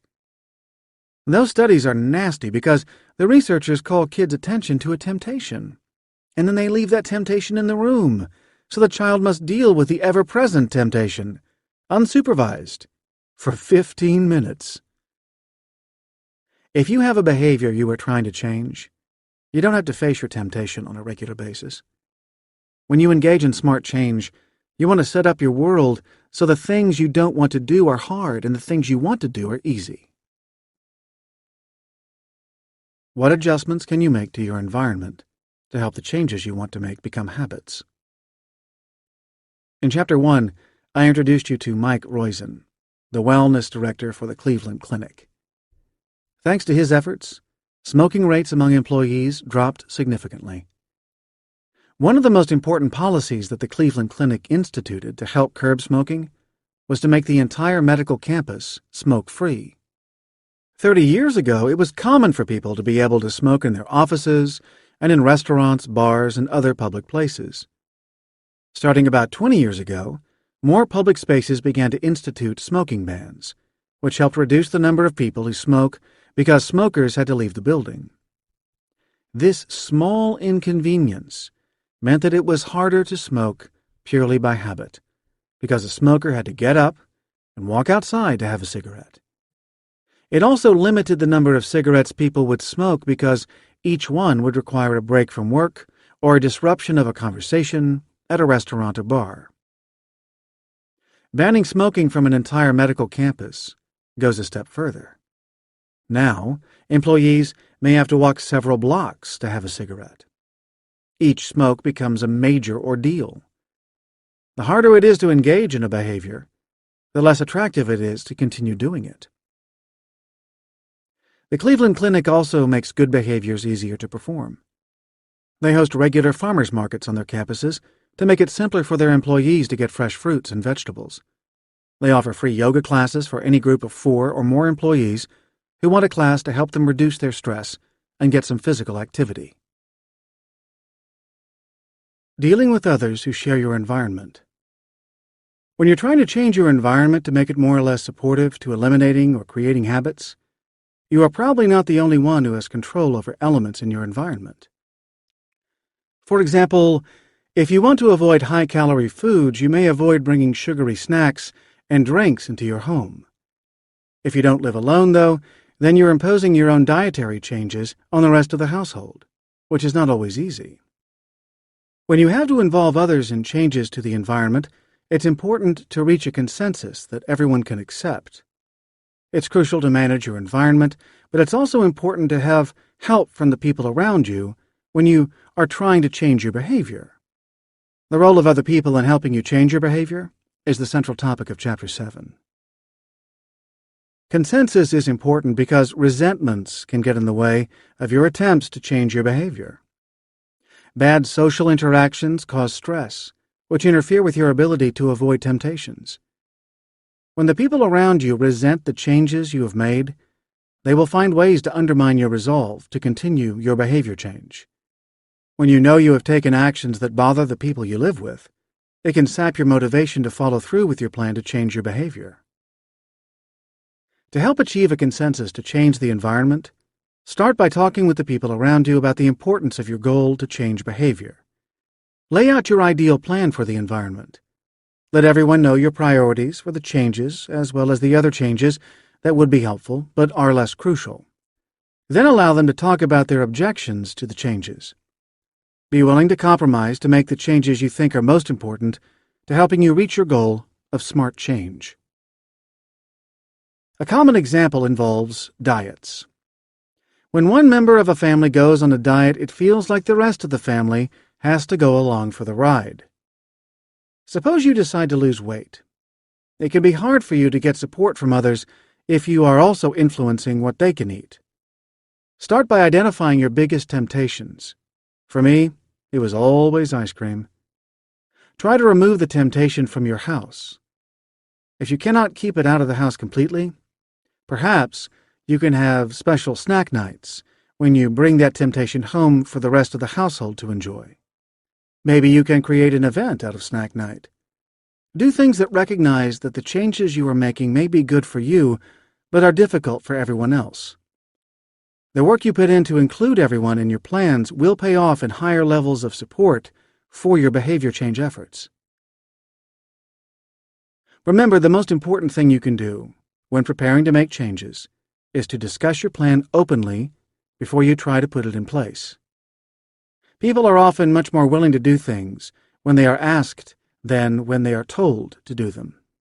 They feel better about changes when they are given the option and agree to them than when the changes are forced on them. Finally, if you're going to impose on people's environment to support your own changes in behavior, present your suggestions for the changes you want to make, and then give everyone a day or two to think about it. Often, people can react negatively to changes when they are first presented, because those changes often involve some kind of loss, such as a loss of freedom or ready access to ice cream. Decades of research studies demonstrate that losses can be felt quite strongly. Giving people the time to adjust to a potential loss can make the next set of conversations more constructive. As you work on your Smart Change Journal, think about the other people you interact with who might have objections to your ideas. What objections might they have? Are there alternative ways of changing your environment that might be better for other people, while still being effective for you? Work through these possibilities before you sit down with others to start negotiating the changes you want to make. Dealing with new environments. So far, I've talked about two roles the environment can play in helping you change your behavior. Use the environment to help the Go system achieve your new goals, and manipulate your environment to minimize the burden of old behaviors on the Stop system. The tools I have discussed so far, though, are focused on locations where you have some control. You can rearrange your own kitchen, but your coworkers might not take it too kindly if you rearrange the break room at work just to help yourself develop new eating habits at the office. To develop strategies to deal with new environments, we need to spend some time exploring the way the body and mind are interconnected, or, in the parlance of cognitive science, embodied cognition. To put this concept in perspective, we have to go a little further back into the history of psychology. In the 1950s, psychology in the United States entered the cognitive revolution. Psychologists, linguists, and computer scientists started to forge a new way of thinking about the mind, based on advances in our understanding of computers. The idea was that we could think of the mind as if it were a computer. It's no surprise that scientists hit on computers as a way of thinking about what the brain is doing. There was a long history of using the most complicated machines at the time to understand the way the brain functions. In the 1800s, when steam engines were the most complex devices invented, there were hydraulic theories of the mind that used principles of heated fluids and containers to try to understand the drives and forces that caused people to act. Because computers were first being developed in the 1940s and 1950s, it made sense to start thinking about how the mind was like a computer. If you think about the computer on your desktop, it probably seems a bit like a brain in a box. You type to your keyboard, which sends messages to your computer, telling it what to do. The computer responds by changing what you see on the display, or perhaps by sending a document to the printer or an email to another computer. That is, it feels as if the computer were taking in messages, working on them, and then sending out other messages to other devices. You might assume that, like the computer, the brain receives signals from the eyes, nose, ears, and skin, and uses that information to calculate what should be done next. From there, messages are sent to the mouth, arms, and legs to take action. As appealing as it is to think of the brain in this way, it is wrong. The brain and body are intimately connected in many ways. In Chapter 2, we saw how needing to smoke a cigarette could affect your beliefs about how much you want money and cigarettes. There are many ways that the current state of your body affects the way you think. You are much less effective at doing hard mental work when you are tired than when you are well rested. It's hard to think clearly when you have an injury. The body and mind are connected in more subtle ways as well. Consider your ability to see the world. The amazing thing about sight is that you open your eyes and immediately you have a rich experience of the world around you. You see objects, colors, and movement. You are able to estimate how far things are from you. All of this experience occurs in a fraction of a second after you look at something.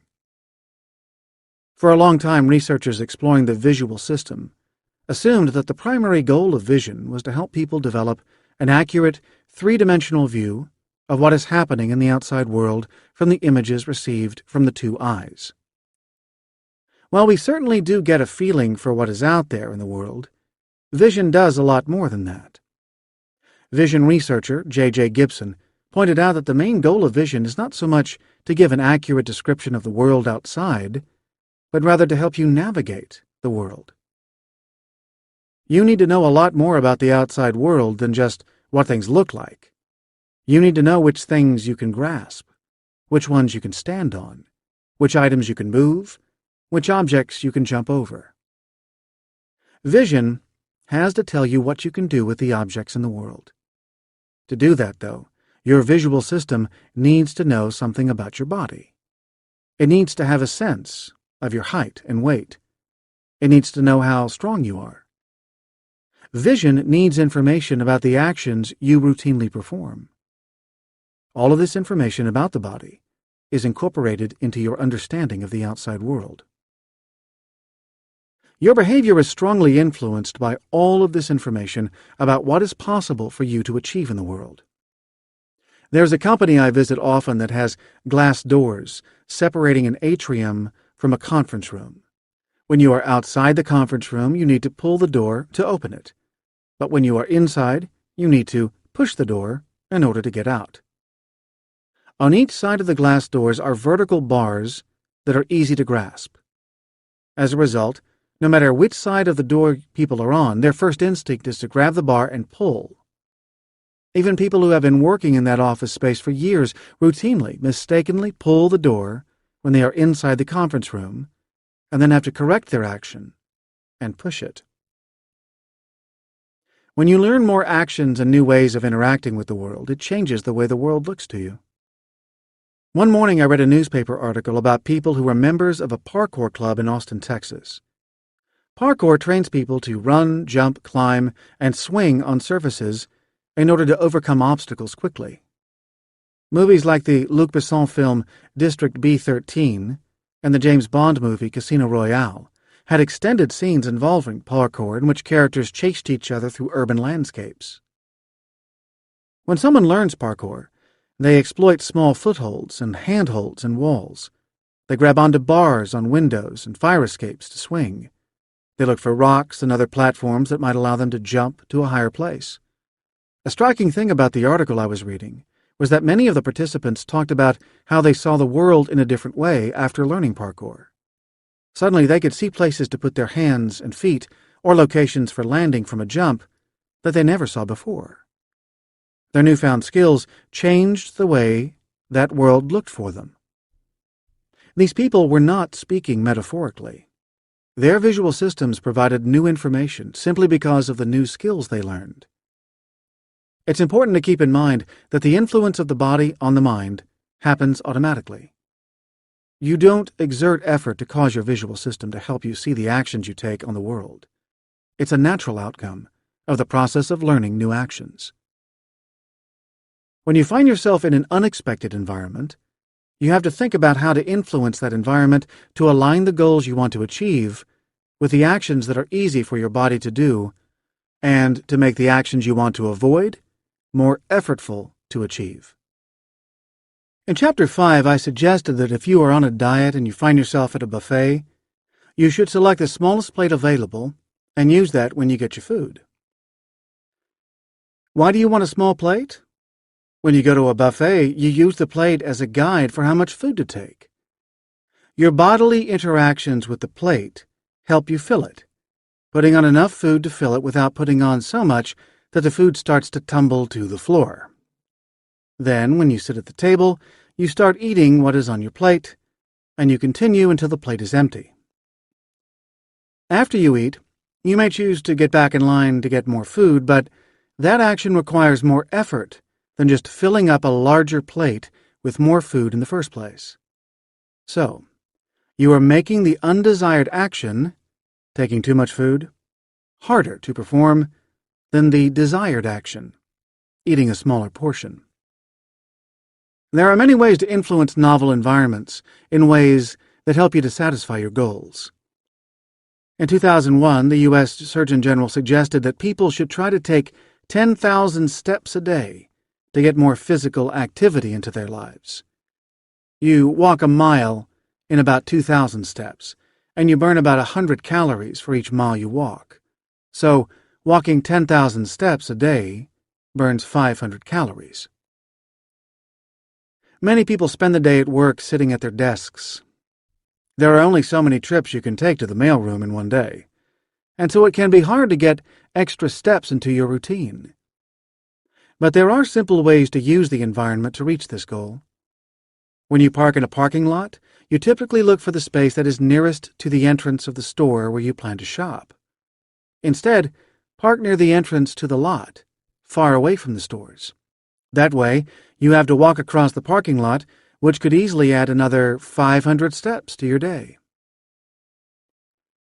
It's hard to plan in advance for new situations. Instead, when you're working to change your behavior and find yourself in a new place, look at the situation. Figure out where the obstacles are that keep you from achieving your goals. Where are the temptations in the new situation? What can you do to make those temptations difficult to fulfill? Can you remove the temptations from your immediate environment? Can you create extra steps you will have to take before you can give in to a temptation? Are there obstacles that make the actions you want to take hard to perform? Are there things you can do to make those easier to do? A few years ago, I stayed at a Westin hotel, and they gave me the option of a hotel room with a treadmill and a set of dumbbells in the room. Although the room was a little more expensive, it made it much easier to work out while traveling. Normally, at the end of a long day of work while on the road, it's hard to get motivated to put on workout clothes and to traipse through a hotel in shorts and a t-shirt in search of the 4 treadmills and a TV set that passes for a fitness center. It was much easier to take advantage of exercise equipment that was already in the room. You want to create the habit of doing a version of smart change parkour. Just as the new devotees to parkour begin to see the world differently based on their newly developed ability to move, you want to see the world differently based on your new habits. Learn to identify the obstacles and temptations in your environment and to start to plan for them. Work with others to manipulate the world so that the desirable behaviors are physically easy to perform and the undesirable behaviors are difficult. The takeaways. The world governs your behavior more strongly than you might realize. Not only does the mind want to spend as little time thinking about what to do, the body wants to spend as little effort as possible doing it. Without thinking, we often choose the course of action that is easiest in a particular environment. Often the easiest action to take is the one that you took last time you were in the same situation. That is the basis of habits. When the environment continues to support your habits, then you keep performing the actions you have taken before. If you want to change your behavior, you need to disrupt the consistent mappings between the world and the undesired behaviors.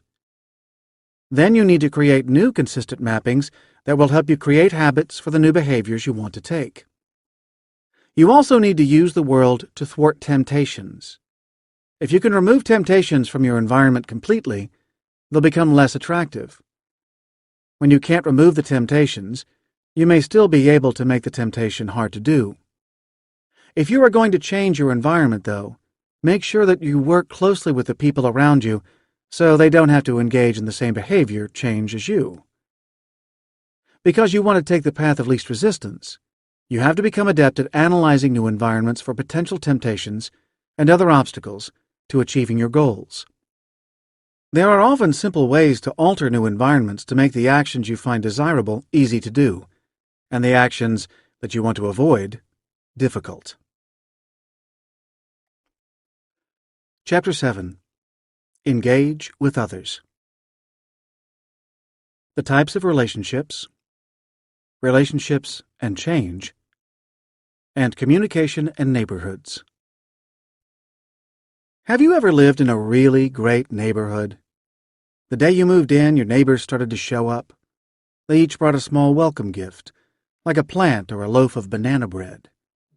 They probably had recommendations for great local restaurants and stores. They even suggested people to help fix the small things that inevitably go wrong when you move into a new house.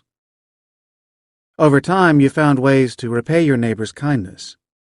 You hosted parties, watered their plants, babysat pets or kids, and carried furniture. Once you get integrated into a good neighborhood, you realize that everyone is looking out for each other. If someone's dog gets loose, then at least one neighbor helps track it down. When a tree limb falls on top of a fence, several people will gather to help lift it off and cut it into pieces. Not everything functions like your neighborhood. You can borrow a cup of sugar from your neighbor if you find yourself stuck in the middle of a recipe on a Thursday evening, but you can't borrow a cup of sugar from the local grocery store. The store managers may talk about how they want to be a good neighbor, but when it comes right down to it, they just aren't going to lend you anything. When you're engaged in changing your behavior, you want to be able to rely on the people around you, and that means you're going to have to be a part of a neighborhood.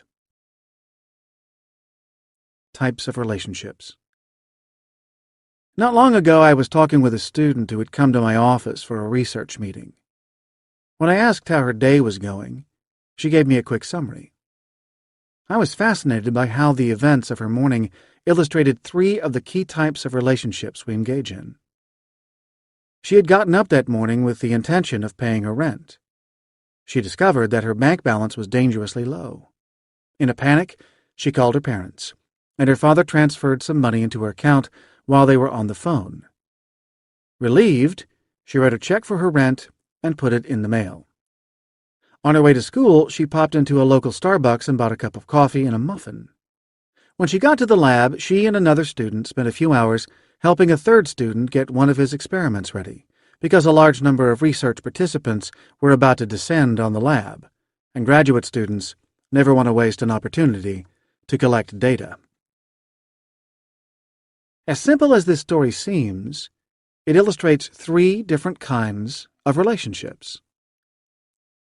The first is the family. Family relationships are built on a base of love and obligation. Families spend a lot of time together. Obviously, a nuclear family may live under one roof, but even the extended family gets together for holidays and to celebrate occasions like birthdays, anniversaries, and other life cycle events. They swap family stories and reminisce about past events. Families also make frequent phone calls.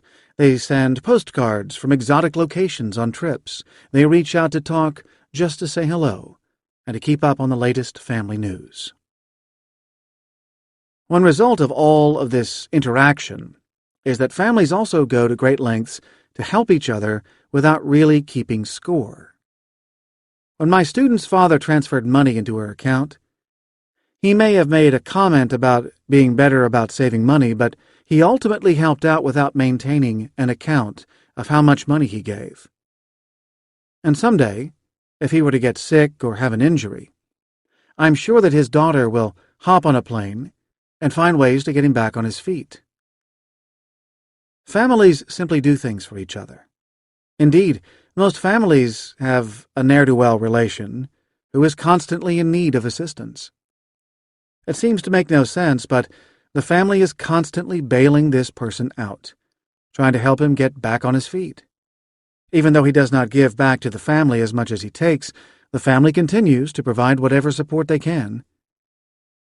At the other extreme, Most people we deal with are strangers.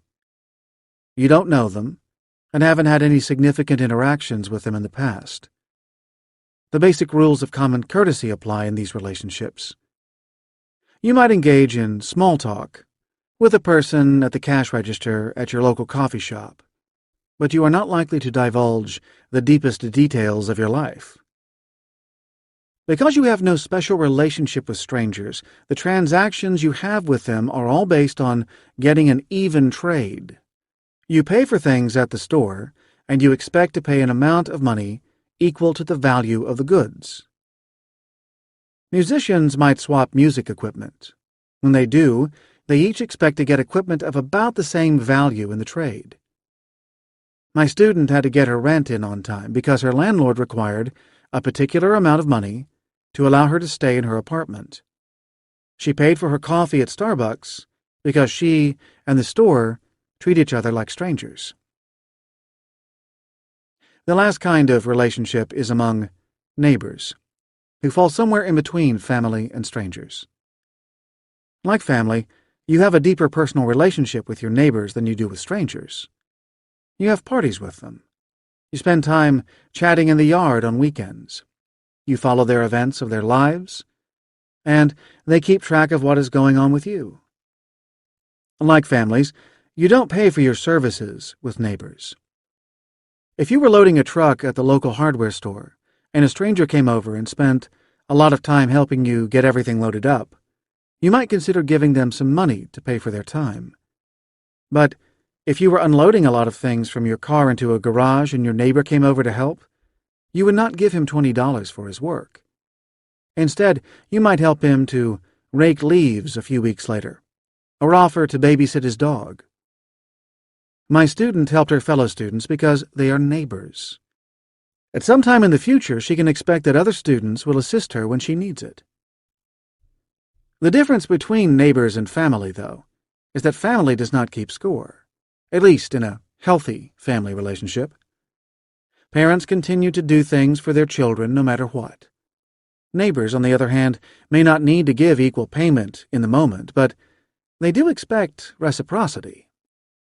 If someone in your neighborhood never chipped in, never hosted any events, never bought Girl Scout cookies, and generally did not return any of the favors given by other neighbors, then that neighbor would no longer be included in activities. The favors would stop. That neighbor would become a stranger. An easy way to think about these relationships is that there are two correlated trade-offs. The first is the amount of social effort that you invest in a relationship. Strangers require no effort at all. Neighbor relationships require much more social effort, and family relationships involve a lot of social investment. The second is the degree of trust in exchanges. Strangers give you very little trust, and so you have to pay for each transaction as it comes along. Neighbors trust that their efforts now will be repaid later, and so they keep track of what they do on a longer and looser schedule. With family, the calculus of exchanges goes out the window altogether. Relationships and behavior change. Your social world has a huge influence on your behavior. When you engage in smart change, you need to find ways to use all of the relationships in your world to help you develop new behaviors. By categorizing your world into family, strangers, and neighbors, you can help yourself involve the people around you in behavior change in the most effective way possible. Let's look at each of the three groups. Family. Family members pose an interesting problem when it comes to behavior change. At times, family can be a huge asset in your attempts to change your behavior. At other times, family is simply a pain in the asset. Family relationships are characterized by a willingness to do things for each other without keeping track of what's been done, and by a commitment for family members to accept each other as they are. On the positive side, family members can be counted on to step up to provide lots of assistance and resources to support changes in behavior. In extreme cases in which behavior change is needed, like drug addiction, family members are often the only ones willing to stage an intervention that pushes the addict toward rehab programs and counseling. Even in less extreme cases, family are often willing to provide help resisting temptations and supporting your achievements as you work toward a contribution. To make that happen, though, you have to be willing to give your family the permission to help you. This can be easier said than done. In the United States and other Western cultures, there's a strong individualistic streak. Western culture prizes independence and self-sufficiency. Our stories of success are almost all focused on great people doing great things in important situations. Because of the value placed on independence by Western culture, it can be hard to let other people help out with behavior change. It's easy to believe that you are not engaging in true behavior change unless you do it yourself. In the end, your life is not a solo journey. The important thing about smart change is whether you end up effectively making your contribution. Getting help along the way does not lessen your accomplishment. You have to be willing to engage your family and to allow them to help you. If you need time, space, or resources, your family will be most likely to give you what you need without needing much in return. Family is particularly valuable for providing markers of your progress and behavior change. When you're struggling to make a change, it's hard to recognize the small achievements you have made along the way. In the early stages, when you may be struggling to overcome an old habit or to find ways to engage a new goal, you may not notice what you have done so far. At those times, your family can remind you of your accomplishments to date. Your family is also in the best position to nag you when you are falling behind. Because small achievements lead to large contributions, it's important to make regular progress. Most people, strangers or neighbors, are not involved deeply enough in your life to see the incremental progress you've made. On those days when you cannot find the energy to engage your go system on your own, you have to be willing to let your family provide some of that energy for you. You may not enjoy their pushing at the time, but that daily support can make a huge difference as the weeks go by. Despite the potential positive influence that family may have on behavior change, you may not want to engage all of your family members in your smart change efforts. Family members are often willing to say things to each other that they would never say to friends or strangers. The same repeated criticism from a friend may eventually erode that friendship. You are much less likely to sever your ties with a family member than you are with friends. But being related does not mean that you necessarily want those people to play a role in your behavior change. If your family members are a source of stress, they may actually get in the way of your ability to resist temptations. Finally, some of your family members may have a hard time believing you can change. Your family members have spent a lot of time with you. They have a lot of experience with your behaviors, and they may find it difficult to accept that you're committed to making a real change in your life. Just as you will have a hard time changing your behavior if you think it's a fixed trait more than a malleable skill, your family will have difficulty believing you can change if they think the behavior is a core part of who you are. If you're going to bring family into your process of change, you need to be sure that they believe you can change. Family. How can, or should, family members be involved in my behavior change? In your Smart Change Journal, create a page for family. List the family members you see or talk with regularly. For each family member, think honestly about whether you can engage them in your attempts to change your behavior. If you have family members who are not going to be supportive of the work you are doing, then put a line through their name. Even though family can potentially be a great resource, not every member of the family is going to help. For those family members with whom you do want to engage, it's important to bring them into your plans explicitly. At the beginning of any process of change, it can be hard to be honest with others about your plans. Some changes in behavior reflect aspects of your life that you're self-conscious about. To get the support you need from your family, though, it's important to have a specific conversation with them. Let them know your plans. Let them know how they can be helpful and the things they might want to do that you believe will be unhelpful. Most family members want to support you, but they may not know what they can do. An open conversation helps create a positive atmosphere for behavior change. Strangers. The biggest influence of strangers on your behavior comes from goal contagion, or the concept that you tend to adopt the goals of the people around you. When you see other people doing something, it naturally activates that same goal for you. When you're trying to change your behavior, you need to find people who are pursuing the activities you want to engage in, and avoid the people who are engaged in the behaviors you no longer want to perform. Good strangers, bad strangers. In your Smart Change Journal, add a page titled Strangers. Make 2 columns. At the top of one, add the heading Good Strangers, and at the top of the other, add the heading Bad Strangers. Under the Good Strangers column, make a list of the kinds of people who engage in behaviors you want to perform. Where do you find these people? Add places where these people hang out to your list. When you're near the people who engage in the behaviors you want, you will activate that goal. In Austin, Texas, for example, there's a beautiful trail that skirts the edge of Lady Bird Lake, which cuts through the center of town. From dawn to dusk, there is a steady stream of runners, walkers, and bikers who crowd the trail. There is a public boat dock, and the lake is filled with people on kayaks, sculls, and paddleboards.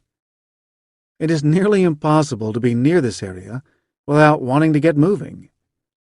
Anyone in the Austin area who wants to start an exercise program should hang out by the lake, particularly on days when they feel like they are too tired to do any exercise. A few minutes of watching the activity is enough to engage the goal to join in. Under the Bad Strangers column, you should make a list of the kinds of people whose goals get in the way of the contribution you want to make. Who are these people? And where do they spend their time? Wherever they are, stay far away. Their motivational energy is poisonous for you, because they will engage your go system toward the goals you are trying to avoid. Now, it may seem obvious that you should strive to be near the people who do the things you want to do, and to avoid the people who engage in the activities you want to stop. But it still requires effort. Your habits, until now, have taken you into environments with people who share your interests. Neighbors. When I talk about neighbors, I refer to the network of people in your life with whom you interact with regularly. Some of these people may be friends. Others can be co-workers. Still others may be people you encounter only in the context of the new behaviors you are developing. And of course, your actual neighbors may be part of this list. There is evidence that the people closest to you exhibit the same behaviors you do. A fascinating analysis by Nicholas Christakis and James Fowler looked at obesity. They found that people who had lots of social connections, who were obese, also tended to be obese. Most of your social connections are your neighbors, so you tend to act in similar ways to them. There are many reasons why your social network can influence behaviors like weight gain and weight loss. Goal contagion is clearly one factor. As previously discussed, it's not unlikely that you will adopt the goals of the people around you just by watching their behavior. Because your neighbors often determine your physical environment, this environment creates an opportunity for shared behaviors. Your neighbors can just as easily create situations that provide temptations as they can support your desired change. Your neighbors provide a lot of social support for your actions because the communities to which you belong establish norms for behavior. These norms tell you what you can do within a group. The rules are enforced by the general approval or disapproval of the neighborhood. When I was a kid in the early 1970s, my father and I went to Indian Guides, a program sponsored by the YMCA. Every month or so, we got together with a group of other kids and their dads to do crafts and activities that were vaguely inspired by Native American traditions. At these meetings, the kids would sit around a table working on some kind of necklace, plaque, or sign that had plastic bear claws, teeth, and feathers on it. The fathers stood around talking, and about half the dads at any given moment were smoking cigarettes. 30 years later, I was a father of a son who was in Cub Scouts. The meetings had a similar structure to those Indian Guides meetings of my youth. The boys would be sitting around a table working on some kind of activity. There were no bear claws, teeth, or feathers, but other than that, it was the same. There were still plenty of parents around, and they still stood around chatting while the kids worked. The big difference is that there was no smoking among the parents. By the year 2000, the social norm had changed completely. It was not appropriate for the parents to smoke around the kids. If someone did want to smoke, he would excuse himself from the group and walk to a place where he could not be seen. This kind of neighborhood norm clearly influences the behavior of the people in the community. The watchful eyes of neighbors can have a significant influence on behavior simply, in part, because people are much less likely to engage in morally wrong behaviors when there is a chance they will be caught. Religious people have the same experience when thinking about God. Some evidence suggests that many religious people, particularly those who believe that God punishes sins, treat others more fairly and are more likely to engage in moral behavior when they are thinking about God than when they are not. Who are the members of your community with whom you engage? How can your neighbors help you avoid temptation?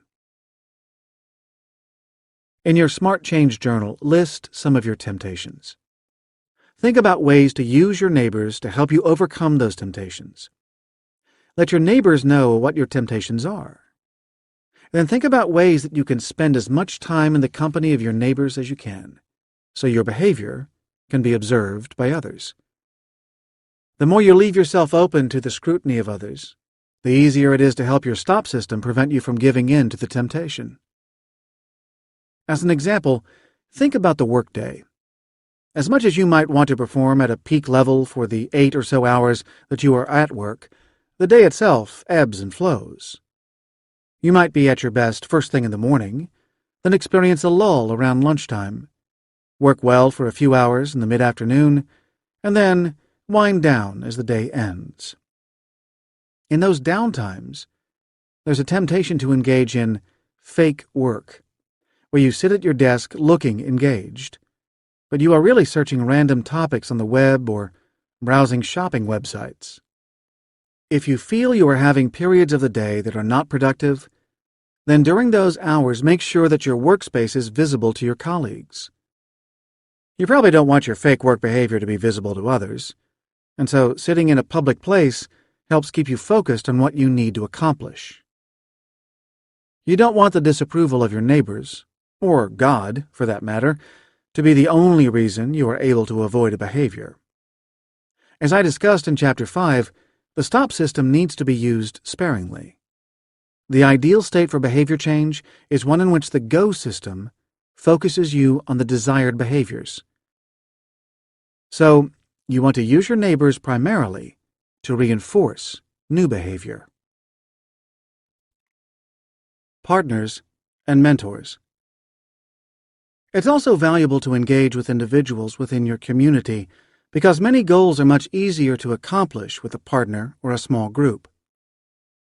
The Cleveland Clinic offers free yoga classes whenever there are at least 4 employees at a location who want the class. Yoga provides some physical exercise and stress relief to employees. It's harder for a member of that small community to skip out on a yoga class than it would be if the class were run at a convenient location but attended mostly by strangers. Alcoholics Anonymous, or AA, also understands the value of individual neighbors in behavior change. AA is designed to help alcoholics quit drinking and stay sober by creating a community of people with the common goal of sobriety. The group engages in many community-building practices, like holding regular meetings, having social events, and encouraging members to take on a sponsor. The sponsor is useful in particular because it's easier for the alcoholic to turn away from a community than to turn away from a specific individual. This one-on-one social relationship has a lot of motivational force. It also creates a specific action for the alcoholic to take when suffering from an extreme temptation. Don't think, just call the sponsor and talk. In Alcoholics Anonymous, the sponsor is a neighbor who has more experience with sobriety and who can serve as a mentor. Who are your potential guides and counselors? How can you engage them? Austin, Texas has a huge bicycling community. Though the streets are only moderately bike-friendly, the weather makes it possible to bike all year long, although in the summer it can be hard to hop on a bike in the middle of the day. On weekend mornings, there are lots of pairs and small groups of people who are out biking. These exercise partners are usually fairly well matched for ability.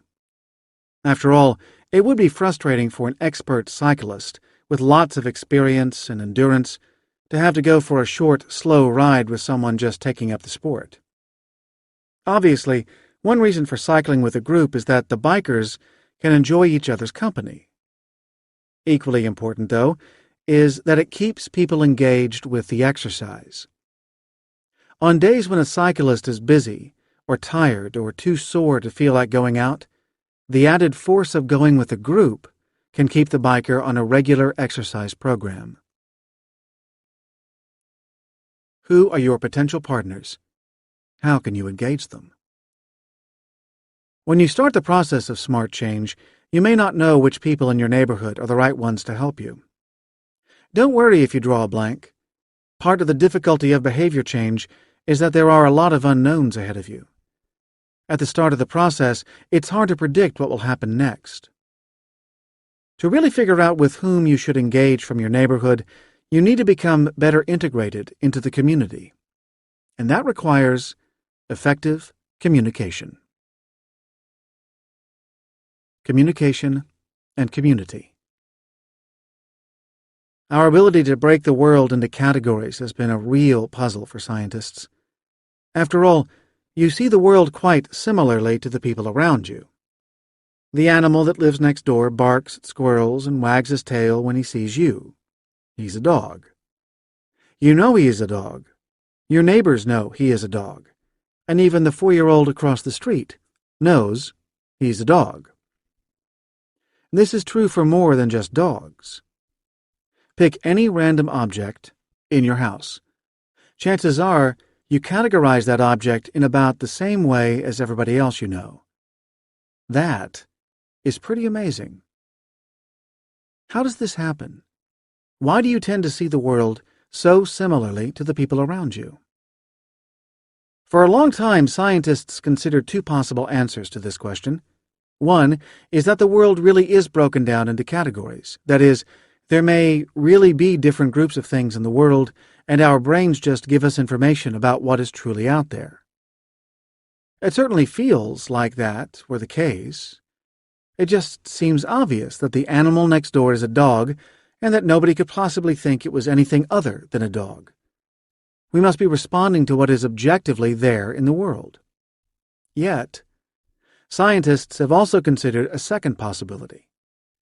Perhaps the world feels as if it were broken up into categories because there is something special about the brain that creates a feeling of order from the chaos around us.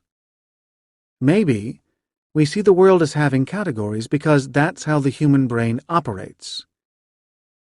You might share your categories with the people around you because everyone's brains are set up in a similar way. That possibility seems more plausible when you start looking at other objects in your world. Sit in your kitchen for a while. Look in the cabinet where you keep your plates. Inside that cabinet, There are big plates and small ones. Some of them are saucers that you use for coffee and teacups. You also have some bowls. You might even have a serving tray or two. If you were to put all of these items out on the countertop, they would look rather similar. It can be difficult to figure out exactly where the dividing line is between a large plate and a small serving tray, or between a plate with high sides and a shallow bowl. The world itself has a lot of similarity in it, yet you probably agree quite a bit with the people around you about which items are plates and which ones are trays or bowls. It turns out that both ways of thinking about categories are right to some degree, but both are missing an important piece of the puzzle. There are some categories that do exist in the world. Lions are quite different from other animals, and it is hard to confuse them with anything else. And our brains do seem to have some mechanisms that influence the categories we form. The shape of objects is often more important to the way we form categories than the color or size of the objects.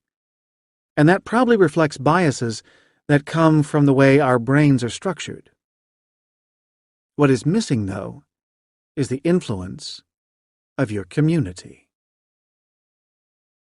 From the time you are a young child, the categories you recognize are being shaped by the people around you.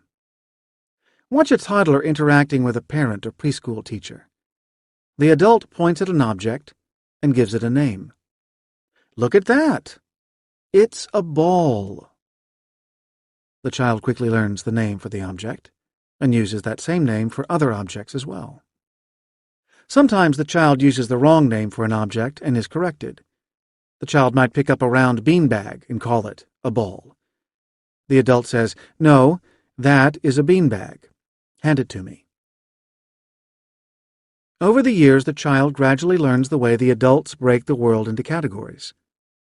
The process continues throughout life as the child learns new and more specific categories to help him solve more sophisticated problems. We also learn a lot of new categories when we spend time in new environments. Over the years, I have had the chance to work with many companies, helping them integrate sites for cognitive science into their businesses. Each one has lots of vocabulary to describe concepts that are important to its corporate culture. Nobody teaches us those words explicitly. We never get a cheat sheet for corporate vocabulary. Instead, we pick up on the concepts through conversations with other people. Without realizing it, we gradually come to think in a similar manner as our neighbors. Suppose that you and a neighbor get into a discussion about politics. You support different political parties and have very different views about the role of government in the lives of individuals. If you have an extended discussion about a set of issues, you might leave that conversation feeling like you disagree even more than you did when you started. Your views on these contentious political issues may feel even more entrenched. But the process of having a conversation with this person has changed you both. To understand what your neighbor was saying and to respond to that neighbor's arguments, you have to agree on the words you used to talk. The conversation itself helped refine your categories. You and your neighbor leave that conversation thinking more similarly than you did at the start of the conversation, even if you continue to disagree. The mutual influence that neighbors can have on the way they think happens only when they communicate with each other. It's the act of having a conversation that creates the change. To discuss something with another person, you have to agree on the meanings of words you use. You resolve your disagreements during the conversation. That's why it can be so dangerous to disengage from your community. You can end up viewing the world in a radically different way from the people around you. In February 2010, a man named Joseph Stack climbed into his small plane at the regional airport in Georgetown, Texas. He flew several miles south to Austin and crashed his plane into a glass and steel office building near a shopping center. He killed himself and one man who was in the building while injuring several others. It turns out that this crash was no accident. The office building housed a local Internal Revenue Service, IRS, office. Stack had become increasingly angry at the federal government, and on the morning of the crash, he posted a long, rambling note about the things that made him angry with the government and the need to pay taxes. In addition to his career, Stack was also a musician. He played in local bands and at jam sessions where musicians would gather to play together. The musicians he played with were stunned when they heard the news that he had crashed his plane into an IRS building. In all the years that he played with them, he never mentioned his views on the government or the IRS, or the anger and distress he was feeling. Instead, Stack spent his time on websites talking with other people who shared his views. The irony of the Internet is that it allows people who hold extreme opinions to find other like-minded individuals who may live in different places. As a result, communities can develop in the Internet among people who are geographically separated, but who hold common views. People need never have a conversation with someone who will disagree with them, and so they will never be forced into a position where they might have to modify their concepts based on the moderating influence of people with less extreme views. Unfortunately for Stack, he reached the point at which he took violent action on the basis of his increasingly radical views. This exploration of the way that communicating with others affects the way you think suggests that communication can play a powerful role in smart change. Eventually, you want to reach a stage at which the desired behavior is the one that you carry out by habit. Communication can help with that in several ways. Communicating and optimizing your goals. As you engage with new neighbors as a part of behavior change, you'll be introduced to new ways to talk about your goals. These discussions will help you synchronize your goals with other people who have succeeded at changing their behavior. In this way, you learn more effective process goals that allow you to live your life in ways that promote the behaviors you want to continue. People who attend meetings of Alcoholics Anonymous can feel as though they have stepped into a parallel world. The language used by members of the support program is filled with new words and phrases. Many of the words embody goals that the program uses to help people get beyond their addiction to alcohol. Members frequently talk about sharing, which encourages new members to open up about their experiences and to be explicit about their drinking behaviors. They are also asked to create an inventory of their behaviors. This language helps new members become mindful of the many habits that have led them to get drunk in the past. Even the bumper sticker phrase, "one day at a time," has a goal buried in it. In Chapter 5, I talked about the role of psychological distance. When you are distant from a situation, you treat it abstractly. But when you are close up, you think about it specifically. The phrase, "one day at a time," reinforces the idea that a contribution is the combination of lots of achievements. Each day that an alcoholic does not drink is another day on the road toward long-term sobriety. Also, by focusing on the present day, this phrase makes people think specifically about what they are going to do that day to be sober. Additionally, this phrase can help people maximize the effectiveness of their stop system. When the goal to drink becomes active, this phrase suggests that the alcoholic need only get through the day. They do not need to worry about what will happen tomorrow. By focusing on a narrow time frame, the task of avoiding alcohol may not seem so overwhelming. Communication also helps you learn more about how to engage your neighborhood. When you first start on the path to behavior change, you may not really know all of the factors that will make the difference between success and failure. If you look over your Smart Change journal, you may not be satisfied with your ability to create implementation intentions. Those specific plans that determine what you are going to do and when you are going to do it. As you engage with your neighborhood, you clearly learn more about the goals you need to satisfy to begin to make your contribution. At the same time, You also learn more about your neighbors. You learn about which people are achieving success and which people are struggling with the same aspects of behavior change that you are. As you get to know your neighbors by talking with them, you can do a better job of selecting potential mentors and potential partners. As I mentioned before, Alcoholics Anonymous encourages members to find sponsors, that is, neighbors with more experience, in sobriety who can provide help and support. No matter what contribution you are trying to make, it takes some time to recognize those people in your neighborhood who have the skill to be the kind of mentor you want.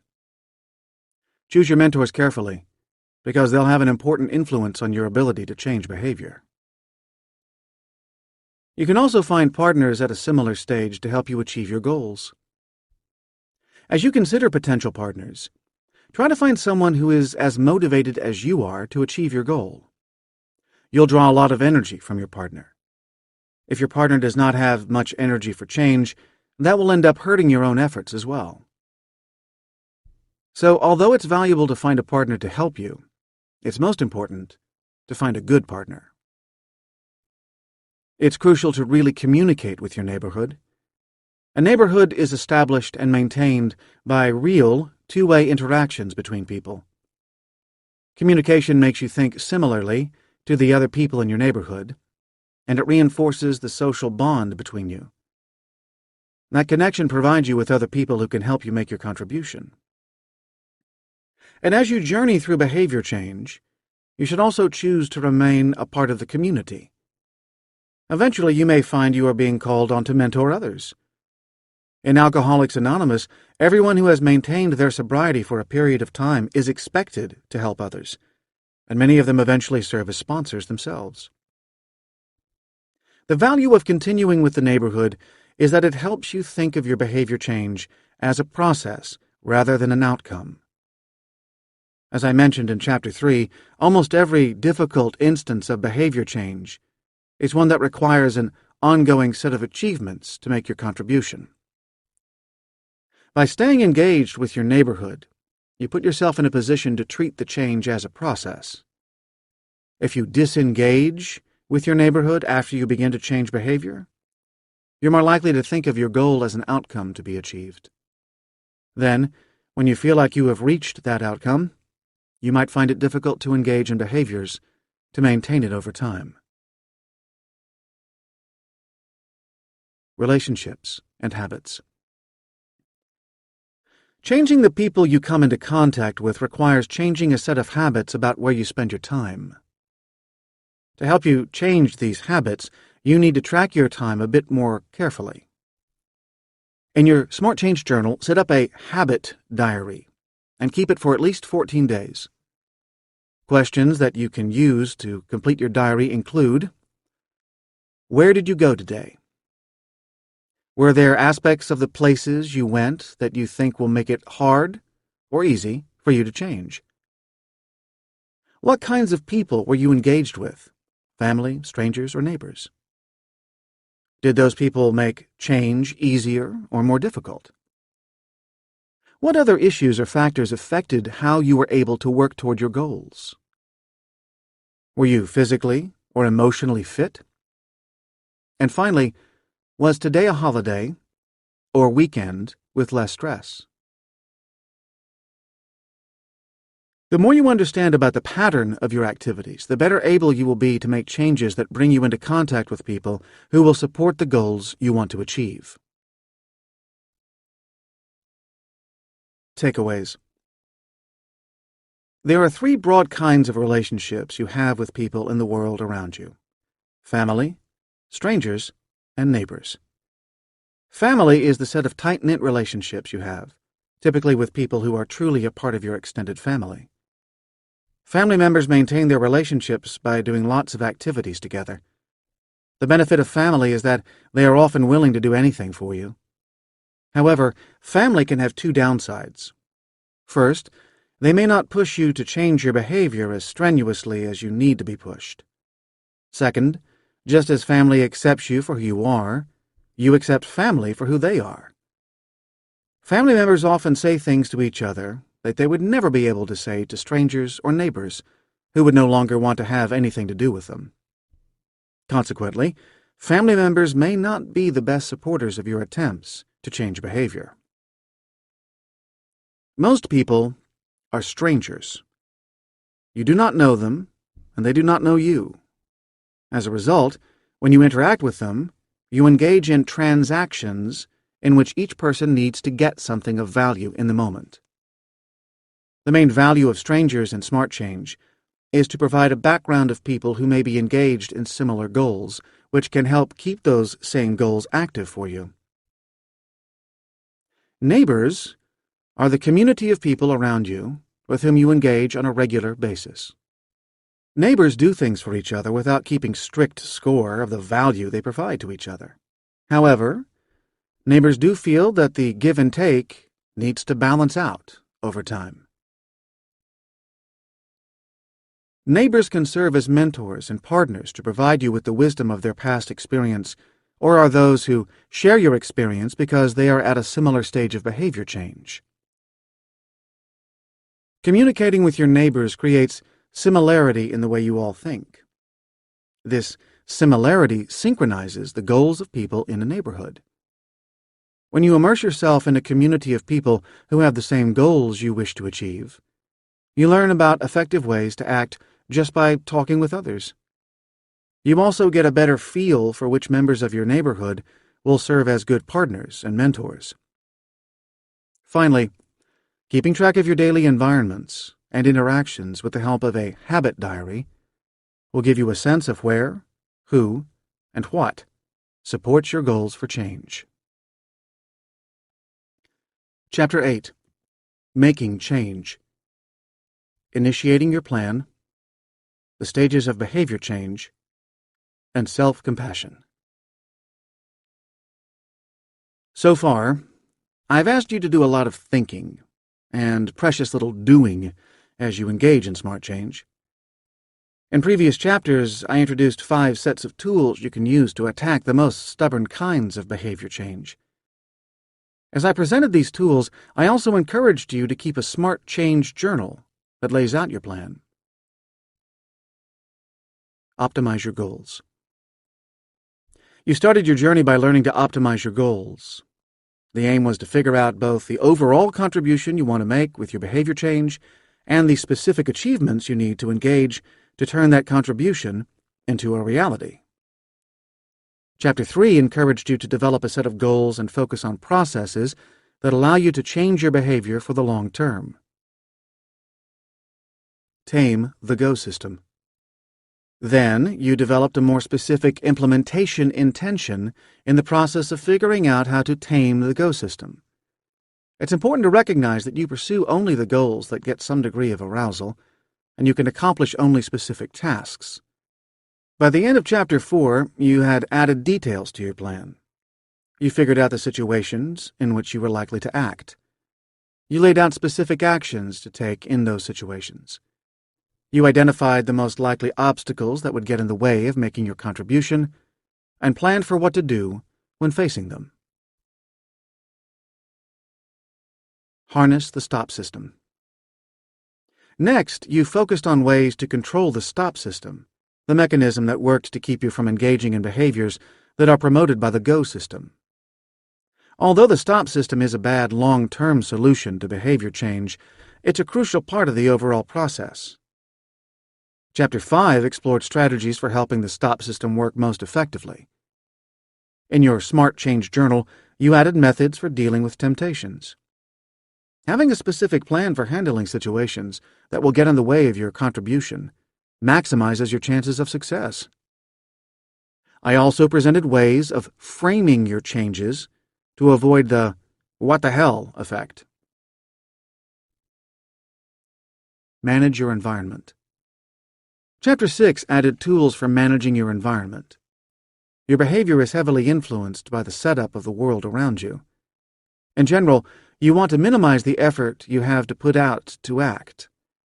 So the actions that are easiest to take are the ones that are most likely to be taken. In your Smart Change journal, you examined ways to change the environment around you to make the things you want to do easy and the things you want to avoid difficult. engage with people. Finally, Chapter 7 introduced you to ways to use your social environment to change your behavior. You can divide the people in the world up into family, strangers, and neighbors. Each has a role to play in behavior change. Family can provide high levels of support when you need it most. Strangers can influence the goals you adopt through their actions. Most important, by communicating with your neighbors, you can learn new goals and find mentors and partners to assist you. Then, you used your Smart Change Journal to begin to identify people who can help you with the changes you want to make in your behavior, recognizing that finding good mentors and partners takes time.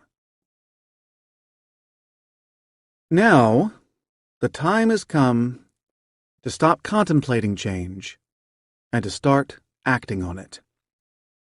That requires a shift from a thinking mindset to a doing mindset. Studies suggest that these two motivational modes are quite different. When you're in the thinking mindset, you disengage from the world and focus on contemplating what to do next. When you're in the doing mindset, you are primed for action. In the doing mode, you prepare to engage the world and get things accomplished. Shifting from the thinking mindset to the doing mindset requires immersing yourself into your world. In Chapter 5, I explored the influence of distance on behavior. When you see yourself as mentally far away from a situation, then you adopt a thinking mindset. When you view yourself as mentally close to that situation, you shift to a doing mindset. To get yourself primed for action, you need to bring yourself closer to your environment. Implement your plan. It's time to start engaging your plan. For many, starting to execute a plan won't be that hard. After all this thinking and planning, it'll be a relief to actually start doing something. In fact, it may have been hard for you to keep yourself from getting started because you enjoy doing things more than planning them. But your ultimate success depends on your plan. And so, it was good to spend the time working out your path toward the contribution you want to make. Dealing with procrastination. Some of you are prone to procrastinate. For you, there is nothing that you can do today that isn't better done tomorrow. If you are a procrastinator, then you need a little extra help pushing yourself into a doing mindset.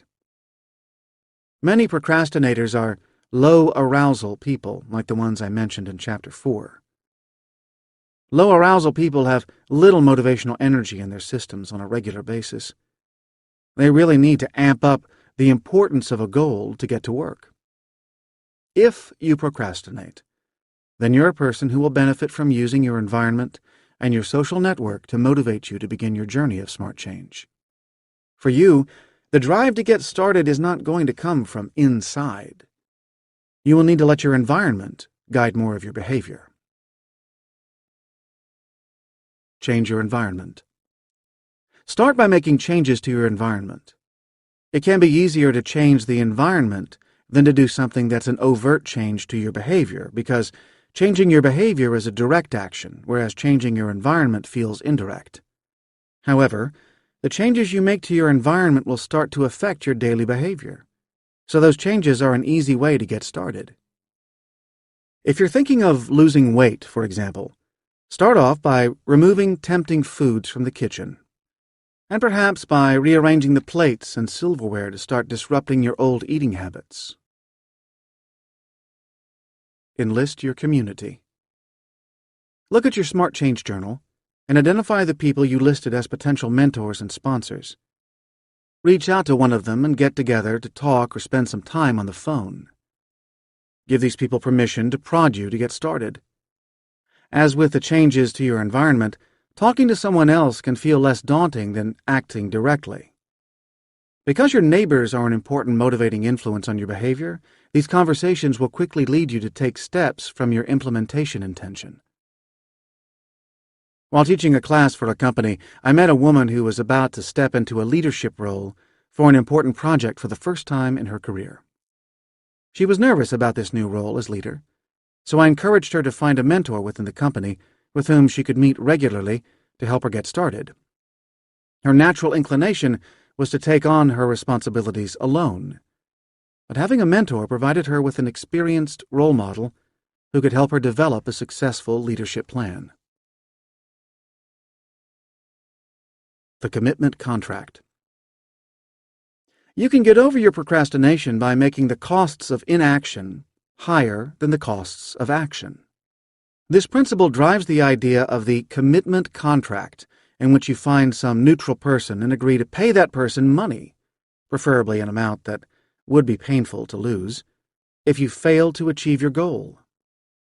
You might even want to instruct this other person to give the money to a charity that you would not otherwise support if you fail. The goal itself needs to be something that is measurable, so that all parties to the contract can agree about whether you succeeded. This idea is incorporated into the website Stick K. That's the word stick with the letter K, and you can find them online at stickk.com, which was created by Yale University economists and law professors. The website provides the format for the contract and helps you to get it set up. As an example, suppose you decided you wanted to start exercising regularly. You want to commit to doing 3 hours of exercise 3 times a week. With a commitment contract, you would find a neighbor willing to keep track of your progress. You would set up a contract saying that you'll pay that neighbor some money. Perhaps you have saved up $750 to buy some new stereo speakers. So you put that money in the contract. Each week, if you have gone to the gym or walked for at least an hour on 3 different days, you get to keep your money. Otherwise, you pay it to your neighbor. You might agree to a few exceptions, like being allowed to take days off from exercise if you are sick, but basically, you want to make the contract as rigid as possible, so you can't keep negotiating new exceptions later. However, I don't think that commitment contracts alone are a good strategy for changing your behavior. Without a real plan for smart change, you're not likely to succeed. The contract will create arousal, but without specific goals that will channel that arousal into action. It will only create stress without moving you toward your goal. You will fail, and you will feel bad about that failure in ways that might prevent you from engaging in a contract again in the future. Once you have a plan, like the one you laid out in your Smart Change journal, though, a commitment contract can be helpful. If you have trouble just getting started, then the commitment contract makes the price of doing nothing much higher than the cost of getting started. It can be a powerful tool to help you overcome your general tendency to put things off until later. Track your progress. From the beginning of this journey, you need to start tracking your progress. Your Smart Change journal can help. From this point forward, your Smart Change journal becomes a record of your successes and failures. Turn to a new page in your journal and put today's date at the top. At the end of each day, take a couple of minutes to write down how your efforts to change are going. What were your big successes? Did you face any temptations? How did that go? And what do you think you could have done better? Keeping this journal will help you see which elements of your implementation intention are going well and which ones are not working out as expected. The journal continues the process of helping you become mindful of your behavior as you start to change it. As you really start to engage in behavior change, though, you also need to think about the way that your pursuit of a contribution will change over time. There is an early, middle, and late stage of Smart Change. Stages of change. I liked my college years so much, I never left. For more than 25 years, I have lived my life according to the ebb and flow of the semesters. When the students return to school in August, faculty and staff vaguely resent their presence, because the entire campus is suddenly swarming with people after a blissful summer with no crowds. After we all adjust to the increase in traffic, though, there's a lot of excitement around. The students are buzzing with energy as they prepare for a new semester. They're all looking forward to what they'll be able to accomplish. They dive into their first few assignments in each class.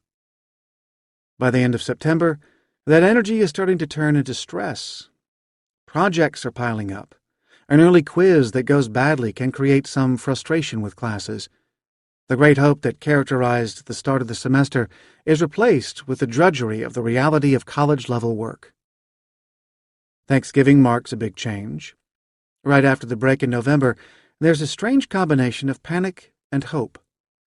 On the one hand, lots of classes have big projects and comprehensive exams at the end of the semester, so students' schedules are jam-packed with work. On the other hand, the students also know that in a few short weeks, the semester will end, and they will have some time to relax and catch up on their sleep before the process starts again for the spring semester. The stages of excitement. This pattern holds for behavior change as well. The early stage of behavior change involves a lot of energy and excitement.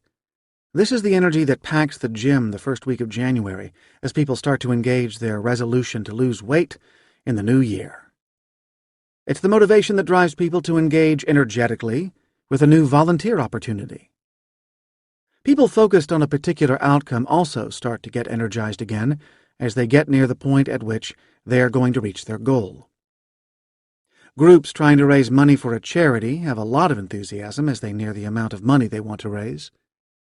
A runner training for her first 10K race will redouble her efforts as she gets close to being able to run for 6 miles for the first time. This milestone provides added incentive to keep training. The stage of stuck. In between the excitement at the start and the end is the middle, which is probably the most difficult period for behavior change. There are several factors that contribute to making the middle less enjoyable than the start and the end. It's harder to gauge your progress in the middle. Early on, there are lots of achievements. Each visit to the gym allows you to do more than you were able to do before. Every week you play a new musical instrument, there is some obvious new achievement that goes beyond what you could do just a few weeks before.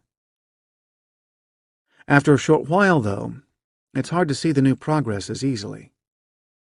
Psychologists have identified a typical learning curve to describe what happens when people are acquiring a new skill. Think about playing a musical instrument. If you don't know how to play the instrument at all, then the first week that you play, you feel a tremendous sense of accomplishment. Suddenly you go from no ability to play anything to being able to play something, perhaps a simple song. That next week you learn the same amount that you did the first week, which makes you feel twice as good about your accomplishments. Eventually, though, even if you keep learning the same amount each week, it gets harder and harder to notice the weekly improvements. And the reality is probably worse than that. As you get more proficient at a skill, you probably have to work even harder to learn something new, because each additional skill is harder to perfect. Soon after you start with behavior change, then, your rate of improvement ceases to be rewarding. At that point, many people give up. That's one big reason the gym empties out by the first week of February. What can you do to avoid being stuck in the middle? Pay attention to the way you monitor what you are doing. When you start out in pursuit of any goal, you generally pay attention to the progress you have made so far.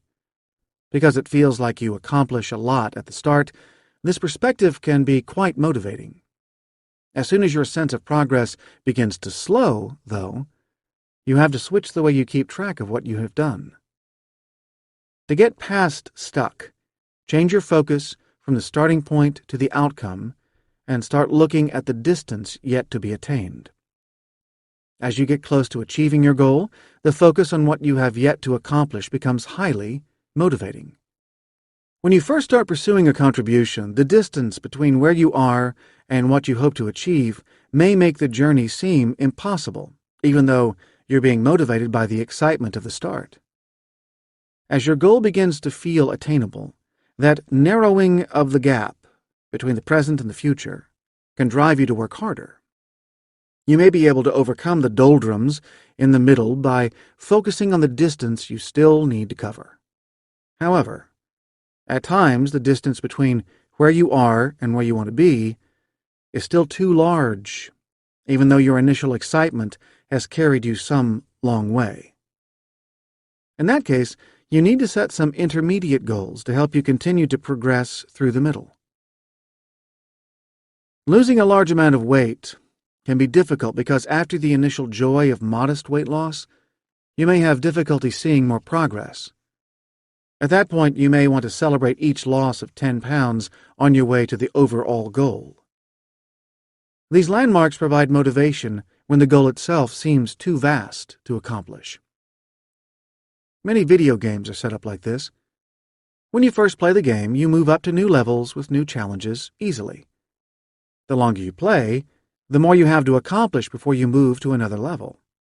However, the games always have levels so that there are always some new target to shoot for.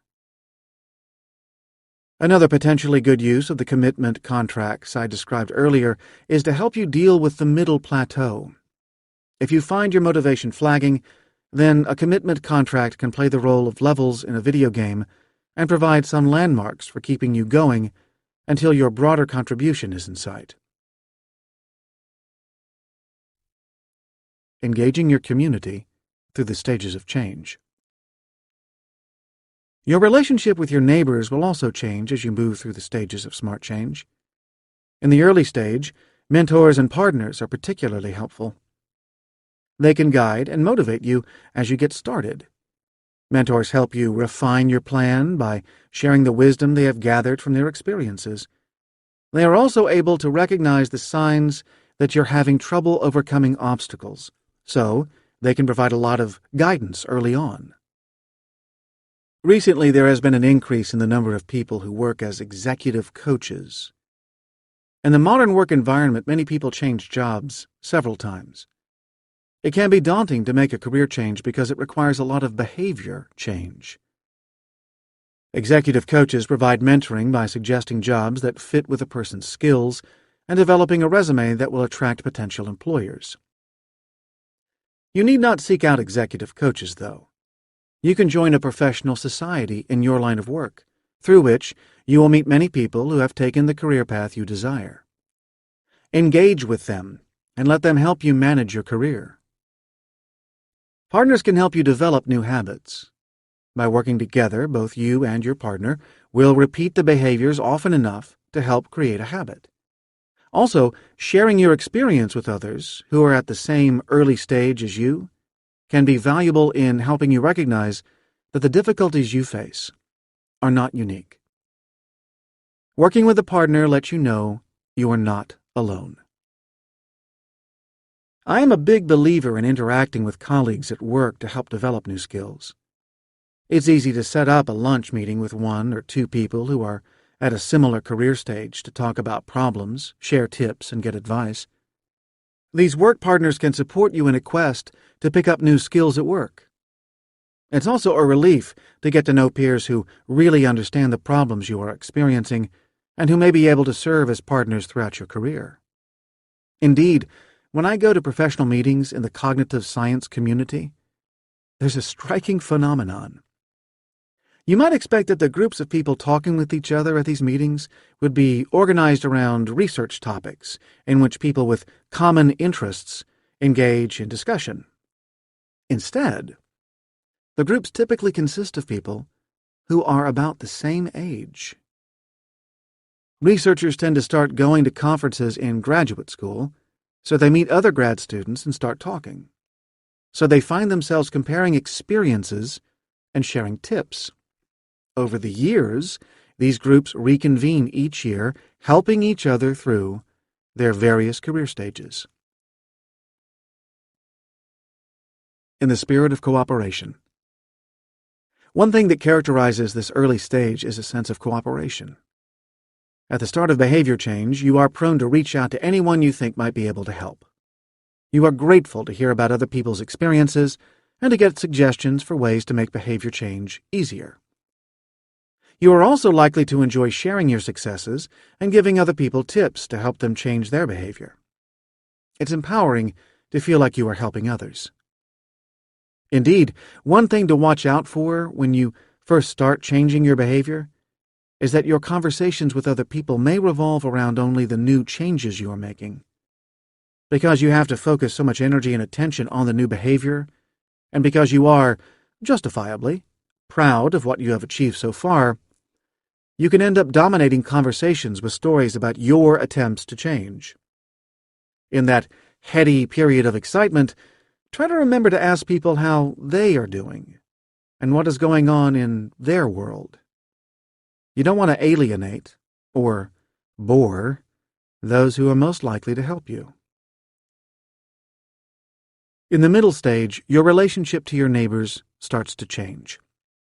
As you begin to feel like you're getting the hang of changing your behavior, you may find people at the early stages of change to be annoying.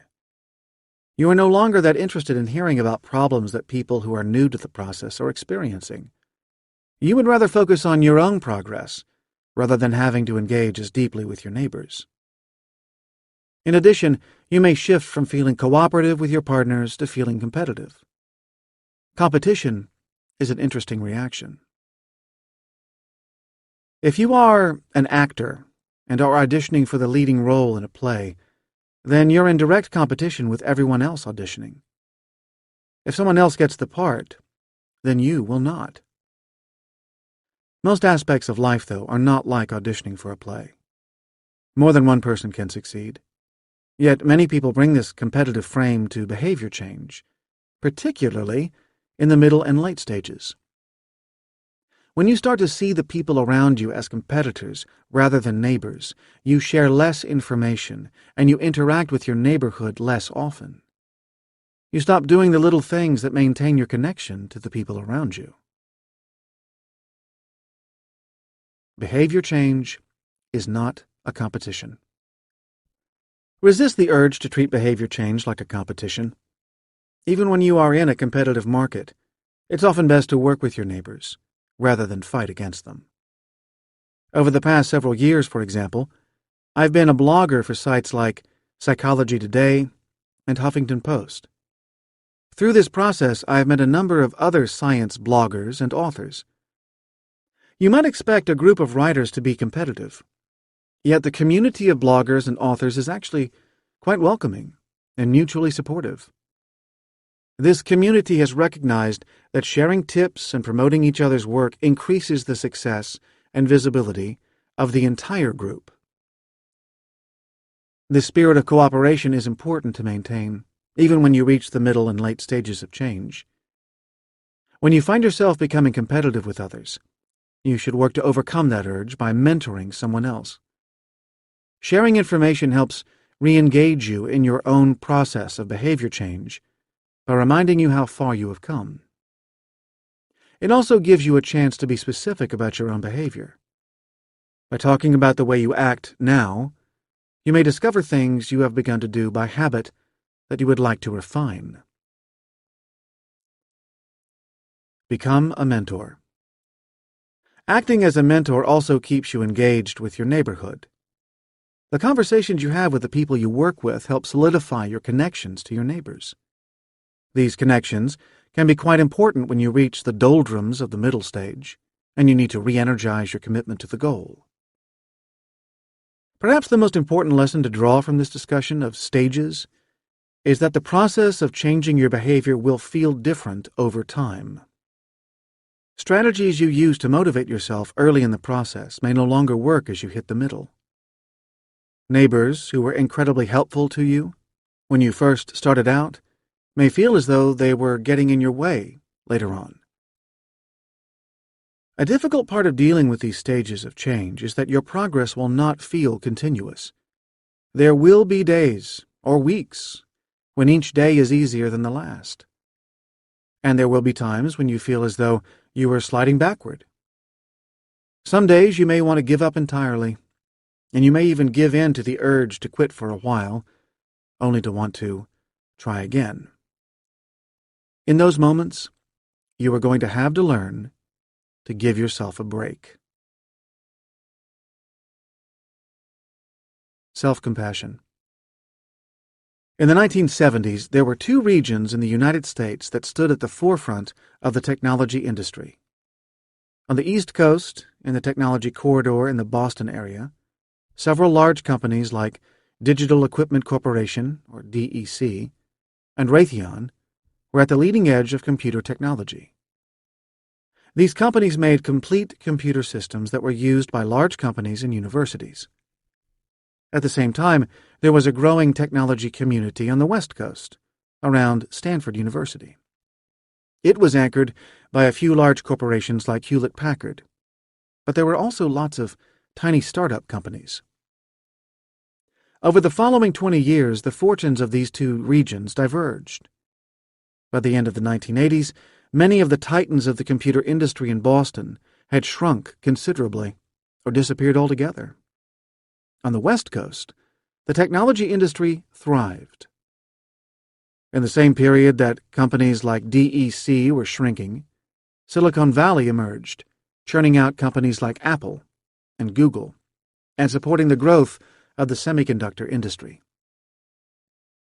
Many entrepreneurs found the environment in Silicon Valley to be a hospitable place to start a business. There were lots of talented technologists and experienced business professionals and bankers to support any group with a good idea and the interest in developing it into a company. Stanford University opened its doors to companies, and many students got involved in the business activities in the region. Economic history is complicated, and there are lots of reasons Silicon Valley emerged as the technology winner in the 1980s and 1990s, while Boston lagged behind. Because of the importance of Boston and Silicon Valley in the high-tech industries in the United States, a number of sociologists and historians have examined these regions. The idea is that if we understand the factors that led to the success in Silicon Valley, then we could duplicate that success in other places around the world that aim to become powerhouses in the technology industry. Tolerance for failure. It turns out that one of the big differences between these regions was psychological. There was a much greater tolerance for failure on the West Coast than on the East Coast. The large East Coast companies were averse to failure. An executive who spearheaded a project that didn't work out well was unlikely to get promoted.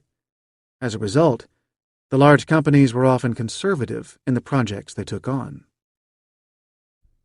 Because of their fear of failure, these large companies were also insular. They did not generally want to share information with other companies. By keeping their new ventures secret, the companies felt they were maximizing their competitive advantage. In addition, if few people outside a company knew the details about a new project and that project never made it to market, the rest of the technology world would be unaware of the failure. However, by playing their cards close to the vest, the East Coast companies also failed to create a neighborhood. There was little movement of people or ideas from one company to another. This posed a problem because the technology world was rapidly evolving. In the 1970s, most computers were large. A company or university would purchase a room-sized computer system and then have various employees access that system through terminals at their desk. For the 1990s, though, everyone had their own computer at their desk, and networking these smaller machines was a critical part of a company's information technology structure. Without a neighborhood, the larger companies found it difficult to change their behavior. Long after the business community had started to switch to smaller desktop computers, the big East Coast companies were still focused on providing large-scale computing solutions. They were slow to embrace the changes sweeping through the industry. A markedly different attitude held in Silicon Valley. Small companies would form around new ideas. Many of these companies would not make entire computer systems, but rather would focus on specific components like hard drives, specialized computer chips, or networking machinery. Some of these ideas turned out to be great successes, whereas others were equally spectacular failures. But, unlike on the East Coast, these failures were not harmful to people's careers. Someone who ran a startup that failed would soon end up at the head of another venture. On the West Coast, people wore their failures as a badge of pride, rather than as a black mark. Their willingness to fail was one factor that supported a more open environment. Companies still wanted to succeed, and there was still competition among companies, but it was more common for companies to share information. Companies sometimes even formed what are called co-opetition relationships, in which they worked for a short period of time with a competitor to make sure a project succeeded. This flow of discussion, ideas, and money created a neighborhood that helped different companies see the emerging trends in the field and to capitalize on them. Because Silicon Valley companies were allowed to fail without ruining the careers of the people involved, entrepreneurs in this region were willing to take risks and try new ideas. They learned the key distinction between failure and negligence. A group that works together at peak capacity and tries to turn an idea into a successful reality may fail, but they did everything they could to make it succeed. In a deep sense, that is not a failure, but a learning experience. The only true failure is not to put in a good effort and not to do everything possible to make a project succeed. Learning how to fail. One reason the tolerance for failure is so striking is that we do not teach people how to fail in our education system. From the earliest grades, our schools are focused on success. The purpose of exams is to get questions correct. The people who are rewarded in school are the ones who get the best grades, not the ones who take the biggest risks, or the ones who learn from their mistakes. Eventually, though, everyone fails. It's just not possible to do anything new and interesting without failing at least some of the time. It's the ability to learn from a failure and to do better that is the key to success in any venture, including smart change. The scientist and poet Pete Hine wrote short verses that he called Grooks. One of his most famous Grooks was called The Road to Wisdom, and it reads, "Well, it's plain and simple to express, and again, but less and less and less." As this verse suggests, the key to wisdom is not succeeding, but learning from your mistakes in ways that allow the mistakes you make in the future less damaging than the ones you made in the past. You need to take the proper orientation toward failure. You have to learn the art of self-compassion, treating yourself with warmth and understanding. You can set high expectations, but you shouldn't punish yourself when you fail. This concept might sound similar to the related idea of self-esteem. Self-esteem refers to the ability to think positively about yourself. It's important for people to think that they are valuable and to believe that they have the capacity to contribute to the world. Self-esteem helps give people the confidence to present themselves in public settings and to make sure that they are treated fairly. But self-compassion goes beyond self-esteem because it's focused on your response to failure. It relates to your beliefs about what failure tells you about yourself. Back in Chapter 5, I talked about the work of Carol Dweck and her colleagues, whose research explored the difference between two kinds of mindsets. The entity mindset assumes that a particular characteristic is an unchangeable part of who you are. The incremental mindset assumes that some aspect of yourself can be changed with enough effort. Self-compassion involves taking an incremental mindset about the source of your failure. If you have a high degree of self-compassion, you look at your failures and believe they reflect a combination of the actions you took, the situation that occurred, and other factors that may have been out of your control. The key, though, is that you recognize that you can change your own behavior in the future and lower the probability of failing again. If you don't have self-compassion, then you're taking an entity mindset about failure. When you fail, you assume that failure is telling you something fundamental about yourself. The failure points out your limits. If you come to believe that failures are things that you cannot overcome, then your response to failure is to give up. Without self-compassion, you start to accept that there are some changes you cannot make.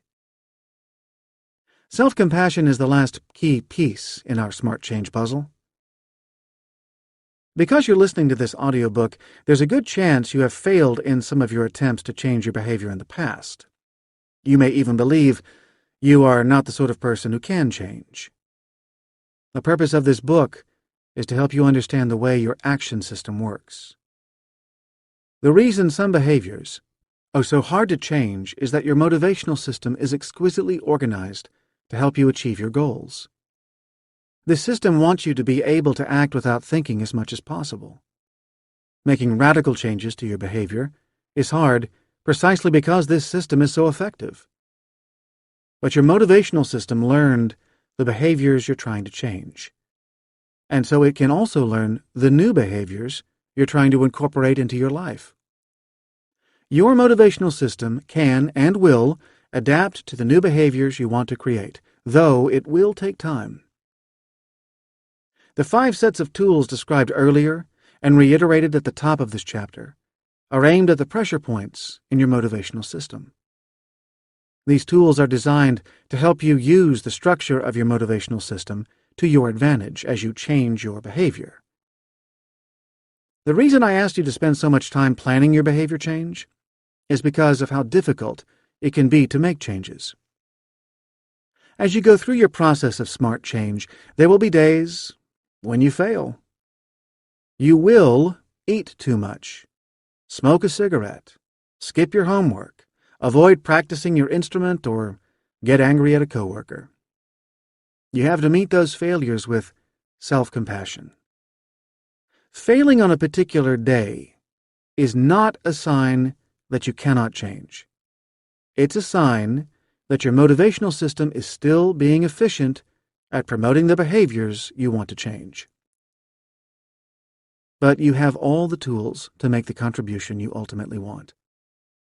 A few small failures may indicate that you need some more time to let the process of change reprogram your go system. In that case, be patient and let your plan unfold. If you fail systematically, though, then you want to go back through your Smart Change Journal and start to diagnose the problem. What are the situations that are causing you to fail? Where are you when that happens? And with whom are you spending time with? As you begin to understand where these failures occur, think about the tools you can use to help you get beyond those failures. Do you need to reorient your goals to create a different set of achievements? Are there steps missing in your implementation intention that require you to revise your plan? Are there situations in which you are trying to rely too heavily on willpower to get yourself beyond temptations?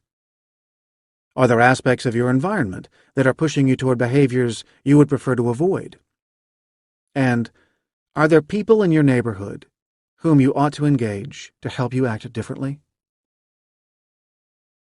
Self-compassion means accepting that failure is a signal you need to do some more work. So, trust in the process. In the end, you can change your behavior. Get to work. The takeaways. You have to flip yourself from a thinking mindset to a doing mindset. To make that happen, start to engage yourself in the world. Bring yourself mentally nearer to the behaviors you want to change. If you are someone who prefers an action mindset, then you have probably been champing at the bit to get started for a while now. Be cautious, however, and make sure your plan for change is well established. If you are more prone to procrastination, though, you may need some help getting started. Make changes in your environment and engage your neighbors to allow you to start doing things to initiate changes in your behavior. Once you get started changing your behavior, you will discover the process of change is dynamic. The strategies that work in the first week of your new program of smart change may not be so effective a month later, or even a year later. Behavior change is a process that unfolds over time. At the early stage of behavior change, it is often motivating enough just to focus on the progress you have made so far. You can also get a lot out of the mentors and partners you find in your neighborhood. Soon, though, it becomes hard to see your progress. You're probably still moving forward towards your contribution, but it can be difficult to see the changes. In the middle stage, create some landmarks to provide continued motivation. Consider using a commitment contract if you are having trouble sticking to the plan. Engage your neighbors to continue implementing your plan. Start looking toward the outcomes you desire. As those outcomes get closer, they may be more motivating to you than the distance you have traveled since you started changing your behavior. Resist the temptation to disengage with your neighbors and to treat them as competitors. Instead, consider becoming a mentor to others. Share your experience and continue the conversation with your neighbors.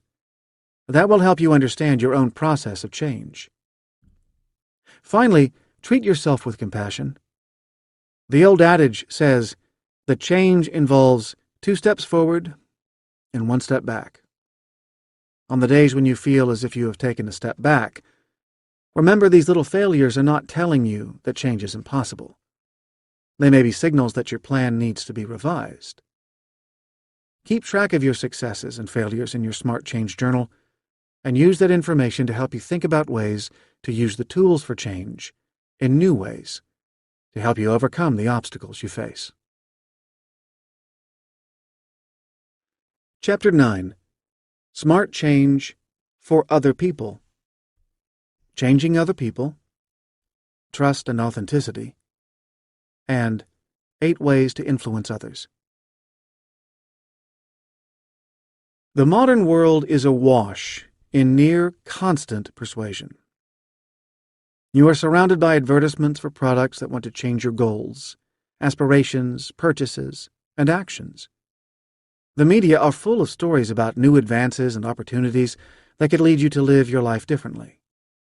Your work life is driven by structures that aim to help you maximize the contribution you make to the organization you work for.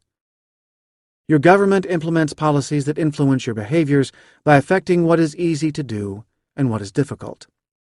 In short, although your life is your own, there are a lot of people who want to control your behavior, and most of them are going about it the wrong way.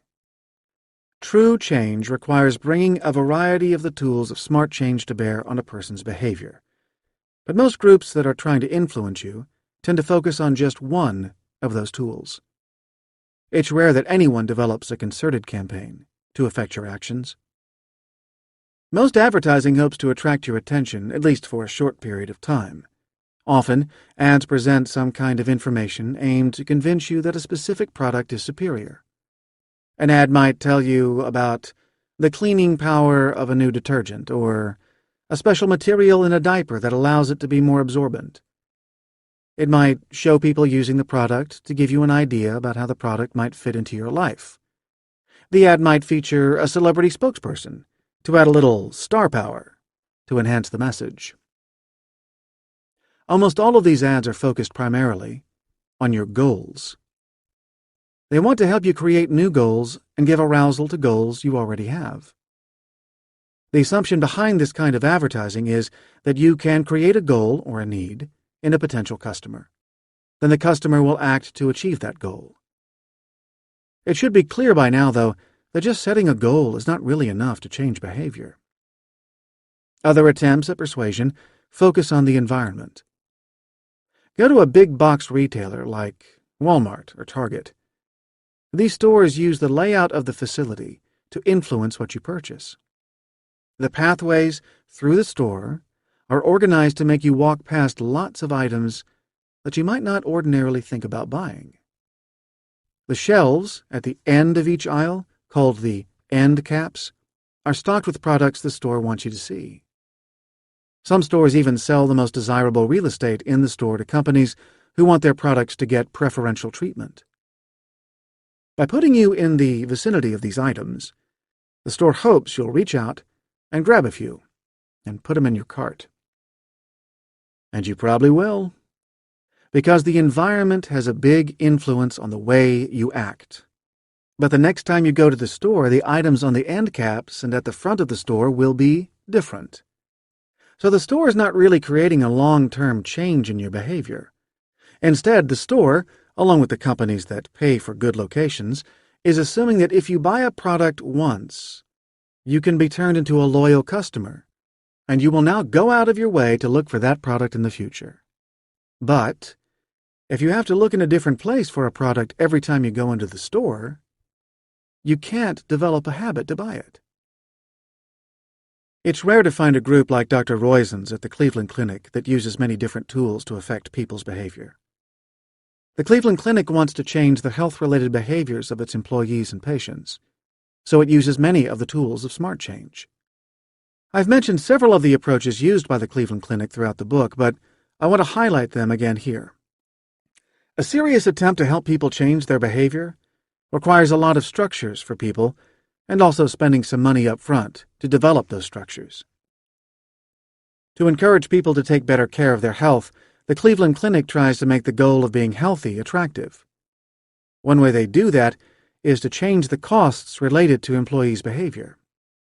Employees who engage in healthy behaviors pay less for their health insurance than those who do not take care of their health.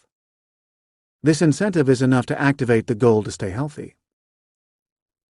The clinic helps people change their habits by easing the process of creating and carrying out plans. They provide yoga classes to groups of 4 or more employees who want them. In this way, groups can get into a habit of regular movement and stress relief. The clinic uses the environment to help remove temptations and minimize the demands on the stop system. The entire Cleveland Clinic is smoke-free, so cigarette smokers need to walk several blocks if they want to smoke. There are no sugary drinks available in vending machines and cafeterias, so such empty calories are not an easily available option. The clinic sponsors farmers markets on its campuses to make it easier for people to buy fresh produce. And the Cleveland Clinic has created a neighborhood of wellness by sponsoring employee walking groups and fitness competitions to create partnerships among employees who want to get in better shape. There is also a network of counselors that employees can call or email regularly to get feedback on their eating and exercise habits. So the clinic is providing mentors to help employees through the early stages of behavior change. The Cleveland Clinic has been successful at reducing its healthcare costs by engaging in a comprehensive program of Smart Change for its staff. Any one of these programs alone probably would not have been successful. By using all of the tools of Smart Change, though, they have been able to change the behavior of a large number of people and have begun to reduce their level of healthcare spending. This program was not free. They invested money at the start, with the aim of saving money later. Engaging in people's lives to affect change. Like the Cleveland Clinic, many individuals, organizations, and companies may be trying to change the behavior of the people in their sphere of influence. And to be successful, they need to get people to interact with them on a regular basis. Volunteer organizations have the same problem.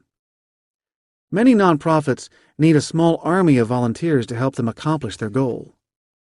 Austin, Texas has adopted the goal to be a no-kill animal city. In many cities, abandoned pets that are brought to a shelter are immediately evaluated for their potential to be adopted.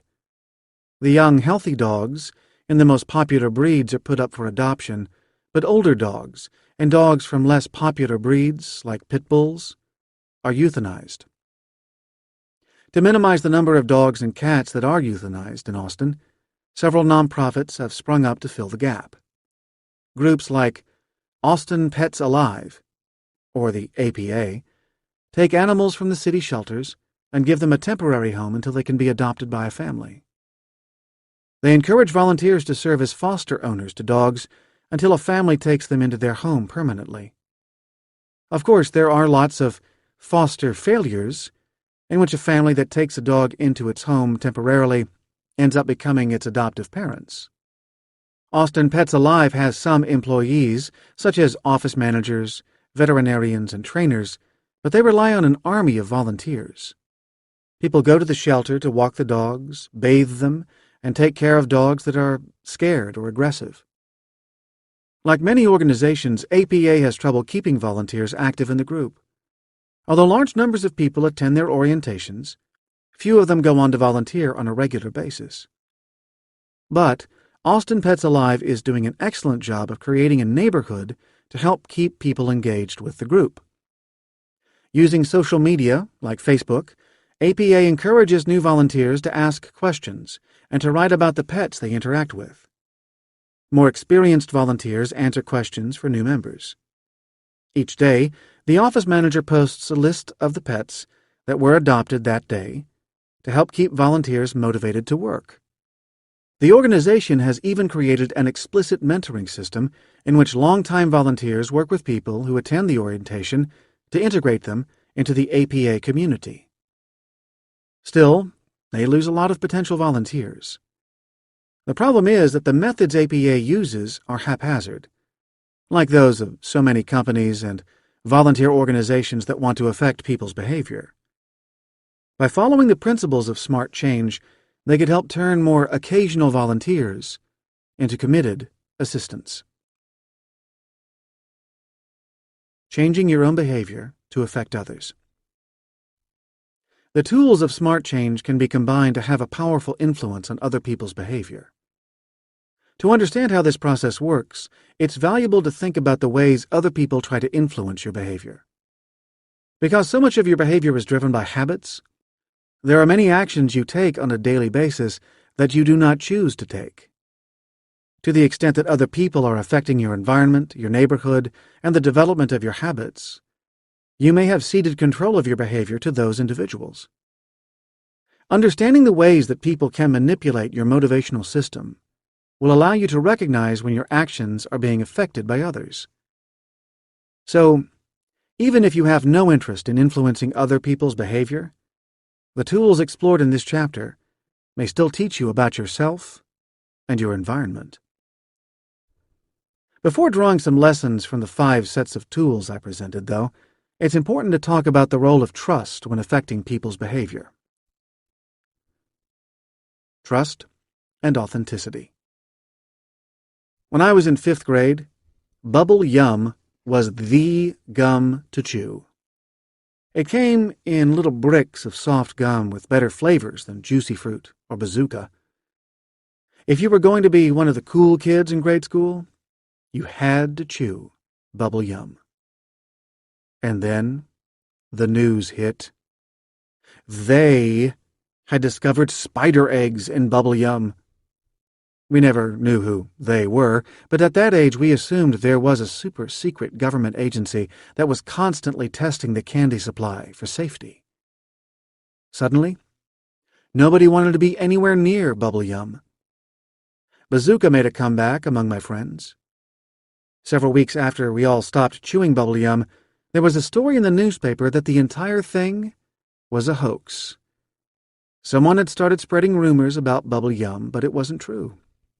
The company itself took out ads in the newspaper to try to quell the rumors. The damage was already done, though. None of my friends wanted to go back to Bubble Yum. The gum had been tainted by the rumor, even if it was false. Eventually, Bubble Yum as a brand recovered, but their sales didn't come from anyone I knew. Another unsuspecting batch of 5th graders was probably responsible for the comeback. This episode says a lot about the way trust and belief work. Because you learn so much about the world from the people around you, you're wired to believe what you hear. It's hard to go through life being skeptical of everything you're told because there is so much to learn out there. And it's impossible to verify everything you hear for yourself. So if you think the source of the information is trustworthy, then you add the new knowledge to your network of beliefs and move on.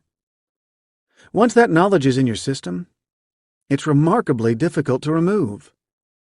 There is no mechanism in the brain that allows you to just delete something that you have discovered is false. At least not in the way you might delete a bad sentence from a document in a word processor. Instead, you have to mark that information as being incorrect. But the markers you place in your memory are generally pretty ineffective. And so people often continue to give some credence to rumors long after they have been disproved. It's not uncommon for us to hold on to the axiom, "There must be some truth in it, if so many people have heard the rumor." If you come to believe that a particular individual or a product is untrustworthy, though, that eventually has a significant impact on your behavior. When you trust a product, you are willing to use it without thinking. No fifth grader would think twice about accepting a piece of bubble gum before the rumor started. When you have reason to mistrust the product, though, it engages your stop system. It shifts you from a doing mode to a thinking mode. Once you enter into that thinking mode, you are prone to avoid action. A lack of trust has the same effect on your behavior as other negative emotions like disgust. If you offer a piece of chocolate to a candy lover, she will gladly take it. But if you offer that same person a piece of chocolate in the shape of a cockroach, she is much less likely to bite into it. Even if she is certain it is a piece of chocolate, she no longer trusts it, and so she switches from a doing mindset to a thinking mindset. If you want to influence other people's behavior, then you need to develop trust. Without trust, you are putting people in a position in which they are going to enter a thinking mindset rather than a doing mindset every time you interact with them. That mindset is not conducive to getting people to change their behavior. The core of trust in persuasive interactions is authenticity. Authenticity is the degree to which people think that the public face you have adopted fits who you really are inside. When people feel you are telling them things you truly believe, they are less likely to be skeptical of their interactions with you. When I was a kid, I used to watch New York Mets games on Channel 9. One of the main sponsors of the games in that era was Schaefer Beer. They had a catchy jingle with the refrain, "Schaefer Beer is the one beer to have when you're having more than one." As a kid, I don't think I took in the full import of that slogan, though later I saw it as refreshing that a beer company would market itself as the beer you should drink if you were planning to get hammered. Starting in the 1980s, public opinion about drinking, and particularly about drinking and driving, began to shift. Groups like Mothers Against Drunk Driving, MAD, had a profound effect on attitudes toward driving while under the influence, and the beer companies began to respond to this challenge with notes on their ads inviting their consumers to drink responsibly. This tagline was proudly added by breweries as a way to protect themselves from the claim that they were encouraging heavy drinking that could ultimately lead to lawsuits. That tagline has always rung hollow with me, and many other people as well, judging from the comments on discussion boards about this topic on the internet. Beer brewers are in the business of selling alcohol, and some of their patrons are going to get drunk. That's probably good for business. For these companies to act as though that were not their intent is not authentic. At a minimum, people will tune out this warning because they are skeptical of it. Worse yet, for the advertisers, it may cause some people to ignore the entire message of the ad. By contrast, the Cleveland Clinic is acting authentically when it tries to help others change their health-related behaviors. They are a large healthcare company, and so when they create wellness programs for their employees, they are working squarely within their mission. Even though reducing healthcare costs clearly helps the company be more profitable, their efforts are not viewed simply as a way of making more money. Before you hope to establish trust and influence others, you have to see yourself as others see you. What do people perceive your motivations to be? What do people believe is your core area of expertise? You may not have a clear sense of how you are viewed by others, so it can be valuable to gather some information. If you are engaging in this process as part of a company or volunteer organization, then ask questions of your customers to get a handle on how they think about you. If you're acting as an individual, then make sure the things you want other people to change about themselves are things you do effectively yourself. Do as I say and not as I do is not a formula for success. Once you understand your public face, you need to focus your communications around messages that are consistent with the way you are viewed by others. The aim is to avoid having people adopt a skeptical attitude when interacting with you. Behavior change is hard enough to accomplish when people are willing to engage in the process. When they have reasons to shy away from this process because they are concerned about your motives, then you have made the process of helping other people change their behavior even more challenging. 8 ways to help others change. While any one of the suggestions provided here will work to some degree when tried alone, combining them is more effective than using them in isolation. Therefore, it's important to develop a comprehensive plan to address all of the pressure points in people's motivational systems. 1. Lead by example. Earlier in the book, I talked about goal contagion. The goals you adopt are influenced by the people around you. When you're trying to change your behavior, it's valuable to be surrounded by other people who are pursuing the same ultimate goal as you are. That is, the contribution you want to make. When you want other people to change their behavior, it's important to engage visibly in the goals that you want them to adopt. When you lead by example, your actions will serve as a source of goal contagion for other people in your environment. Your actions help people see how a goal can be accomplished successfully. A good implementation intention is a key part of making a contribution. Many professors I know make a point of working in their offices with their doors open. It would probably be more productive for them to keep their doors closed, or perhaps even work from home. They would get more done if they were interrupted less often. The point of working in a visible way, though, is to give students in the department a sense of what is required for success in academia. To balance teaching classes, doing research, writing papers, reviewing papers for journals, writing grants, and doing administrative service for the university, most faculty I know put in long workdays. Faculty talk to their students about the importance of putting in this time. But it's easier for students to internalize the effort needed to succeed by seeing their faculty mentors at work. Leading by example is the best way to demonstrate authenticity. You're going to be evaluated by other people based on whether your message is consistent with who you are perceived to be. If you engage in the same behaviors you expect of others, then you're exhibiting the highest form of authenticity. You practice what you preach. 2. Suggest goals. Most businesses would never survive if they sold a product to a person only once. Instead, to stay in business, they need their customers to purchase from them repeatedly over the course of their lives. To make that happen, companies need to make sure their products and services are used regularly, and that means that they need to do an effective job of recommending goals and giving people the motivational energy to satisfy them. People's actions are driven by specific circumstances. If you show people the conditions in which the product is used, then they will be reminded to use the product in those situations when they encounter them later. In essence, you are helping people develop an implementation intention.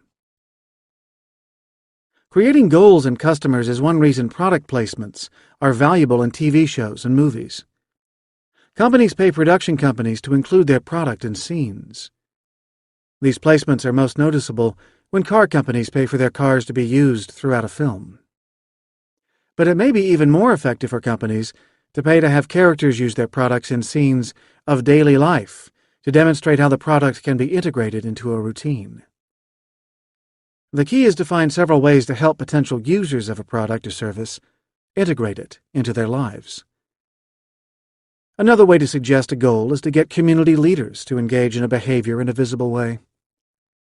Nonprofits like to publicize when celebrities and civic leaders participate in their events as a way to encourage others to adopt the same goal. In addition, sponsorships can help promote goals. Many musicians that I know get deals with clothing companies to wear their products and to give out cards that provide discounts for fans. 3. Give the right feedback.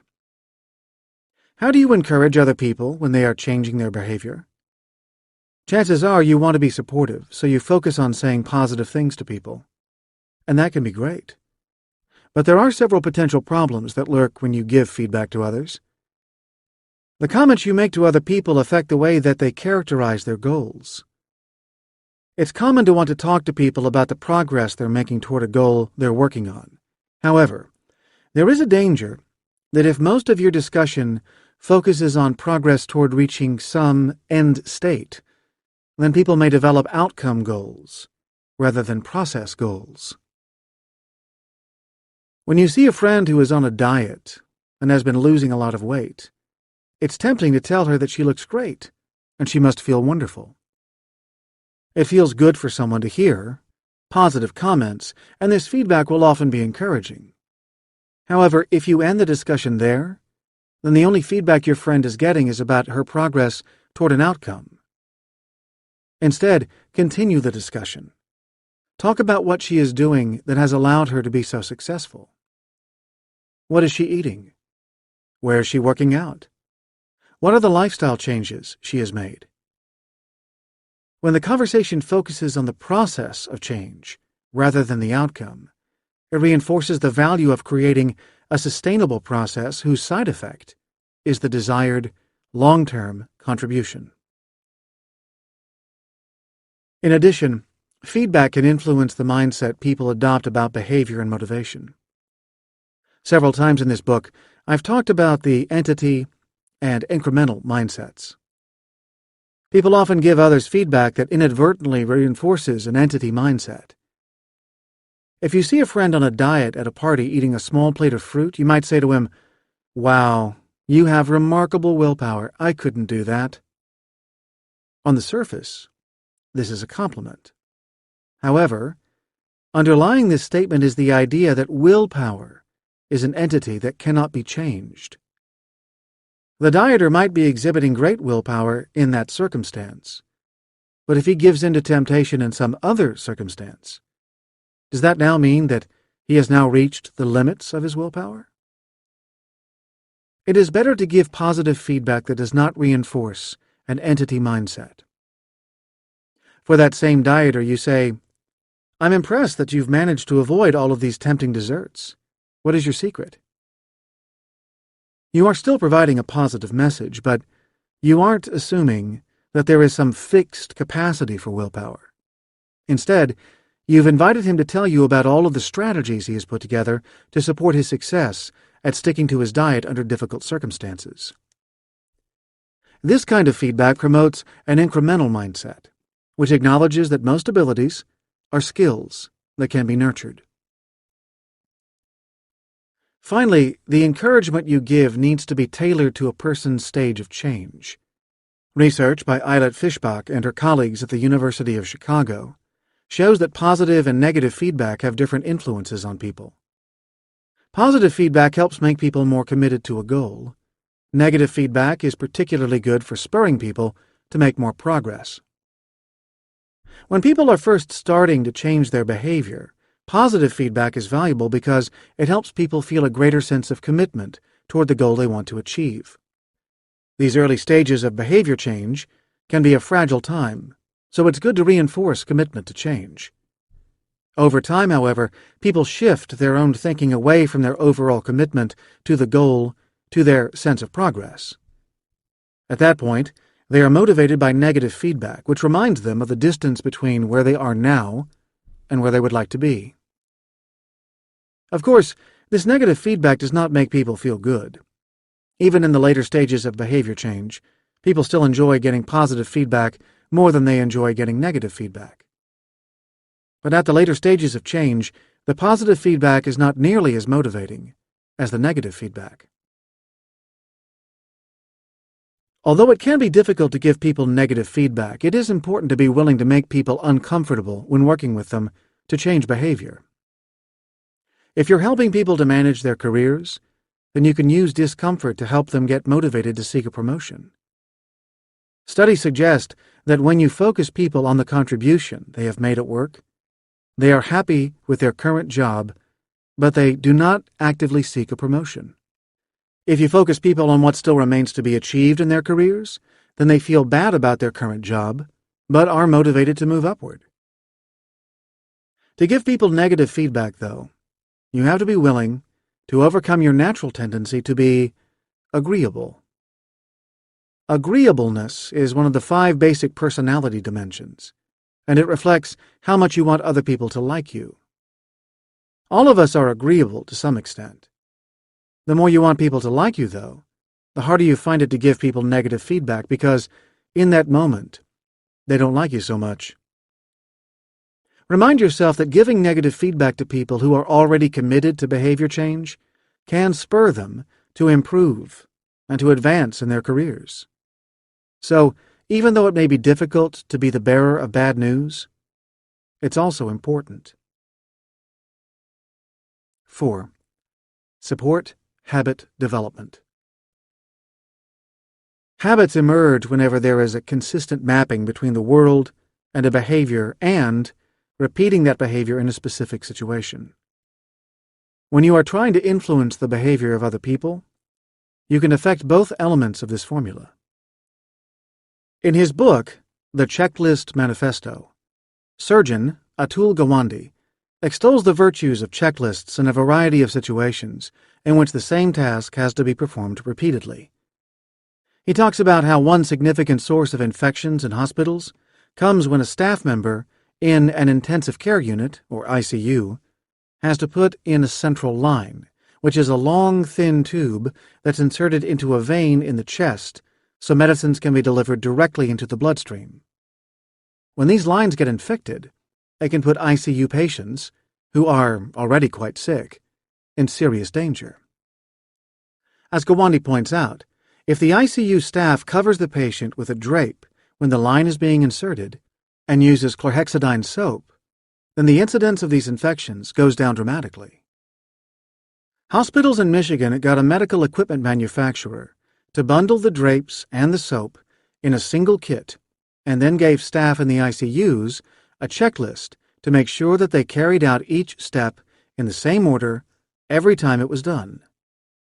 This combination of changes to the environment and routine created a consistent mapping that was repeated often.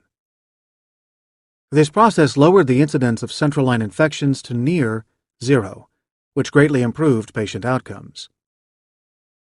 When you want to change the behavior of the people around you, think about how you can create consistent mappings in the environment. Are there methods of getting people to reorganize their environment in ways that will support the creation of habits? Can you influence people to perform an action often enough that the go system will acquire a habit? One place where thinking about habits is particularly useful is in user interface design. People quickly develop habits for the computer programs, websites, and devices they use frequently. These habits allow them to perform actions they engage in a lot without having to think about them. It's important to keep the basic structure of the user interface for products as consistent as possible over time. Otherwise, they run the risk of disrupting the habits of their customers. As one example, the social media site Facebook managed to snare almost everyone into their network. In the period from 2009 to 2012, the site was consistently trying to improve its service, and so every once in a while, they would release a new user interface. The hope was to improve the experience of users. Yet, each time that interface was changed, there was a huge outcry from users because their previous habits no longer worked. The changes in the design were typically inconsistent with what people had been doing before. Although Facebook wanted to improve the user experience, the disruptions they caused to people's habits made people feel bad about the changes. By contrast, Amazon employs a team to do user interface testing. They know exactly which features of the website people are using to search for products, to look for product-related information, and to make purchases. They are constantly making updates to their user interface, but few customers even notice the changes, because the elements that customers use by habit are kept the same. In this way, Amazon is able to improve the customer experience without disrupting the habits of frequent shoppers. If you want to influence people's behavior, you need to understand their habits and to work with them. create consistent mappings within their environment, and stick with those mappings. Then give people the opportunity to repeat behaviors in that environment to ensure they turn their actions into habits. 5.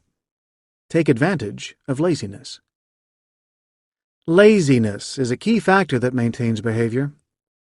People want to minimize both the amount of time that has to be spent thinking about their behavior and the amount of effort required to act.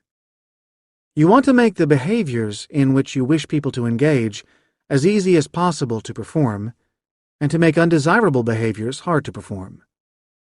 The simplest way to make this happen is to have control over people's environment. The Cleveland Clinic discouraged smoking by making their campuses smoke-free. As a result, smokers had to walk a long way just to have a cigarette. So, cigarette smoking was hard to do. Environments can also be manipulated to encourage desired behaviors. The city of Austin has installed a number of dog hygiene stations all over town. These stations consist of a garbage can with a liner and a dispenser with plastic mitts that can be used to pick up dog waste. These stations made it easier for dog owners to clean up after their dogs, which cuts down on the number of people who fail to do so. Many cities want to encourage more residents to ride bicycles instead of using their cars in the central parts of the city. To promote this behavior, they have set up bicycle sharing systems. In Tel Aviv and New York City, for example, there are kiosks where members of the bicycle sharing system can insert a card and take a bicycle. The bikes can be dropped off at any of the other kiosks around the city. The designers of the systems made an effort to locate the kiosks every few blocks to make it convenient for people to use the bicycles frequently. Putting bicycles in the environment makes it more attractive for residents to bike around the city than it is to drive or take a taxi. You may not always have direct control over people's environments, but you can use the design of products and packaging to encourage people to structure their own world in a way that promotes the behaviors you want them to perform. Procter & Gamble makes a product called Febreze. It is marketed as an odor eliminator. The primary ingredient of the product, beta-cyclodextrin, binds itself to the molecules that cause odors. Once that happens, the molecules cannot attach themselves to the smell receptors in your nose, so the odor is effectively eliminated. It is a fascinating idea. When the product was first brought to market, customers agreed that it worked. They liked the product, but they did not use it that often. They would buy a bottle, but they would rarely buy a second bottle because they were not using it often enough to run out of it. One problem with Febreze was the design of the bottle. Initially, it was sold in spray bottles like those used to sell window cleaners. When people brought the product home, the design of the bottle led them to put it with the rest of the cleaning supplies. For most people, that location is a cabinet under a sink. The only time people reach into that cabinet is when it is time to clean the house, which meant that people would have the opportunity to use Febreze only every once in a while. Eventually, the bottle was redesigned. Now, it comes in a more attractive cylindrical spray container with printed designs on the outside. It no longer looks like it should be placed in a dark cabinet. Instead, it can be put in a more public place in the house. As a result, people are more likely to put it in a visible location. Because it is more available, it is used more often. Companies also influence the behavior of other people by easing the shopping experience. The rise of internet retailers like Amazon have put many book and music stores out of business because it's simply more convenient to order items online than it is to have to go to a brick-and-mortar store. With the development of handheld devices like e-readers and tablets, commerce has gotten even easier. When the Amazon Kindle was released in 2007, it allowed readers to buy new books directly from the device. Readers could finish one book and immediately buy another. This ability to create transactions by shaping the environment has reached a peak of efficiency in the tablet gaming market. Video game manufacturers create free or inexpensive games for devices like the iPad and iPhone. These games can be acquired and installed without charge, but several features are available only to those players who pay an additional fee from inside the game application itself. For example, in 2012, the game manufacturer Electronic Arts released a free game based on the animated television show The Simpsons. There were several opportunities for players to purchase new features in the game to get access to other characters from the Simpsons universe. In less than a year, the game had generated revenues of over $50 million. Because there was no distance between the desire to make a purchase and the purchase itself, it was easy for players to spend money while playing. If you can get yourself into people's world, then you can affect their behavior. If you have control over that environment, it's easy to find ways to change the world to make it simpler for people to do what you want them to do.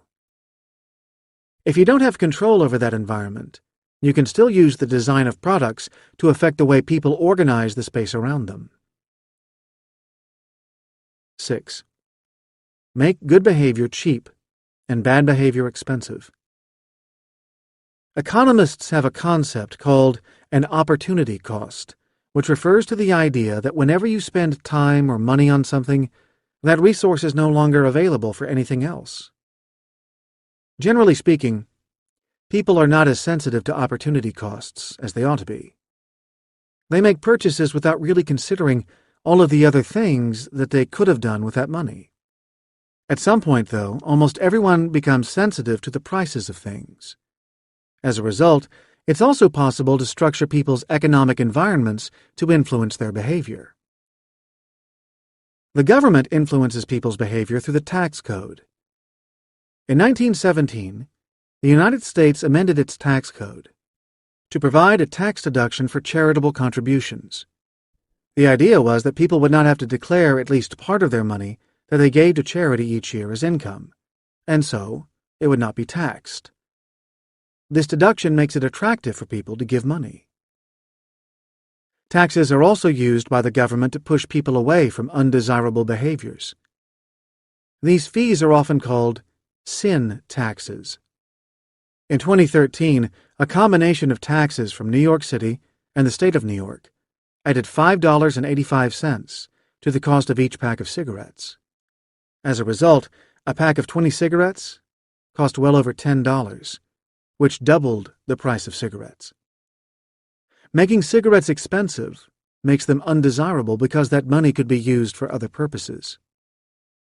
The key principle here is that you can use the cost of a product or service to influence behavior by subsidizing behaviors that you would like to see people engage in, and by creating penalties for those behaviors you want people to avoid. Price alone will not have a huge influence on people's behavior because they adapt quickly to the current price of goods. But changes in costs can be an effective tool when combined with other methods for affecting people's behavior. Finally, you can make undesirable behaviors more expensive by increasing the amount of time or effort that it takes to perform an action. Wayne Gray and his colleagues at Rensselaer Polytechnic Institute have found that people are adept at finding the fastest way to accomplish a task. If you slow down the routes toward undesirable behaviors, then you reduce the number of people who do what you don't want them to do. For example, many people will take the elevator in office buildings to go up or down just a few flights of stairs. If you want to encourage more people to walk rather than riding the elevator, then you can slow down the doors of the elevator or the speed of the elevator itself to make the ride less attractive for those who are able to walk. 7. Develop support networks. Customer service has changed in the Internet era. The 1980s witnessed the rise of the big box retailer. These large stores brought with them economies of scale that allowed them to provide products cheaply and effectively. But relationships between stores and consumers eroded because these stores were not part of the larger community. These stores were incredibly successful because they reduced the price of goods, but customer service suffered, which had the potential to cause problems for companies when consumers experienced a problem. With the rise of the Internet, a number of new avenues for engaging with customers developed along with it. Some have been more successful than others. Every product now has a website. These websites act like an extended form of advertising, providing information to potential customers. Equally important, they act as a portal for customer service. For products that require occasional software or firmware updates, these sites provide a place for customers to go for downloads. For troubleshooting, most websites provide a list of frequently asked questions and email addresses or internet forums that allow people to contact customer support. But many of these websites are hard to use and provide a mediocre experience for customers. They also fail to provide information that would support changing people's behavior because they focus on providing information rather than creating neighborhoods. A more effective means of supporting behavior change comes from bulletin boards for products that require significant engagement on the part of users. These bulletin boards support the development of a community of users who can answer questions and recommend new ways of using products. The bulletin boards can also be monitored by employees of the manufacturer who can answer questions and also find out about problems with the products that can be fixed in future versions. As one example, professional caliber recording software is now widely available, allowing musicians and hobbyists to have access at an affordable price to the same programs that are used by professional recording studios. The software is incredibly powerful, but also difficult to use. The manufacturers of this recording software maintain bulletin board sites that allow users to share recommendations and help new users get acquainted with complex functions of the software. In addition, the companies often add features recommended by users, which engages the user community and encourages them to purchase software updates. For products and services that don't generate a lot of engagement inherently, it's more effective to create communities around other topics. Parents of school-age children are often deeply involved in their kids' education. A community of other parents facing the same challenges can be a great source of support. Parents want to influence the way their kids study and learn social interactions. They also want to change their own behavior to become more effective parents. Rather than treating some product or service as an outcome, groups like this enable behavior change to be made as part of a larger process, like parenting. Organizing communities around a process is an efficient way of engaging people to change their behavior. That is the function of groups like Toastmasters International, which aims to help people improve their public speaking skills. Giving talks in public is routinely listed as one of the most stressful events in people's work lives. This anxiety becomes a self-fulfilling prophecy because the stress of giving a talk hurts people's performance when they get up to give a speech in front of a group. Toastmasters organizes groups of people who get together, give presentations, and give feedback to other members. The atmosphere is professional but relaxed, so the community works to help others get more comfortable with speaking in public. Many people who have been helped by this group continue to attend group meetings to help new members improve their skills. In this way, Toastmasters functions as a source of both mentors and partners in behavior change. That is ultimately the recipe for a successful support community. Find a process that engages a group of people. Focus on creating a neighborhood around that process. Add experts who can give people good advice to help them achieve their goals. Social relationships are a critical part of behavior change. You can help people who don't have relationships in place already by developing a community to support their efforts at smart change and encouraging them to join. And finally, 8. Engage in conversations.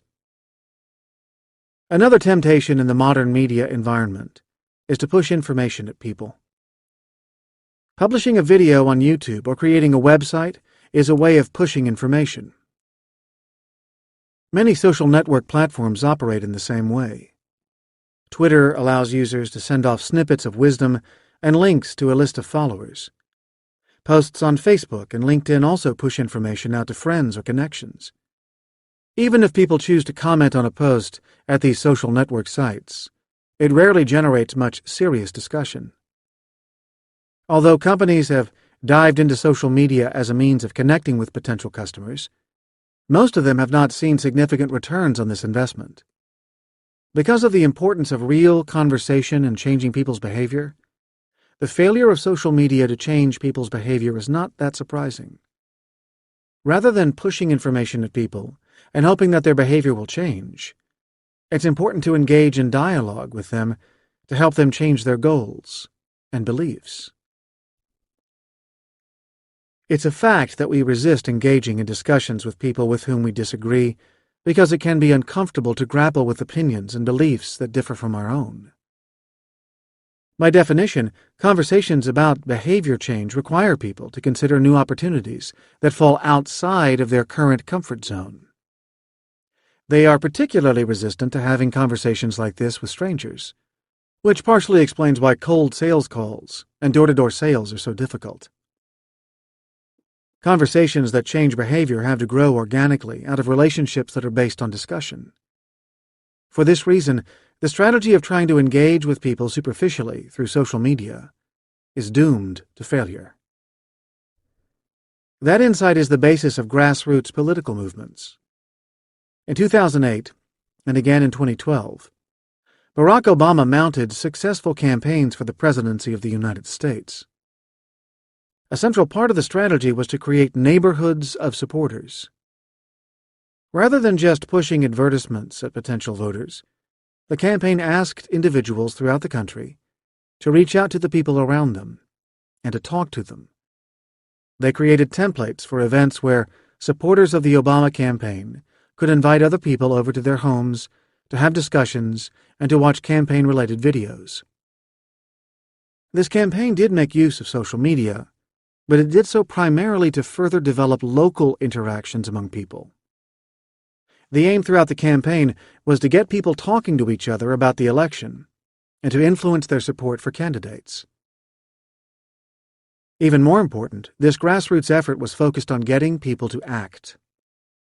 The Obama campaign realized that simply expressing support for a candidate is not sufficient if people don't get out and vote.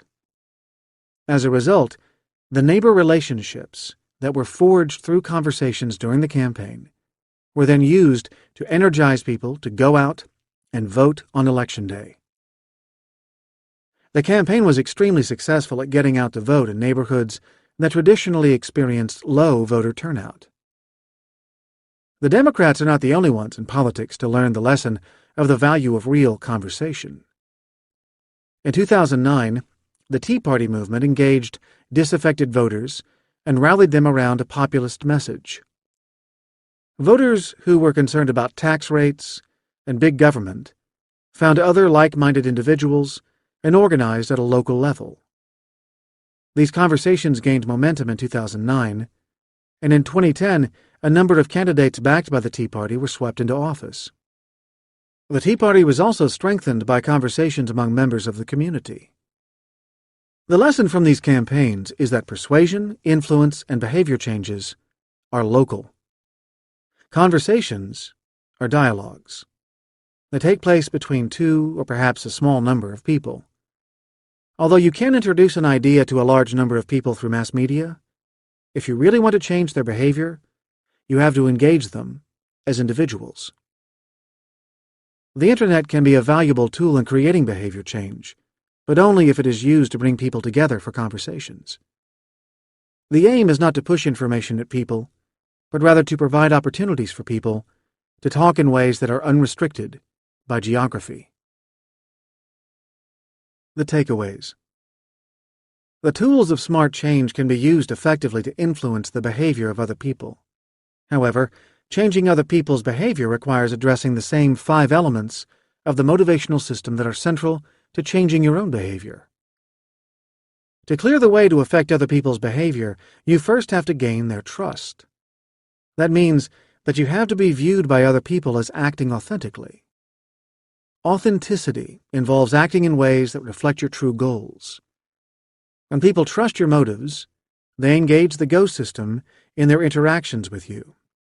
When they do not trust you, then the stop system is likely to kick in, which places people in a thinking mindset rather than a doing mindset.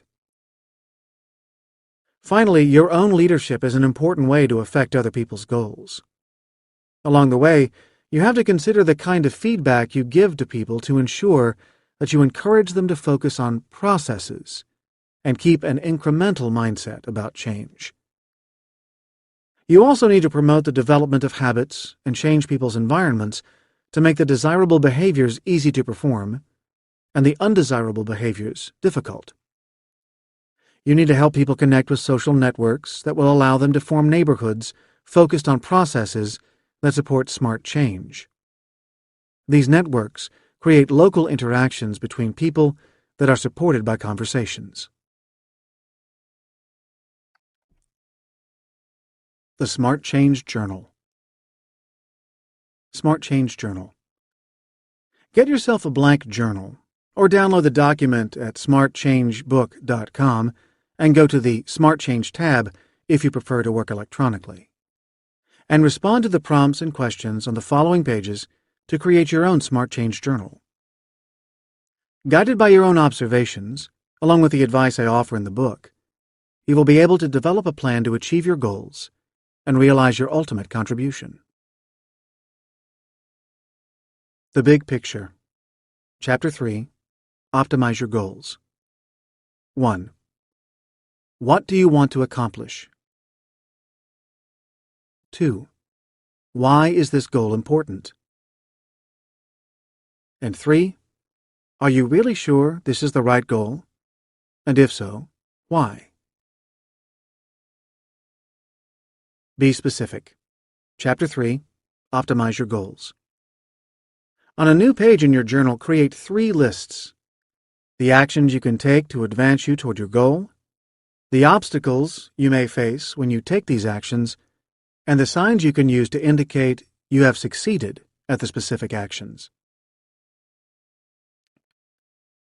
How can you fit new actions into your life? Chapter 4. Tame the Go System. Engage in a fantasy about how the new actions will fit into your life. Based on that fantasy, develop a specific plan for how to incorporate the new actions into your life. As part of this plan, decide what you are going to do, when and where you will do it, and the people you will need to engage in these actions. Respond to the following questions for each action you plan to take. 1. What action are you going to take? 2. When are you going to do it? 3. Where will this take place? 4. How often are you going to need to perform this action? 5. What aspects of your life will you need to work around to reach the goal? 6. Whose help do you need? And 7. What resources do you require? Changes to your environment. Chapter 6. Manage your environment. Draw pictures or describe the key environments related to the changes you want to make in your home, office, social club, and so on. Then ask yourself these 2 questions. 1. What adjustments can you make to your environment to help the changes you want to make become habits? And 2. What changes can you make that will disrupt old habits? Dealing with others who share your environment. 1. Who are the people in your home environment? 2. Who are the people in your work environment? And 3. What other people share your environments? For each environment, explore how to minimize the disruption of the environment for those people while still supporting your behavior change efforts. Family, strangers, neighbors, and others. Chapter 7. Engage with people. Family. How can or should they be involved in your behavior change? Strangers. Because we tend to be victims of goal contagion, identify the good strangers and the bad strangers who will have an influence on your behavior and on your progress toward your ultimate goal. Neighbors. Who are the members of your community with whom you engage? And how can your neighbors help you avoid temptation? Mentors. Who are your potential guides and counselors? And how can you engage them? And finally, partners. Who are the people who can share this journey with you? And how can you engage them?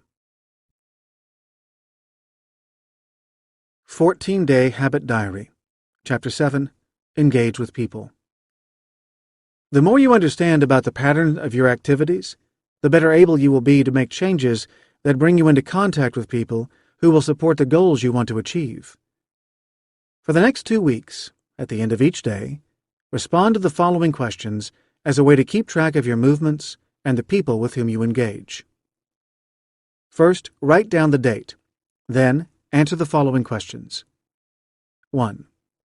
Where did I go? 2. Did the places I go make it harder for me to keep on track with my goals? 3. Who helped make change easier or harder? And finally, 4. What other factors made change easy or difficult? Tracking your progress. Chapter 8. Making change. Now that you've done the preliminary work, you need to start tracking your progress. Your Smart Change Journal can help.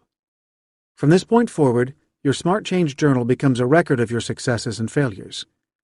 At the end of each day, turn to a new page in your journal and take a couple of minutes to write down how your efforts at change are going.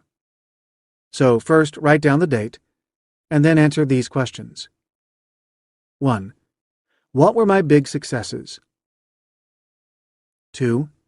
What were the big temptations? And 3. What could I have done better?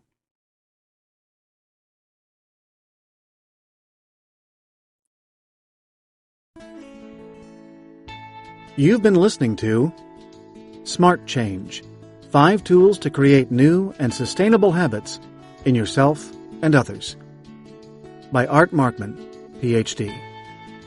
Narrated by Sean Pratt. If you've enjoyed this audiobook and this performance, then please visit us at our website, gildanmedia.com, where you'll find a wide selection of titles in business and finance, personal development, psychology, and much, much more. And thank you for being a Gildan audio listener.